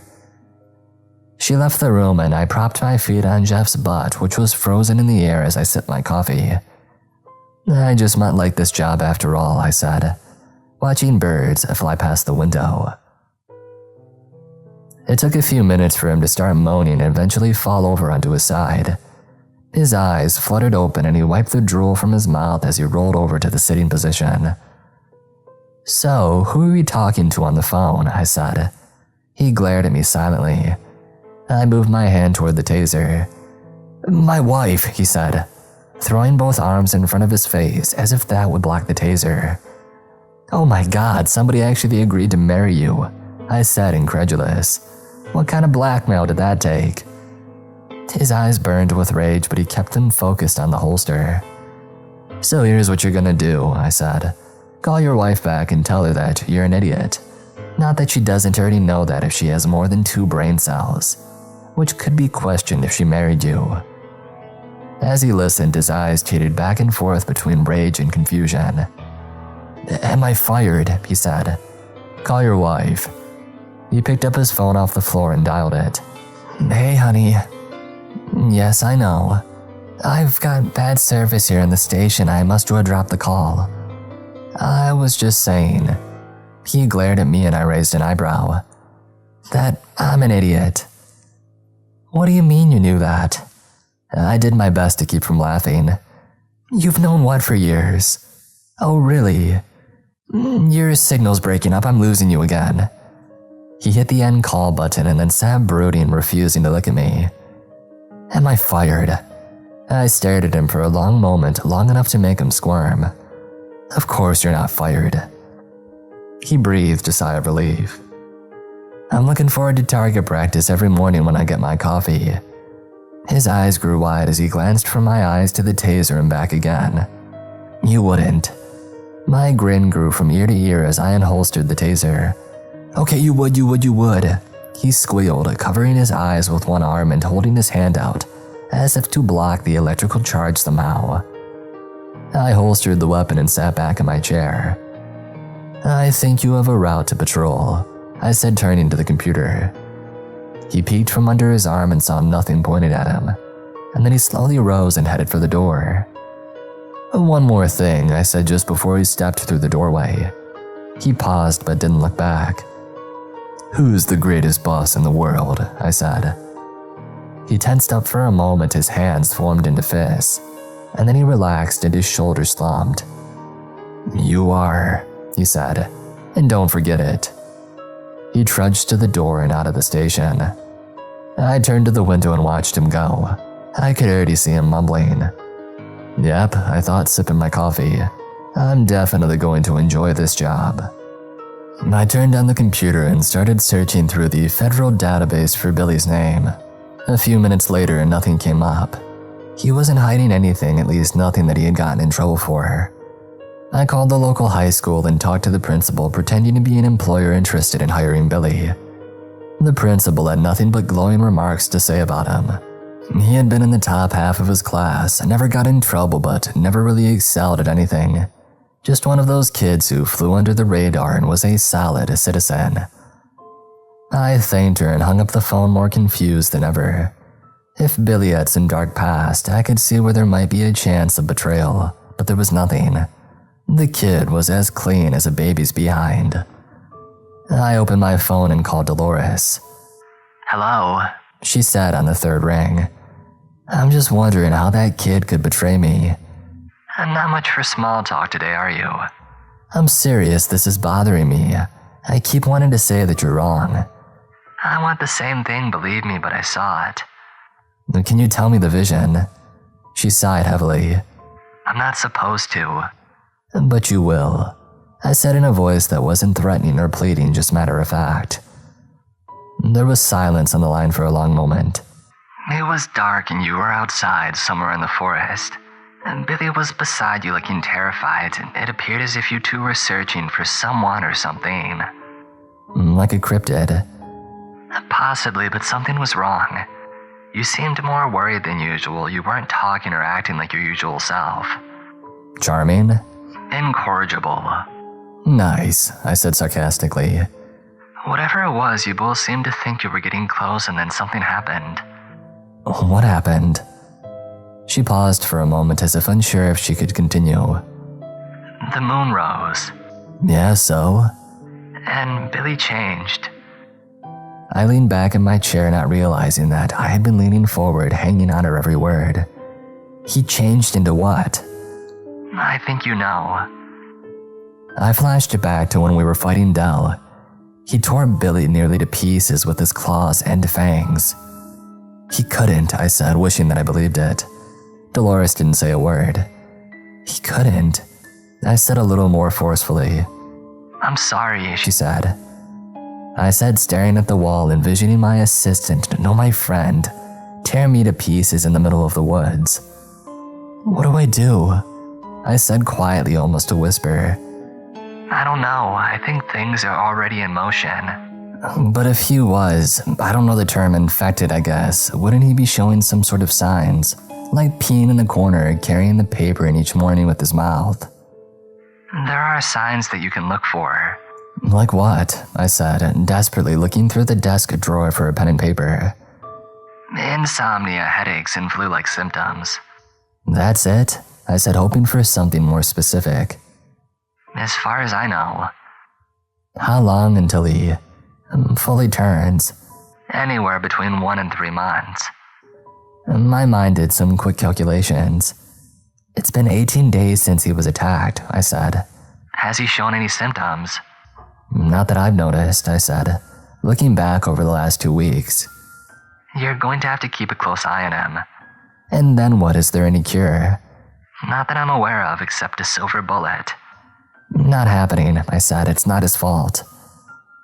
Is that what you would like me to put on your tombstone? Stop that. We haven't even established that he's been infected. I have.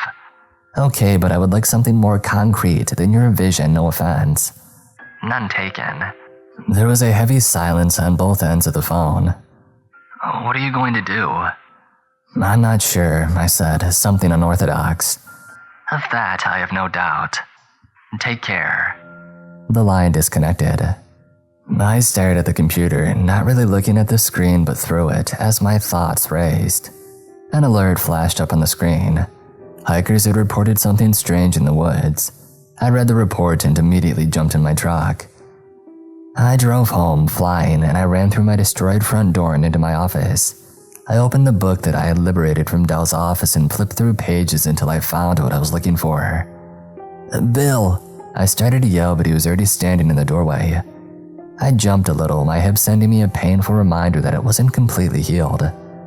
Yeah, boss? He said. Stop doing that. Doing what? Sneaking up on me. Sorry, boss, he said, but I noticed a slight grin. Whatever, it looks like we've got a cryptid, I said, showing him the file in the book. That looks like a good one to get us back on track, he said, smiling. Well, what are you waiting for, I said, showing him the list of useful items to defeat this cryptid that was listed in the book. On my way, he said, turning and heading towards the armory. I stayed in the office and I called Marie. Hey, I need some repairs in the house, I said. Already? An uninvited guest did some extreme remodeling. Alright, I'll have a work crew there in 2 days. I also wanted to discuss something with you face to face. You're not gonna pull a gun on me again, are you? Not this time. I just need to ask you a question. And you can't do that over the phone. I glanced up as Billy returned and gave me a thumbs up. Most certainly not, I said, returning his gesture. Alright, I'll be there tomorrow, She said. We can discuss renovations and whatever your mystery topic is. Thanks, I'll see you then. I hung up the phone and rose, heading for the door. Who was that? Marie, my assistant. I thought that I was your assistant, he said as we headed for the front door. She's my assistant who makes money. I thought that I helped you make money. It's okay, son, I said sarcastically. I love you just as much as your sister. What? He said, looking at me like I had sprouted a second head. It was a joke. He still looked like a dog who had heard a strange sound. Never mind, I said, starting the truck and heading down the driveway. We drove for about an hour well outside of our territory, but then I didn't really have a territory. I considered stopping in at the local sheriff's station and offering a bribe to save time, but this remote there was no telling if they would even respond to a cryptid sighting. The closer that we got to where the report said the creature was, the more I wished that I had stopped off at Dolores' house and convinced her to come along for the ride. If Billy really was a werewolf, it would be nice to have some backup. If Billy really was a werewolf, I couldn't believe I was really having that thought. If she hadn't been so deadly serious, I would have thought this was Dolores playing a prank on me. But I knew that look when she sat across from me in my office and first told me. She wasn't playing around. You okay over there, boss? Billy said, dragging me out of my thoughts and into the present. Yeah, sure, why? You're just quieter than usual. Is something up? No, I'm fine, I lied. Just lost in thought. How have you been feeling? A-okay. I gave him the look. Well, I mean, I'm still having some aches and pains, but that's normal. After what we've been through, aches and pains are just confirmation that we're still alive. I guess, he said. Oh, and I've been having a little trouble sleeping lately. My spine froze. You have insomnia, I said slowly. It's not that bad. I take some sleeping pills and they help. Must be from all the injuries, I said hopefully. I'm sure, plus all the people in the house. All what people? You mean the workers? I don't know who they are, but they come into my room sometimes without knocking. The workers went home last week, I said. There hasn't been anybody in the house but you and me since the doctor left the other day. He turned pale. Then we might want to get the security system checked because somebody was in my room talking to me last night. Now it was me turning pale. Describe them. It was an old lady. I've seen her around the house ever since I came back from the hospital. Figured she was a housekeeper or something. Have you seen anything else? I said quietly. A few others here and there, but mostly she's the one that talks to me. What did she say? Just general questions. What are you doing there? How long have we been here? When are we leaving? She didn't talk much about herself. I figured she was having trouble sleeping too and just wanted to talk to somebody. I didn't realize that I had been staring at him the whole time until I heard the truck horn blaring. My head snapped up and I was in the wrong lane with a big rig bearing down on me. I swerved back into my own lane just in time as he gave me the finger and laid on the horn. I pulled over to the berm and put the truck in park. Billy was white-knuckling the oh crap handle by his door. You okay, boss? He said. I thought about the conversations we had been having and what we were doing here, chasing another dangerous cryptid in less than ideal shape. I thought about the fact that I nearly made Dolores' prediction moot by killing us both in a car wreck. But mostly I thought about the potential ticking time bomb that was sitting in the seat next to me, wearing a look of concern asking me if I was okay. Sure, I said, putting the truck back in gear and pulling onto the road. I'm super. We didn't talk the rest of the way. We pulled into the park and I went straight to the ranger station. I told him that I had seen the report about the missing hikers and wanted to help if I could. The head ranger said he appreciated it and showed me a map of where they were currently searching. I thanked him and I headed in that general direction. The sun was hanging low in the sky by the time that we parked and got out to load up for our search. Man, I'm starving, Billy said. I wish we could have stopped somewhere to grab a bite. I flinched when he said bite. There's plenty of granola bars and bottled water in the back, I said. Just make sure to leave enough room in your pack for the equipment that we need. We loaded up our packs. I shook my head when I noticed quite a few granola bars going into his. We got the rest of our equipment loaded and then strapped onto our utility belts, which included a taser, a tranq gun, and pistol for each of us, with plenty of extra rounds. I hesitated seeing him armed as well as me. The whole "he will betray you" thing still weighing heavily on me. You would think that I would avoid taking him with me in dangerous situations if I wasn't sure if I could trust him. But I didn't have anybody else except Dolores, and I had no desire to drag her through the forest. We started easy, walking down the trail where the hikers had been seen last. The heavy backpack wasn't doing my healing hip any good. I noticed Billy was taking it slow too. For a moment I thought about turning around and heading back home, retiring and moving as far away from Billy as possible. But instead I kept trudging down the trail with Billy right behind me. The sun had set and taken most of the light with it. We pulled out our flashlights and continued down the path. The sounds of the woodland creatures all around comforted me. They were interrupted by the sound of granola wrappers being opened one at a time in continuous succession. I stopped and turned, shining the light in his face. "Are you nearly done?" I said as he munched on a bar. "I told you I was hungry," he said. I stopped dead. Behind him in the woods was a creature. It stood taller than a man and there were wings on its back. They were big and almost reminded me of a butterfly. No, not a butterfly, a moth. Its eyes glowed red as it hovered there staring at us. "Don't move," I tried to say without moving my mouth. "Slowly take your tranq gun out and hold it at your side." "What's going on?" he said, moving his mouth as little as possible. "Our target is right behind you." He started shaking. "Stop it," I whisper-shouted through gritted teeth. "We've got this, just stay calm and let's take it down." He took out his gun as told and let it hang near his leg. The creature seemed to notice and hovered away a few feet. I reached for my gun and it disappeared. "Dang it," I said. "What?" "It's gone." He slowly turned and scanned back toward the creature had been. "Where was it?" he said. I pointed to the spot. "I see something," he said.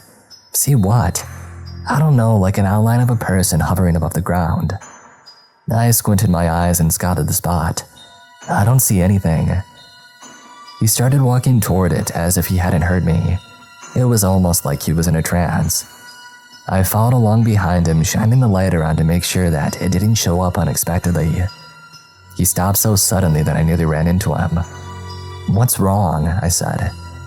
He turned toward me, startled as if he had forgotten I was there. "He was here," he said, pointing at empty air. I shone my light at the spot that he was pointing at but saw nothing. "You don't need the light," he said in a strange voice. "I can see the glow of his outline." All I saw was empty air. "You can see its outline." "Right here," he said, pointing. "I can't see it." He scanned around, his eyes seeming unfocused. "He's still here." I turned, flashing the light all around but didn't see anything. More disturbing, I didn't hear anything. The forest had gone deathly silent. "I don't like this," I said. He reached over and turned off my light. "Let me see if I can find him." The forest went dark as pitch without the flashlight. I had a hard time seeing Billy standing right next to me, let alone looking around for a cryptid that had disappeared and could be creeping up on us at any moment. "There," I heard beside me making a jump. "Where? I can't see anything." I turned on the light and panned around. "Right there," Billy said, pointing off to my left. I shone the light where he was pointing and sure enough, I could see the faint outline of the creature hovering there. "How did you—" "I told you that I could see his outline glowing." "Okay. Then how do we get him if we can't get close enough?" "Let me try." "Try what?" He turned toward me with a look that I had never seen. "Just let me try." The intensity of his words surprised me so much that I nearly took a step back. "Okay, go ahead and try," I said, gesturing toward the creature who still hovered there watching us. He started toward the creature and I followed along at a respectful distance. I had pulled out my tranq gun and tried to hide it behind my leg. Billy walked toward it, his flashlight was off, and yet he still didn't stumble once. It was as if something was guiding him. Meanwhile, I was tripping over branches even with the light. He stopped and turned toward me, putting his finger to his lips and telling me to stop making noise. That snot-nosed little punk. For the good of the mission, I stopped, but I was fuming. How dare he do better than me? It was like we had switched places. He was the experienced ranger and I was the clumsy kid. I stood still and quietly flicked off the safety of my trank gun. He must have heard it somehow because he turned back toward me and slowly shook his head. No, we were gonna have a serious conversation about this when we got back. I approached the creature and to my great surprise it didn't move. He reached out of his hand toward it and it hovered down to ground level. It stepped toward him and put its hand out, matching Billy's gesture. Their hands were just about to touch when the creature screamed. Billy jumped back as it thrashed around, falling to the ground in convulsions before laying still. I stepped up beside Billy and admired my handiwork, pulling the trank dart out of the creature's side. Not a bad shot if I do say so myself, I said. Billy's eyes burned with rage. Why did you do that? He said. Do what? Shoot him. Well, that's what we came here to do, I said, looking at him incredulously. He stepped toward me, looking every bit like he wanted to take a swing at me. His eyes burned with rage, and then suddenly, as if somebody had flipped a switch, he stopped and stared at me, and then he shook his head violently as if trying to shake out the cobwebs and walked away toward the trail. Where are you going? I called after him, but he refused to turn or say anything. I shrugged and I called the man. 10 minutes later, his soldiers were carrying the creature out of the forest to the clearing where their helicopter had landed. Good work, the man said, shaking my hand. I can't take all the credit, and Billy distracted it so that I could take my shot. He scanned around. Where is he? I don't know, he took off down the trail after I shot it. Why? He was doing some weird thing with the creature. It was like he was connected to it somehow. How's he been feeling? Oh, healing just like me, I said. Other than that, the same old Billy. Except for tonight. Except for tonight, I agreed. He stared at me looking very serious. I would like to take him with me and do some tests. No sale, I said. He's doing fine, the creature just got to him. Maybe he had a butterfly collection as a kid. You do remember that he was bit by a werewolf? Really, I said sarcastically. I had no idea. It must have been when I was fighting for my life. Alright, let's not get into that again. I'm just saying you should be very careful. Thanks, Dad. I'll make sure to fill the car up before I bring it home. Idiot, he said without a hint of a grin. Seriously, I appreciate the concern, but Billy's fine. He grunted and then turned and headed for the helicopter. I watched as they flew away into the night. I should have asked for a lift to my truck, but I didn't need to answer any more awkward questions. Why didn't I tell him about Dolores' vision? Because he would have taken Billy right then no matter how much I protested. I still wanted to protect the kid even though he might hideously tear me to pieces. Perhaps I should rethink telling the man. I trudged along the trail, seeing all kinds of glowing eyes staring at me as I went. Not tonight, I said to the eyes. I'm tired and I already caught my quota. The eyes didn't go away but didn't get any closer either. When I got to my truck, Billy was leaning against it. I unlocked the doors and we both got in without a word. I drove back in silence, concentrating on the road while he concentrated on staring out the window and brooding. We were almost home when he finally spoke. Why did you do that? He said. Do what? Shoot him and turn him over like some animal. It is an animal, I said. That's what we do. That's literally the entire reason we're there. What? He was a male of his species. How do you know that? Never mind. No, you started this, tell me. How did you know? He sighed. Oh, because he told me. What? I can't explain it, okay? It was just a feeling I got when I was looking for him. You got a feeling that this thing was talking to you. I knew you wouldn't understand, he said, turning back toward his window. I drove the last few miles in silence. When we got there, he got out of the truck and went inside. I sat there for a moment, feeling every bit like the father of a teenager who had just made the "you don't understand me" speech. I never signed up for this. I just wanted to make some money and have somebody else around when things went bad. I dragged myself inside, feeling more tired than I had in a long time. I stepped through the opening that used to be a door only to find Billy standing near the grandfather clock facing the wall and talking. "He doesn't understand like you do," he said to the air. "I just can't talk to." He stopped and glared at me, then turned back to the empty wall and said, "Oh, we'll talk later." He walked away, heading up the steps. "I thought you said you were hungry," I called after him. "I lost my appetite." He disappeared down the hallway toward the bedrooms as I approached the empty spot where he had been standing. For some reason, I felt a chill but couldn't find anything that he could be talking to. It was literally an empty section of wall. I shook my head and went to the kitchen to grab a snack and then up to my room. When I passed Billy's doorway, I could hear him talking to someone. I didn't bother to ask any more questions. I was just too tired to deal with it. You've heard the expression, "It was raining cats and dogs." Well, as soon as we got back, the sky opened up and dumped everything on us. It was raining lions and wolves. I seriously started to think about building an ark after day 2 when it hadn't let up. I called the ranger station and told Jeff that he could be in charge of rescuing anyone who was dumb enough to be out in this kind of weather, while I sat at home in front of a fire watching singing in the rain. For some reason, he sounded less than enthused about his assignment. I sat in front of a fire with my laptop. I had decided to do a case file on each of the cryptids that I had caught. I was looking up this last one by description. "He's a mothman," Billy said in my ear. I nearly jumped out of my skin, just barely keeping the laptop from crashing to the floor. "Why do you keep sneaking up on me like that?" I said, trying to get comfortable again. "Sorry," he said, not looking like he had meant it. "How do you know what that thing was anyway?" "I'll tell you, but you won't believe me." After all the strange things that we've seen, I highly doubt that. "Okay, well, he told me his name and what people called him." I stared at him. "I don't believe it." "Told you." "How did it tell you? I didn't hear it say anything." "You won't believe me."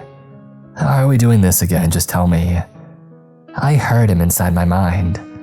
My mouth dropped open, but I didn't make a sound. "Go ahead," Billy sighed. "You can say it." "I don't believe it." "You know, you seem to have a hard time believing things for someone who's seen so much unbelievable stuff." "Who are you, my therapist now?" He shrugged. "Do I get a pay raise?" "No." "Well, then I'm not your therapist." For a long moment, neither of us spoke. We just sat and listened to the rain pounding against the windows. I wondered if they would hold up against such a tempest. Movement caught my attention and brought me back to the moment as I saw Billy shake his head. It wasn't much of a movement, but it was enough. I watched him out of the corner of my eye, but he wasn't looking at me. He was looking beside me at the empty couch as if somebody was sitting there. For the longest time, I saw him having this strange, lip-moving, silent conversation with the air beside me on the couch. It would have been comical if it wasn't so weird. I was convinced he was playing a prank on me and wanted me to react so that he could say he got me. But some nagging feeling told me that it wasn't that. I decided to pull an end around and told him that I was going to bed. He said goodnight and I took my laptop up to my bedroom. As I walked up the steps, I saw a silent conversation with the empty couch become more animated. He never once glanced back to see if I was watching him. I closed the door to my bedroom and started for the desk, and then paused and locked the door. It seemed such an odd thing to do in the safety of my own home, but with Billy acting so weird, I figured better safe than sorry. I can't believe I just thought that. I must be getting old. I sat my laptop on the desk and started out on a new mission, closing my Cryptid file after entering the name Mothman. Accessing the interior cameras, I began going back over footage, focusing on Billy's comings and goings. He walked backward at incredible speed as I rewound the footage.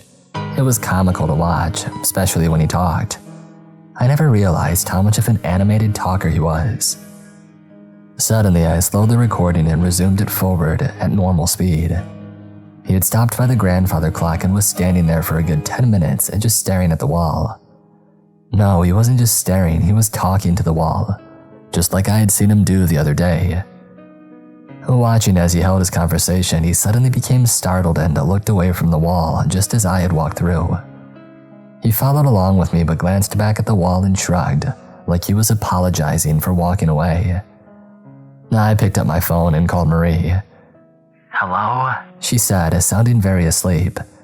Yeah, the cameras you installed, do they have any other capabilities than just a normal recording?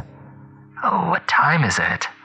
I don't know, time doesn't really have much meaning for me anymore. It's 1 a.m. Okay, then you answered your own question. Well, I was asleep. Really? What are you wearing? Haha, very funny, She said. I'm wearing a sexual harassment lawsuit. Ooh, sounds kinky. Is it see-through? What do you want? She said louder and more slurry. I told you what I want. I want to know if the cameras have any other modes. I think so. On the bottom right, there should be 3 dots. Click on them. Okay, it says options and then it says, oh, cool, other camera modes. Thanks. No problem. She slurred right before the line went dead. I rewound the video to where Billy was talking to the wall and I paused the video. I cycled through the camera options one at a time, not noticing much except the screen changing colors until suddenly I froze. There on the screen in psychedelic colors was what seemed like a person standing in front of Billy, having a conversation with him. I leaned back in the chair feeling the blood drain from my face as this invisible being chit-chatted with my assistant, confidant, and dare I say it, friend. The most chilling part of the scene was that he had hidden it from me. He didn't tell me that he was seeing people that I couldn't see. Or did he? Thinking back, I remembered times he said there were people in the house and I just explained it away as being work crews or whatever. I hadn't listened to him. It could be that's why he chose not to pursue it. And then I thought back to this evening when he was talking to the couch. That wasn't an innocent miscommunication. He was telling this being not to try to communicate with me. He was deliberately trying to hide the truth from me. I pressed a button on my phone and made another call. This better be important. The man said as I heard explosions in the background. On the left side, cover the left side. Automatic rifle fire opened up and I heard what could only be described as a roar.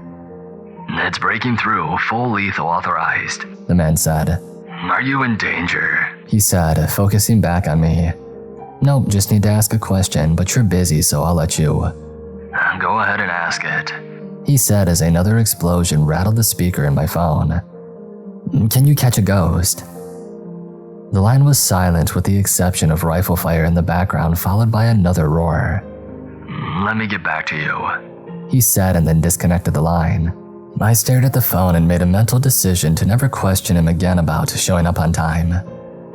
Leaning back in my chair, I stared at the image frozen on my laptop of the entity having a conversation with Billy. The rain pounded the windows, but I barely heard it. My mind was running in circles. After a while of staring at the screen, I was still no closer to knowing what to do. Closing the laptop, I went to bed, but sleep didn't come easy.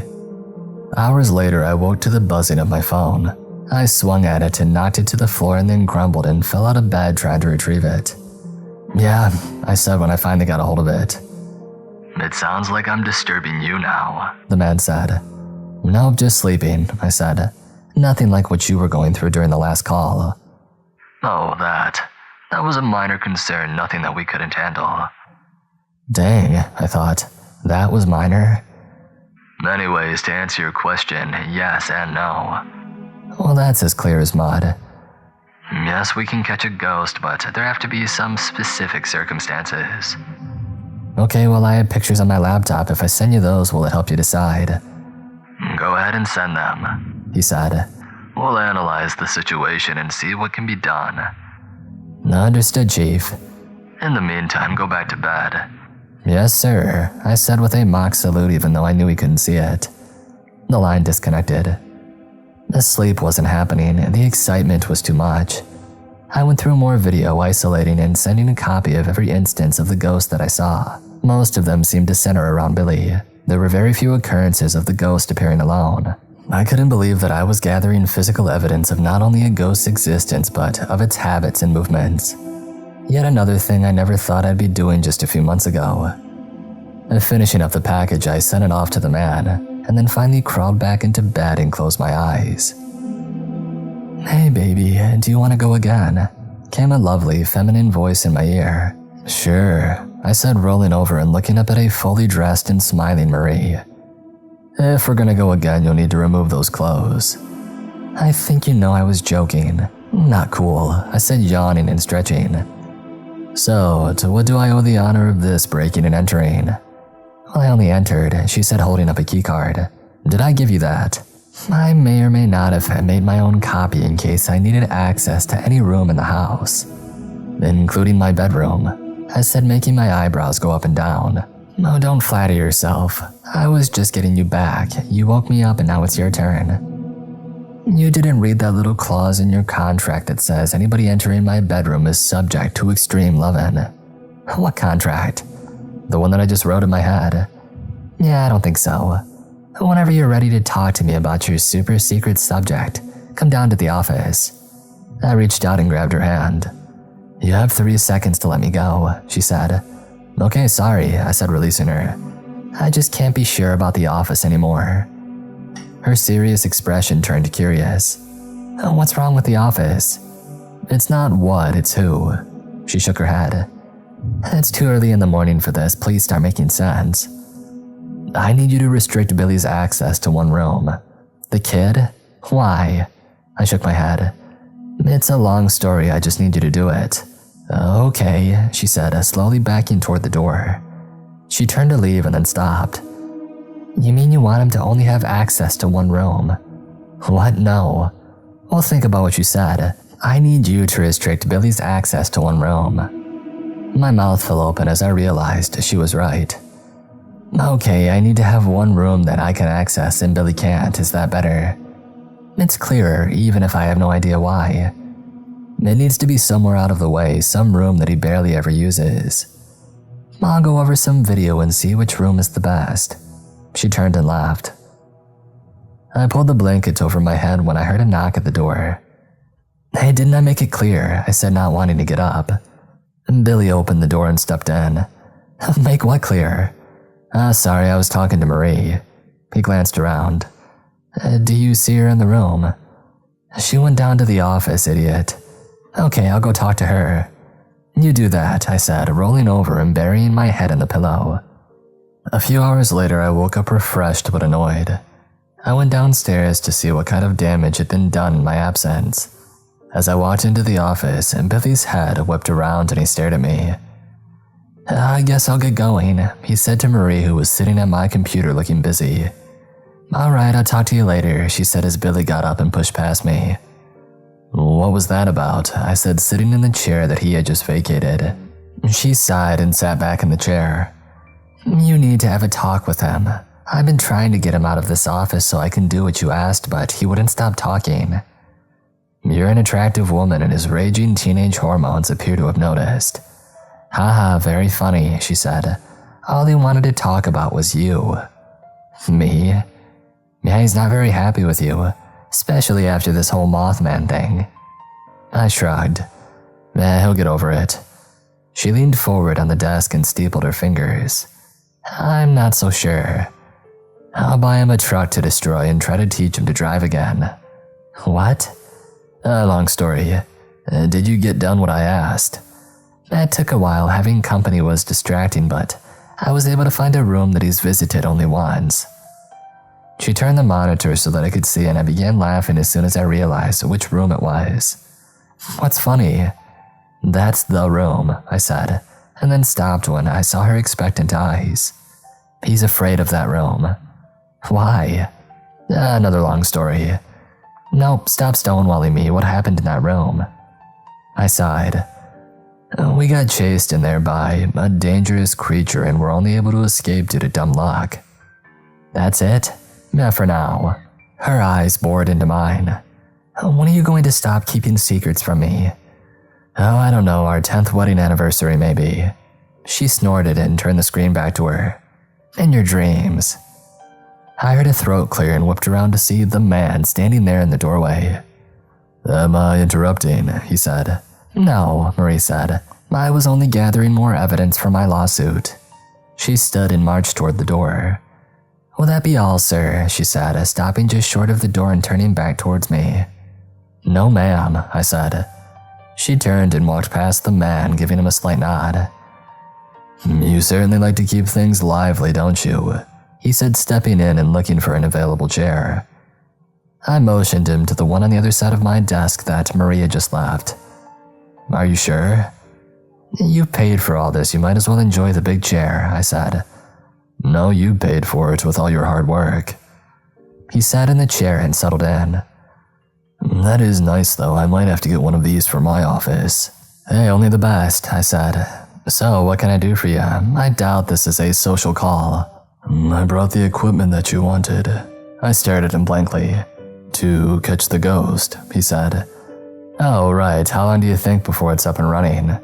He glanced at his watch. I'd say about 9 minutes. What? My men are installing it as we speak. Wow, do you ever take a vacation? I did once. I eyed him expectantly, waiting for him to continue, but of course he didn't. So, how's Billy? He said. Oh, he's doing just fine, the picture of health. He said, his eyes boring into mine. Did I hear my name? Billy said from the doorway. Yes, young man, the man said. I was asking how you've been feeling since you left the hospital. Pretty good, he said as I shot the man a triumphant look. Except for my headaches, trouble sleeping, and I've been feeling like I may have caught a cold or something. The man shot me a look that wasn't triumphant or gloating, it was dripping with concern. You should keep an eye on that, he said to Billy. Complications from such an injury can be severe. You think I should go back to the doctor? Billy said. Oh, I'm sure you'll be fine, I said. He's just being overly cautious. Oh, okay, why are you here anyway? Usually you grab whatever creature we have and fly away, Billy said. I brought some special equipment for you two to capture. Our next cryptid, I said, cutting him off. You think it'll get inside? Billy said.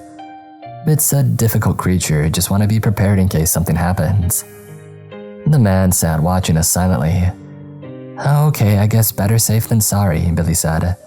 Well, if you'll excuse me, I think I'm gonna go take some cold medicine and lay down. He nodded to us and then turned and left. The man watched him go and then turned his gaze to me. No, I said, you're not taking him. He silently stared at me. I said no. His eyes bored into mine. I know what you're thinking, that I might regret that decision. His watch dinged. Looks like we're finished installing your traps, he said, getting up. Would you like to see how they work? I followed him out into the main hallway and we stopped beside the grandfather clock.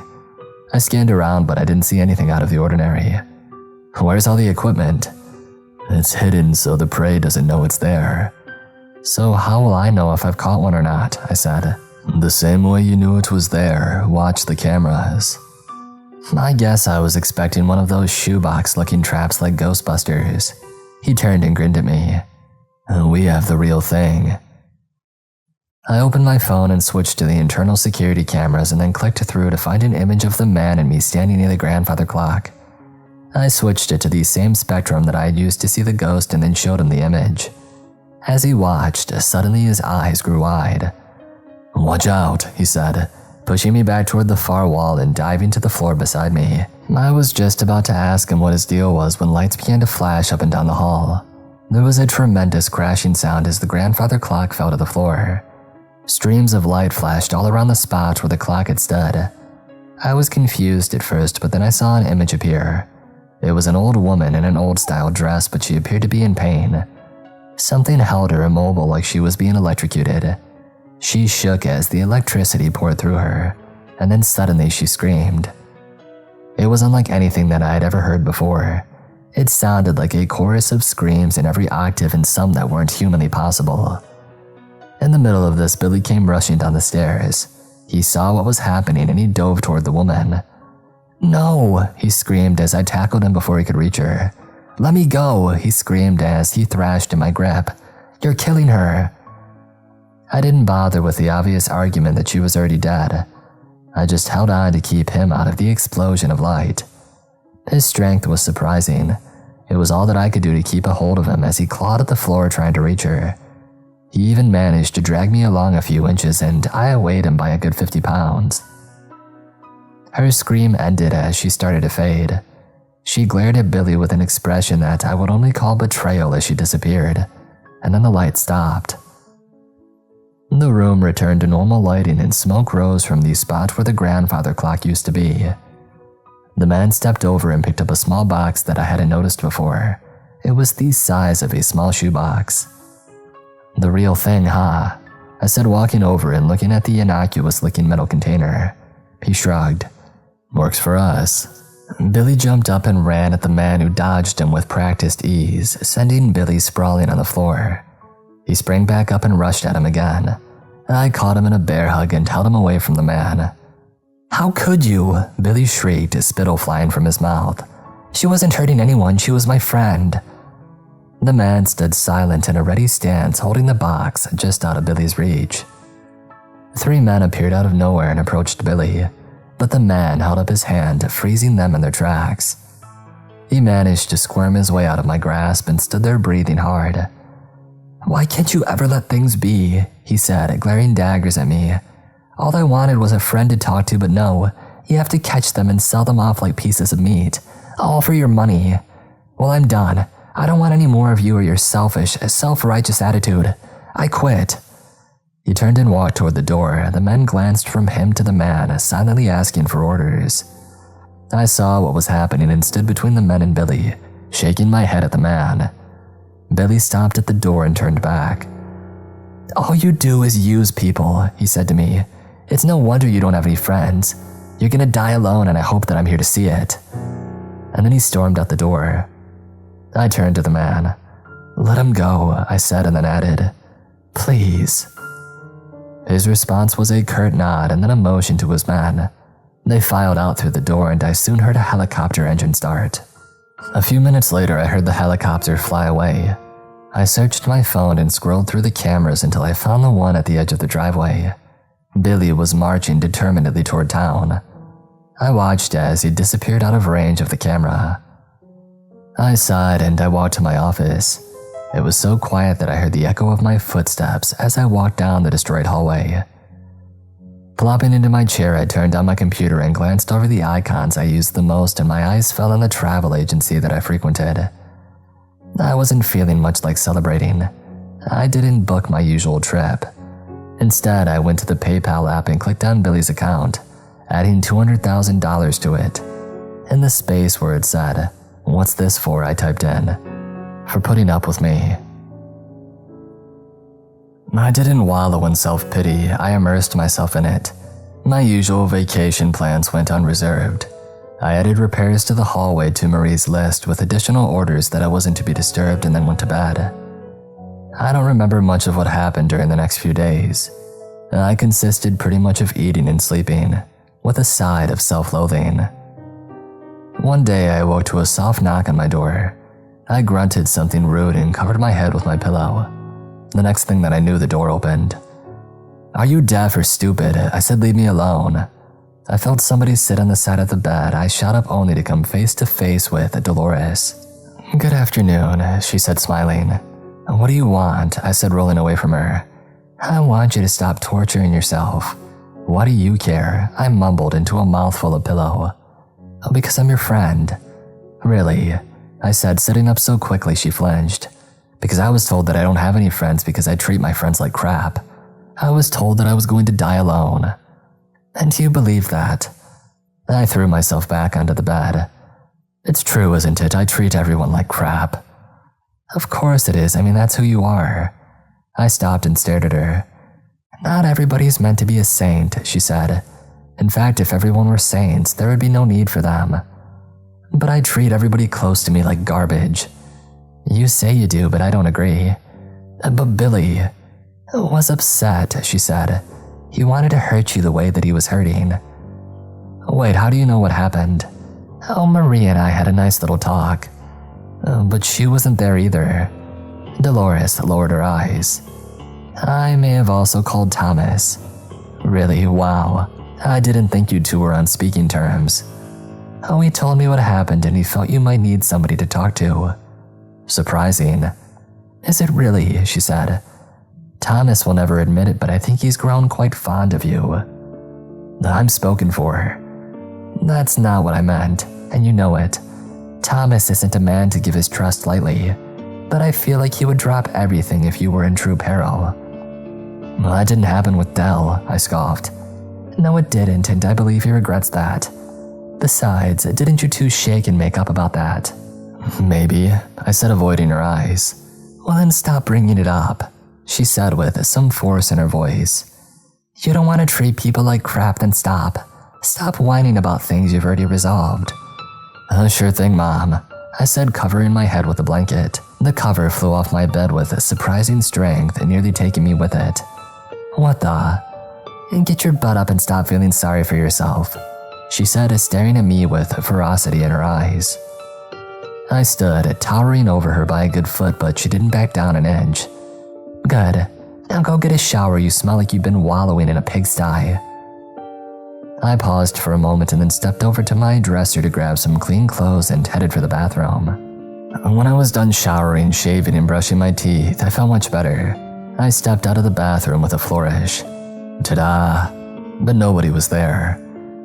I wondered for a moment if I had dreamed the whole thing or if she had some sort of power to invade people's thoughts. I shrugged it off and headed downstairs to my office. Upon arriving, I found Marie hard at work on my computer. Ah, there he is, she said. It appears you've dragged yourself out of your pit of despair. Well, Dolores tossed me a ladder, I said. I like her. We had a little chit-chat. About me?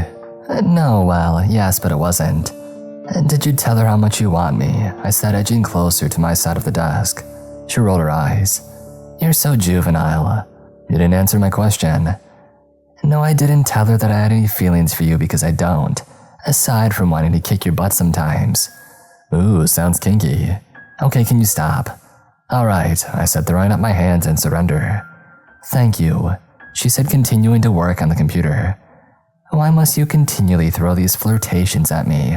You need to look at yourself in the mirror more often. Why, is something wrong? She said, feeling her hair to see if it was out of place. Nothing's wrong at all, I said, leering at her. Stop it, she said, her cheeks turning red. Yes, ma'am. So down to business. Yeah, it's about time you stopped fooling around, I said. She fastened me with the really stare. I reconfigured the cameras to show whenever there was any activity in the spectrum that you saw Billy talking to his friend. I flinched when she mentioned Billy's name. She seemed to notice but didn't say anything about it. So if a ghost floats in front of the camera, it'll switch to that spectrum and send an alert. Well, I appreciate that, but I shouldn't be needing that anymore, I said. Actually, I've been. Wait, I said, holding my hand up to silence her. Do you smell that? She sniffed the air. Yes, what is that? It smells like, I said, jumping up and dashing toward the kitchen. When I threw open the kitchen door, I found Dolores standing in front of the stove.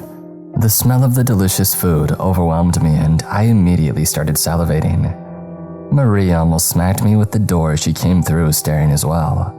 Well, hello, you two, Dolores said, stirring something in a large pan.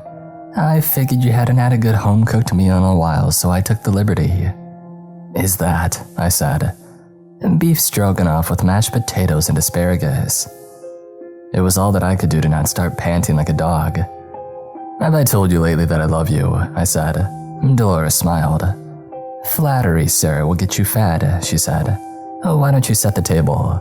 In a flash, I had plates, glasses, and silverware out, and then dove into a chair as she carried over the courses one by one. It was tough, but I managed to wait for both ladies to serve themselves before heaping piles of deliciousness onto my plate. The amazing aromas didn't do the flavors justice. It was hands down the most delicious meal that I had ever eaten, and I've had gourmet meals during my vacations cooked by world-renowned chefs. For a solid 10 minutes, the only sounds around the table were silverware along with mild slurping sounds and the occasional belch. I'll let you figure out who that was. The ladies both leaned back before I finished my last bite. Ah, I said. Feel like my stomach and mouth had a mutual orgasm. Marie rolled her eyes. You just had to make it weird, Dolores said. And don't I always? Usually, Marie added. It at least sounds like you're getting back to your normal self, Dolores said. What, the one who treats my friends like crap? I said. Enough, Dolores said loudly, causing the word to echo around the room in a way that I had never heard before. You can be a jerk when you want to, but you also care about those close to you, Marie said. I raised my eyebrows up and down at her. Not that way, she said, exasperated. The point is, you need to let Billy go. Right now he's upset, but in time he might return. Is that a good thing or a bad thing? I said. What do you mean? Marie said. I'm guessing you haven't told her about your vision, I said to Dolores. No, she said sheepishly. It didn't come up in our conversations. What are you two talking about? Marie said, sounding frustrated. I stared at Dolores. Shall I or would you rather? I said. She sighed heavily. I'd better do it so you don't screw it up. I held my chest as if wounded by her comment. I had a vision of Billy killing our esteemed benefactor here, she said, indicating toward me. A vision? Marie said. Dolores's, I said, struggling to find the right words while looking Dolores in the eye. Special, she has certain abilities, one of which is being able to predict the death of people around her. Marie sat silent, staring at me as if digesting what she was hearing. And you had one of these visions, she said to Dolores. About Billy killing him? She pointed at me. Dolores nodded. So if we believe this to be true, Marie said, shouldn't we be worried that he might come back here with a gun? That's not how it happens, I said. Happens, Marie said, looking annoyed. As in, you've already accepted this and you're okay with it. I never said that I was okay with it, but I know it won't happen that way, I said. Well, then how will it happen? Marie said. Dolores and I locked eyes. I think that's a detail we're not sure you're ready for, I said. Marie sat back in her chair and folded her arms across her chest. Exactly who is responsible for setting up all these security systems in and around this house? She said. You don't think I'm ready to handle whatever threats that might come your way? Well, what if I said it doesn't happen at the house? I said. Marie hesitated. Well, then I would say you're grounded. If it doesn't happen at the house, then keeping you here keeps you safe. I hadn't really thought about it that way. She had a point, but I couldn't stay hiding in my house for the rest of my life, like some eccentric billionaire. I wasn't that rich. Eventually, I would go stir crazy anyway. Dolores watched me as if reading my thoughts. I wondered if she was able to do that. Mind your own business, old woman, I thought.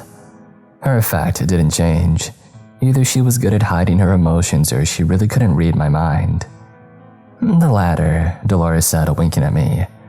Okay, that's terrifying, I said. She shrugged. You'll get used to it. Marie cleared her throat. We were talking about keeping this man safe, she said to Dolores. Unfortunately, I don't think there's a way, Dolores said. I've already seen it, it happens. You seem all right with that, Marie said to her. Well, of course not, Dolores said. I would rather he hang around for at least a few more years. As much of a pain in the butt as he is, he makes things a lot more interesting. I'm happy to amuse you, I said, clapping my hands together like a mechanical monkey. Dolores laughed and Marie nearly screamed. Will you two take this seriously, she said.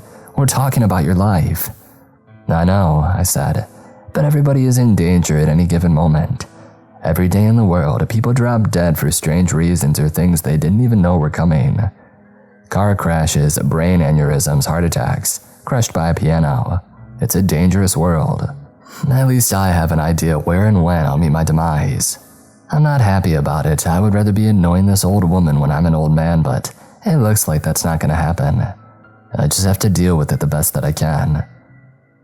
Marie glanced from me to Dolores and back again, and then she got up and left the room. I don't think she likes situations that are out of her control, I said. It's because of her past. What's in her past? She opened her mouth and then closed it. You'll have to ask her. It's not really my place to say. Everybody has their secrets, huh? Something like that. Okay, I get it, I said, standing and carrying dishes to the sink. Are you washing or drying? She stood and brought dishes over as well. I'll wash. I don't trust you to get them clean. I started filling the sink with water as she brought the rest of the dishes over, and then I kissed her on the cheek. She turned to me and said, "What was that for?" "Everything." And we smiled and joked as we did the dishes. Trees flew past me in a blur as I ran faster than I ever have. I kept glancing behind me to see my pursuer. So far, I had yet to see anything other than receding trees, but I knew that he was there. My pistol was in my hand. I had tried the tranq gun and taser, but he was too fast. I knew this had turned to deadly and my only chance of survival was to kill him. The moon was up, giving me some light to see by, but it wasn't enough to keep me from tripping on unseen branches and undergrowth. My flashlight was gone, painfully swiped out of my now bloody hand. All I had left for light was a headband light that had surprisingly stayed on through the pursuit. The forest was quiet. Only the sounds of me tearing through and my heavy breathing were heard. Animals and all nightly noises were strangely silent. I wished that I could hide quietly somewhere and avoid the monster pursuing me, but I knew that it had to end. Leaving him to terrorize and kill at will wasn't acceptable. I had to do everything I could to stop him here and now. And currently that consisted of running away like a scared rabbit. I glanced back and saw a flash of razor-sharp claws. Before I could dodge, they hit me on the shoulder and I tumbled to the ground. He was on me in a heartbeat, crushing me with his body weight and tearing at whatever he could find. My leg exploded in pain as I brought the barrel of the gun up and fired. The weight disappeared as he flung himself backward and out of my line of sight. I tried to sit up and I pointed my gun at empty trees. Painfully, I turned to glance behind me, realizing my mistake a second too late. He tore the gun away, leaving only the thumb behind as his claws had separated my fingers from my hand. I screamed in pain and shock as I watched the blood flow from my missing digits. My gun was gone. The only weapons that I had left were my tranq gun and taser, but he had already proven too fast for them. Having no other option, I fumbled for the taser with my left hand, but just as I got it out, the claws swiped once again, and this time he took my entire hand. Blood sprayed from my arm that now ended at the wrist. He held my hand with the taser still in it, and dropped it to the ground while standing over me and staring with a triumphant glare. I tried to think of something defiant and witty to say, but all my traumatized mind could come up with was, "Billy." He lunged at me with impossible speed, his claws aimed at my head. I awoke with a start and sat bolt upright in bed. I was soaked in what I hoped was sweat, and these nightmares had gotten more and more intense with each occurrence. Fortunately, they didn't happen every night or I would be a basket case. It was bad enough that I had to agree with Marie on a self-imposed grounding, but after a month I was starting to go stir-crazy.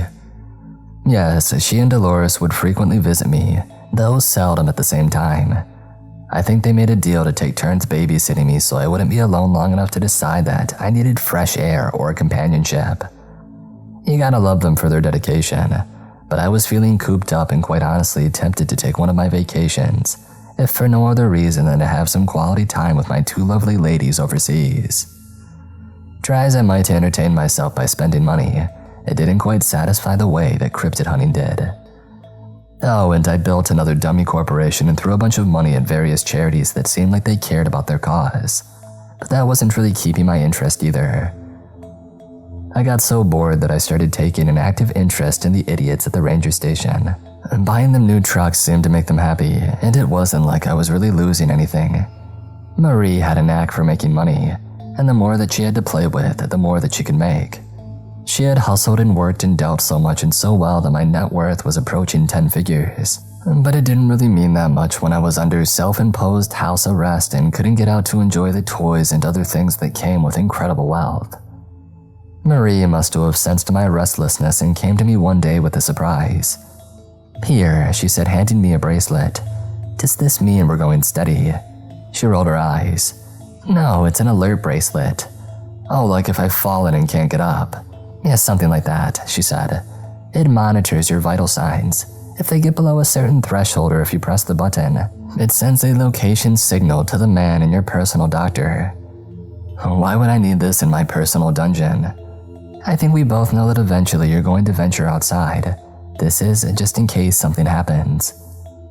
Keep it," I said, handing it back to her. She covered my hands with her own and pushed it back toward me. "Oh, just wear it," she said, her eyes glistening. "Please." She turned and walked away, wiping her eyes. I took the bracelet and set it on my bedstand. It was almost 3 months to the day when I finally decided that I'd had enough. Marie had been sick and didn't come to visit me, so I took my chance. Driving to the station and walking in was like a breath of fresh air. As soon as I walked in, Jeff shot out of the chair like a spring launched him. How's it going, boss?" he said. "Relax, I'm not here to run the show, just wondering what's been happening." "Oh, what do you mean? We've all been doing our jobs like we're supposed to." "I'm sure you have," I said in what was trying to be a soothing tone before Jeff had a heart attack right in front of me.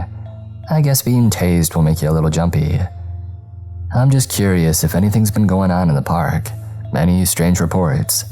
"Nothing that we can't handle," Jeff said with a mixture of pride and defiance showing through his fear. "There's been a few hikers injured by an unidentified creature," Nancy said from behind me. "Has it been identified?" I said, turning toward her. Nothing conclusive. Vague accounts from victims say that it's large, bipedal and covered in hair. One called it like a weird Bigfoot." "What have their injuries been?" "Claw marks mostly. One of them was bitten and was examined for rabies." "Any specific place where these attacks have taken place?" Nancy led me over to the map table. There were 2 distinct marks in red on the map that weren't very far apart. "Here's where the attacks have taken place," she said, indicating the red spots. I pulled out my phone and took pictures of the map. "Anything else that I should know about them?" I said. Nancy pondered that for a moment. "Oh, they took place around a month apart." "Was there a full moon when they happened?" She stepped over to a calendar hanging on the wall, flipped up the page and then let it fall. "My God, I never thought to check. Yeah, they both happened on a full moon." I bolted for the door before she was done talking. My truck sprayed gravel as I floored it, heading toward the areas where the attacks had happened. They weren't very far from each other, so I had a reasonably small area to search. Parking my truck at a trailhead that was in between the 2 sites, I loaded up with my equipment. My backpack had been reloaded with a new parachute and my belt held 3 standard weapons: a taser, a tranq gun, and a .45 automatic, with plenty of extra rounds for each. I ejected the clip and reached into a cabinet in the back of the truck to pull out a clip loaded with special silver-tipped rounds. I stared at them for a long moment inside before loading them into a .45, and then grabbed 2 more clips of silver-tipped rounds and put them in the clip holders of my belt. My nightmare flooded back into my mind and mixed with Dolores' vision. I tried to swallow the fear. This was the life that I had chosen. This was what I was good at. And if I didn't deal with this threat, somebody else would have to. I mean, there was no one else. It was my responsibility. I should have let the man take Billy months ago, but I was in denial and didn't want to see what was right in front of me. All of my bullheaded, self-reliant, arrogant nonsense was coming back to bite me. If only I had reached out to those who were right there and willing to help me. Maybe it wouldn't have come to this. Perhaps if I had hired a dozen men to go take care of this problem for me, it would have turned out differently. But in the end, I knew that's not who I am. I love handling these problems by myself. It's a thrill like no other, and as many times as I've cheated death eventually, I would have to face it. I was about to die. That thought made me hesitate as I took a step toward the trail and began my hunt. The only way to save my life was to kill my friend. As I started down the trail in the fading light, I turned on the headlights strapped to my forehead. It was all that I could do to focus on where I was going as memories of Billy flooded my mind. His smart aleck remark when I bought the first drone while searching for the Jersey Devil, the truck he destroyed while driving through an empty field, the absolute terror in his eyes at the prospect of walking through the dark tunnel under the house, the hopeless feeling of watching Dell tear into him, the look of utter betrayal when I captured the Mothman, and the rage burning in his eyes when his ghost friend was taken away. I never thought this kid would make it this far. I thought he would quit after the first encounter with a cryptid, but he didn't. He thrived on it nearly as much as I did. As much of a loner as I am, I liked having Billy around, because I saw some of me in the way he wanted to get out there and hunt. The truth was, I missed him. I traveled a mile before my thoughts came back to the hunt ahead of me. Noises had dragged my mind out of the past and into the present. There was somebody else on this trail. I could sense them. My hand drifted toward the taser on my belt. I didn't want to go lethal in case it was some random hiker blundering around in the dark on a trail that closed at night. In the end, I guess I'm still a ranger at heart, for better or worse. The soft footsteps approached slowly from the other side of a blind turn in the trail. I waited, my taser aimed where the creature would emerge. It seemed to take forever until I saw a light appear and a red dot show on my chest. Looking down, I saw it was a laser just like the one from my taser. I looked up and shone my light on whoever had their sights on me. There stood Billy, aiming his taser at me. We stared at each other, each still aiming at each other in a standoff. And then I made the worst decision of my life. I flicked the safety on and holstered my taser. Billy did the same and slowly approached. Awkward silence reigned for a long moment. "So," I said, "how have things been?" "Good," he said with a shrug.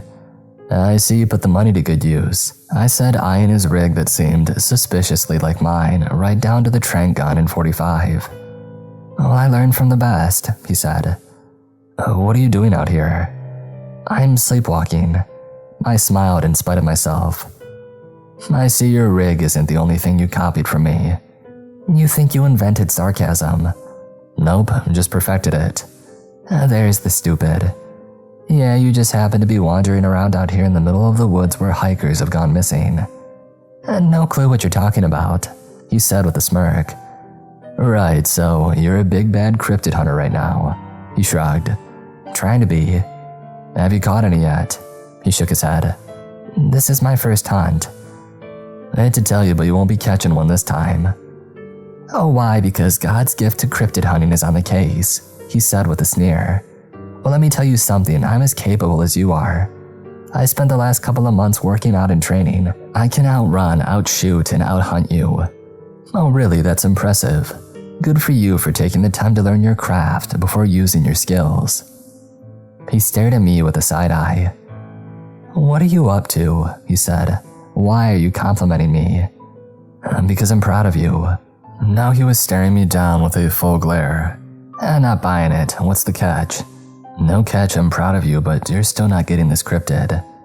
"Okay, for the sake of argument, why am I not getting this cryptid?" "Well, because it's you." His face turned from disbelief to confusion. "What do you mean?" "Remember when Dell killed you?" "I died in the hospital, but yeah." "Well, he infected you with werewolf venom." Billy's eyes went blank. "What kind of game are you playing?" "No game, I'm dead serious.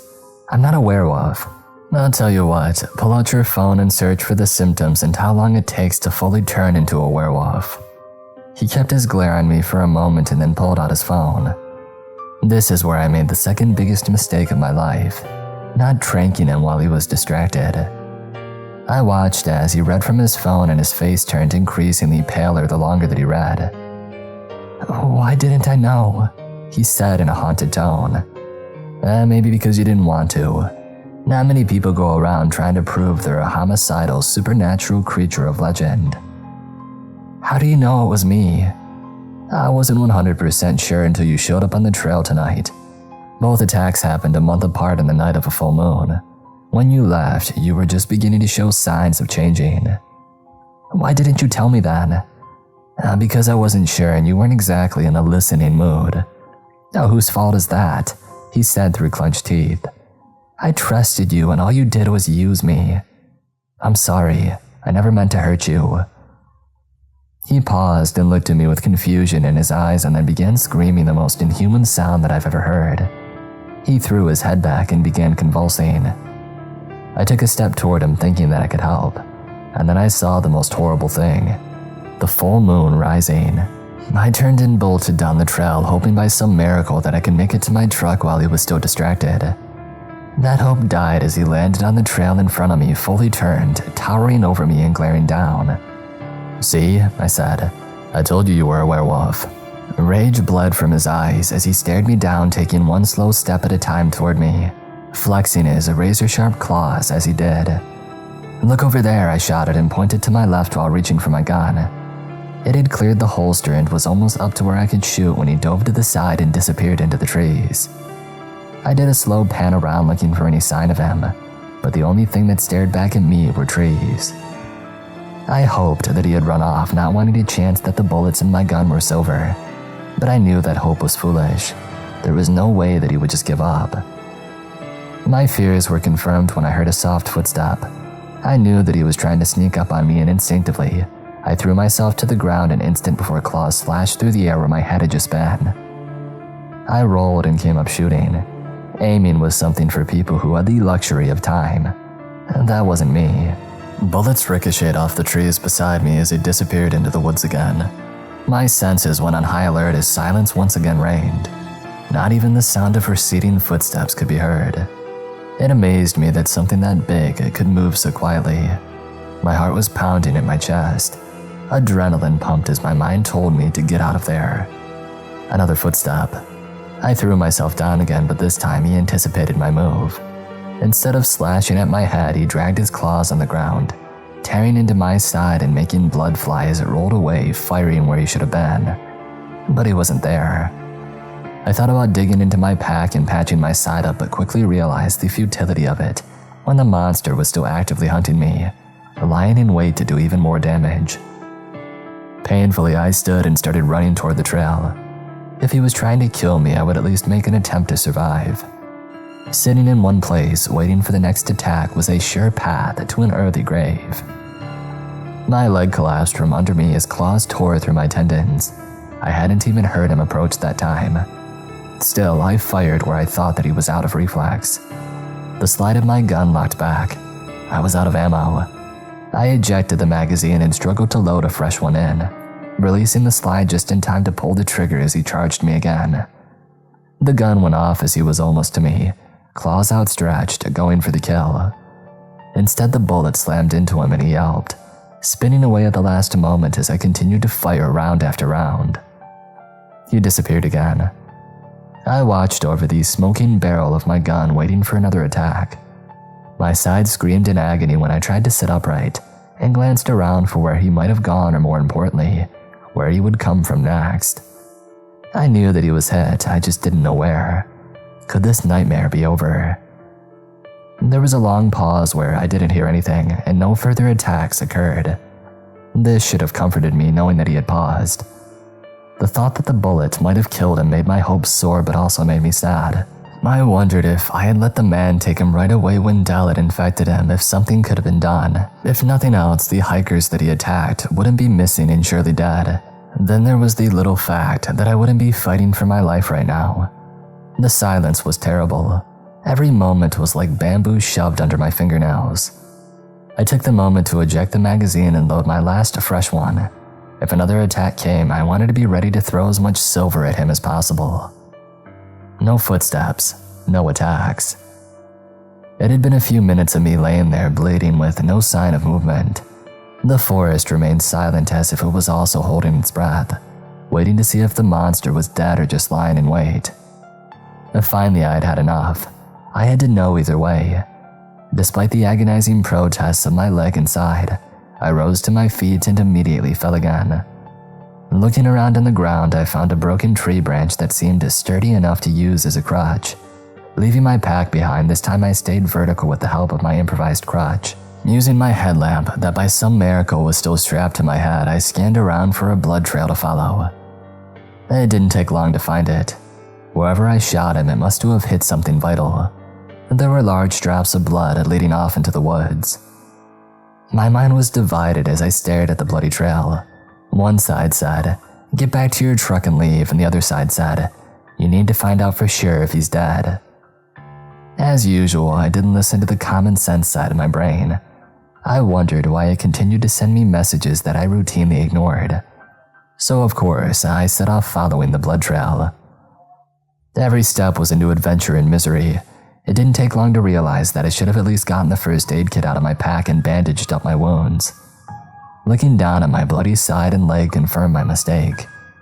But now I was on a mission to find out if this monster that used to be my helper and friend was still alive.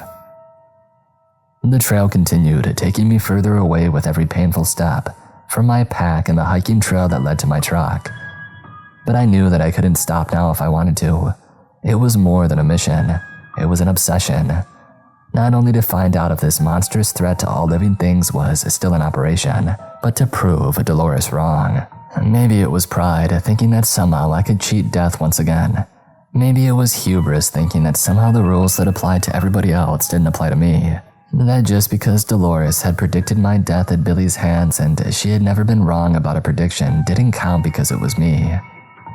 These thoughts chased each other around my head as I continued limping after the blood trail. And then suddenly it stopped. There was a pool of blood about the size of a dinner plate but nothing beyond it. The trail had simply ended. I scanned around and raised my gun, but there was nothing but trees. As a last resort, I looked up just in time to see him falling towards me, claws outstretched. Time slowed as I aimed my gun and squeezed the trigger at the same time his claws penetrated my chest. His full weight landed on me, shoving the claws through to my back. He stood over me triumphantly as he pulled the claws out of my chest, bringing red with it that was my vital organs. I tried to say something, but my lungs couldn't push enough air for me to speak.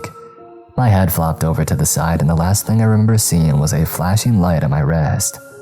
This was it. After all my adventures, all the useless risks that I had taken, I was done. There was nothing left but an empty house and a full bank account. Had my life been so useless, so unfulfilling? In the end, was Billy right? Did I really treat everybody close to me like I didn't care about them? If only I could say one last goodbye. But what would I say? Would it be some stupid sarcastic remark? Would it be some double entendre? Or by some miracle would I find the courage to tell those closest to me how I really felt about them? I guess I'll never know. Breathing had become painful, every exhale sending rivulets of blood out of my mouth to the leaf-covered ground. At least I'll die in the woods. The light faded from my eyes. The last thing I heard was a terrible racket. Not like I could do anything about it. I don't know if it was real or my imagination, but I could have sworn through it all that I heard somebody singing. I felt my heart beating slower.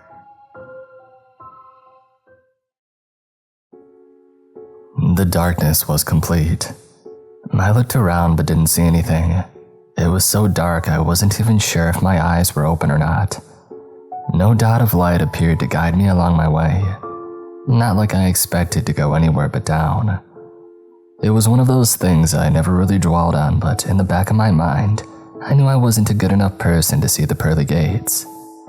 My experiences with God usually came when I needed help. I, like so many others, would pray those, "Please help me out and I'll do whatever you want," prayers. Of course, I never did get an answer. So eventually I stopped asking, knowing there was no answer or help forthcoming. But now that I seem to have some time to think about it, how would I react to someone who only ever called me when they needed something or were in a jam? Would I jump up and do all that I could to help them, knowing that in the end, once they were out of trouble, all they would do was ignore me again until the next problem came along? Probably not. I would probably block their number or just not answer when I saw their name come up on the phone. Why would God be any different? Okay, I figured it out. I'm in hell, sitting here in the dark, stewing over my failures for the rest of eternity. Yep, I'm definitely in hell. At least Dante's hell had people to talk to and interact with. Maybe I'm too sarcastic to interact with anyone. Maybe that's part of my punishment, being left alone with no one to antagonize. It could be worse. Billy could be here, chasing me around for all eternity. Come to think of it, how do I know what's lurking in this oppressive darkness? I looked down, or at least I thought I looked down. There was no difference. I looked up, but nothing. I tried waving my hand in front of my face, but I couldn't see anything. There wasn't even a breeze from my hand. I tried to sit down, but felt nothing. Reaching down, there was no ground or floor. I could feel the bottoms of my feet, they weren't standing on anything. At least my side, leg and chest weren't hurting anymore. Pinching my arm brought no pain, just nothing. For someone who's used to chasing danger, floating here in this fishbowl of complete darkness was unnerving. Was I sitting in some sadistic snow globe on God's mantle for him to watch me and be amused? The darkness seemed to be getting lighter. I could hear sounds again. It was quiet except for the steady squeal of the heart monitor. It suddenly stopped its long, steady tone and began beeping again. Who the heck has a heart monitor in the middle of the forest? I knew that somebody was there with me. I could hear them breathing. I heard a door open and somebody stepped into the room and then gasped. "Oh my God, what have you done?"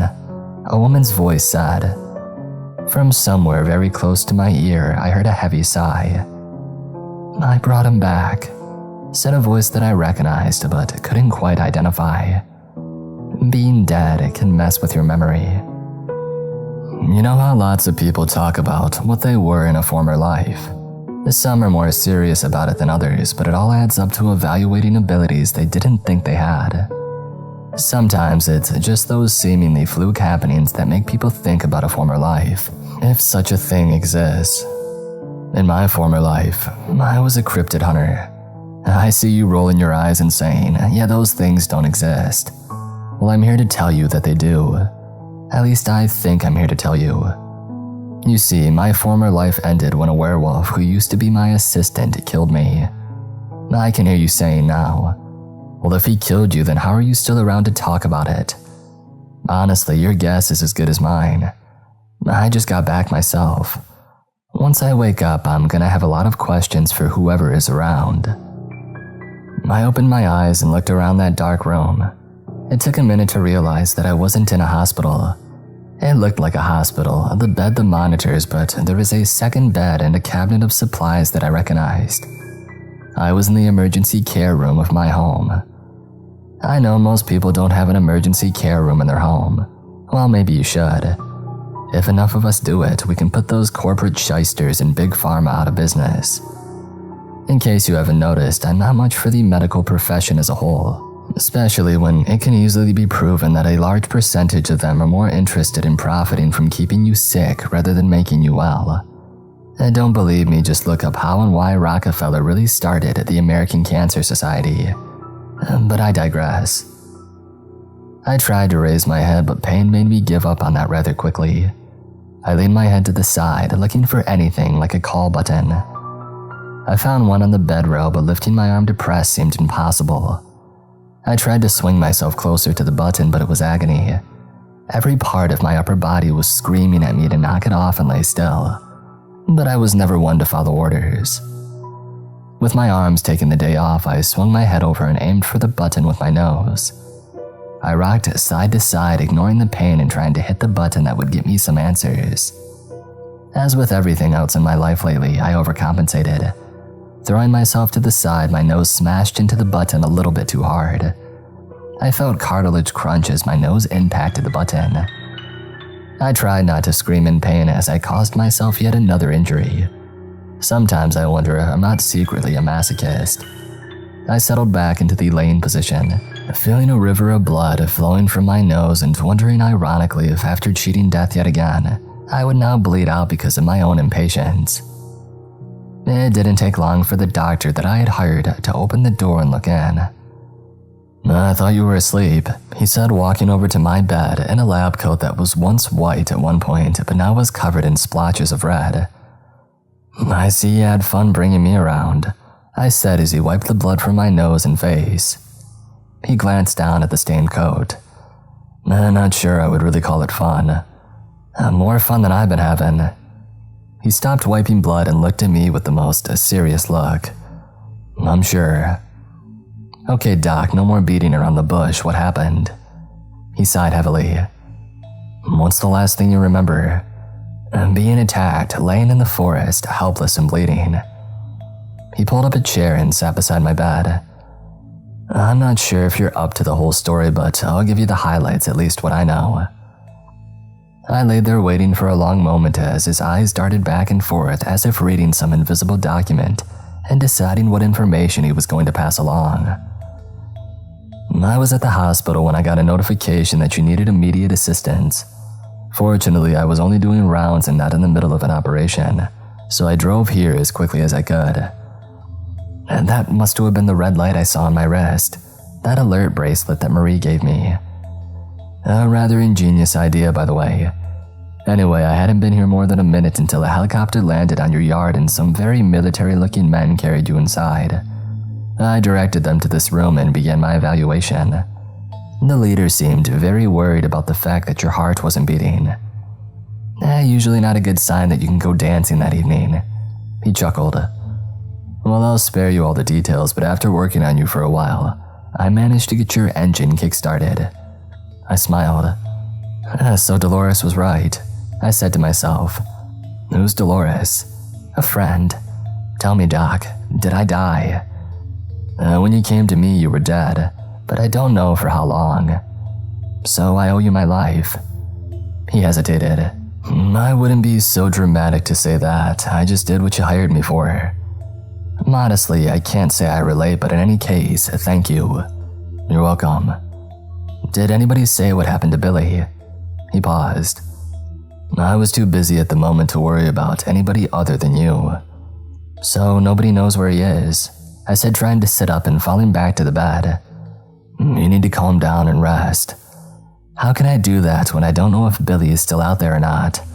Why is that important? Because Billy's the one who attacked me. He's a werewolf. The doctor's eyes grew wide. Did he bite you? I stared at him blankly. I hadn't thought about it. Everything happened so fast that I didn't have time to tell how I was being injured. I'm not sure. Well, it's extremely important that you remember. You think I don't know that, I snapped. Dell infecting Billy is what started this whole thing. I don't know what you mean. I need to talk to the man who doesn't exist. You want to talk to somebody who doesn't exist, and that doesn't make any sense. Do you know where my phone is? He looked at me with a blank expression. I think it may be in the closet with your clothes. Would you get it for me, please? We still have to figure out if you were bitten, and I will by making a call. He rubbed his face with his hands to clear away the exhaustion. I don't know how this makes any sense, but then again, we are talking about being bit by a werewolf, and none of it makes any sense. He went over to the closet and dug through my clothes, eventually coming back holding my phone. It's a little worse for wear. You should have seen it after the first werewolf attack, I said, turning it on and dialing a number. He shook his head. Is this the way the job's going to be all the time? I certainly hope not. With extreme effort, I was able to move my fingers enough to dial the number and put the phone on speaker before laying it on the bed. The doctor left the room, rubbing his neck as the line rang for the third time. Who is this? The man answered more aggressively than I thought necessary. It's your favorite cryptid hunter, who do you think it was? There was a long silence on the other end. That's not possible. I don't know how you got this phone, but I'll be tracking you down and taking it from you. No, wait, it's me. Who else would have my phone? It can't be. Why not? It's not like I haven't dodged to death before. Again, the phone was silent. Tell me something only you and I would know. I thought for a long moment. You were right about Billy. I should have let you take him when Dell first bit him instead of standing in your way. Oh my God. What's wrong with you? This was just another close call. No, it wasn't. When your alert went off, we came right away. As soon as it saw us coming, the creature ran away before we could catch him. You were dead before we got to the helicopter. My medic tried resuscitating you, but you never came around. We handed you off to the doctor, but I knew that you were gone. Well, I guess the doc did an awesome job patching me up then. It wasn't possible. From the time we got you until you were in the urgent care room was over 10 minutes.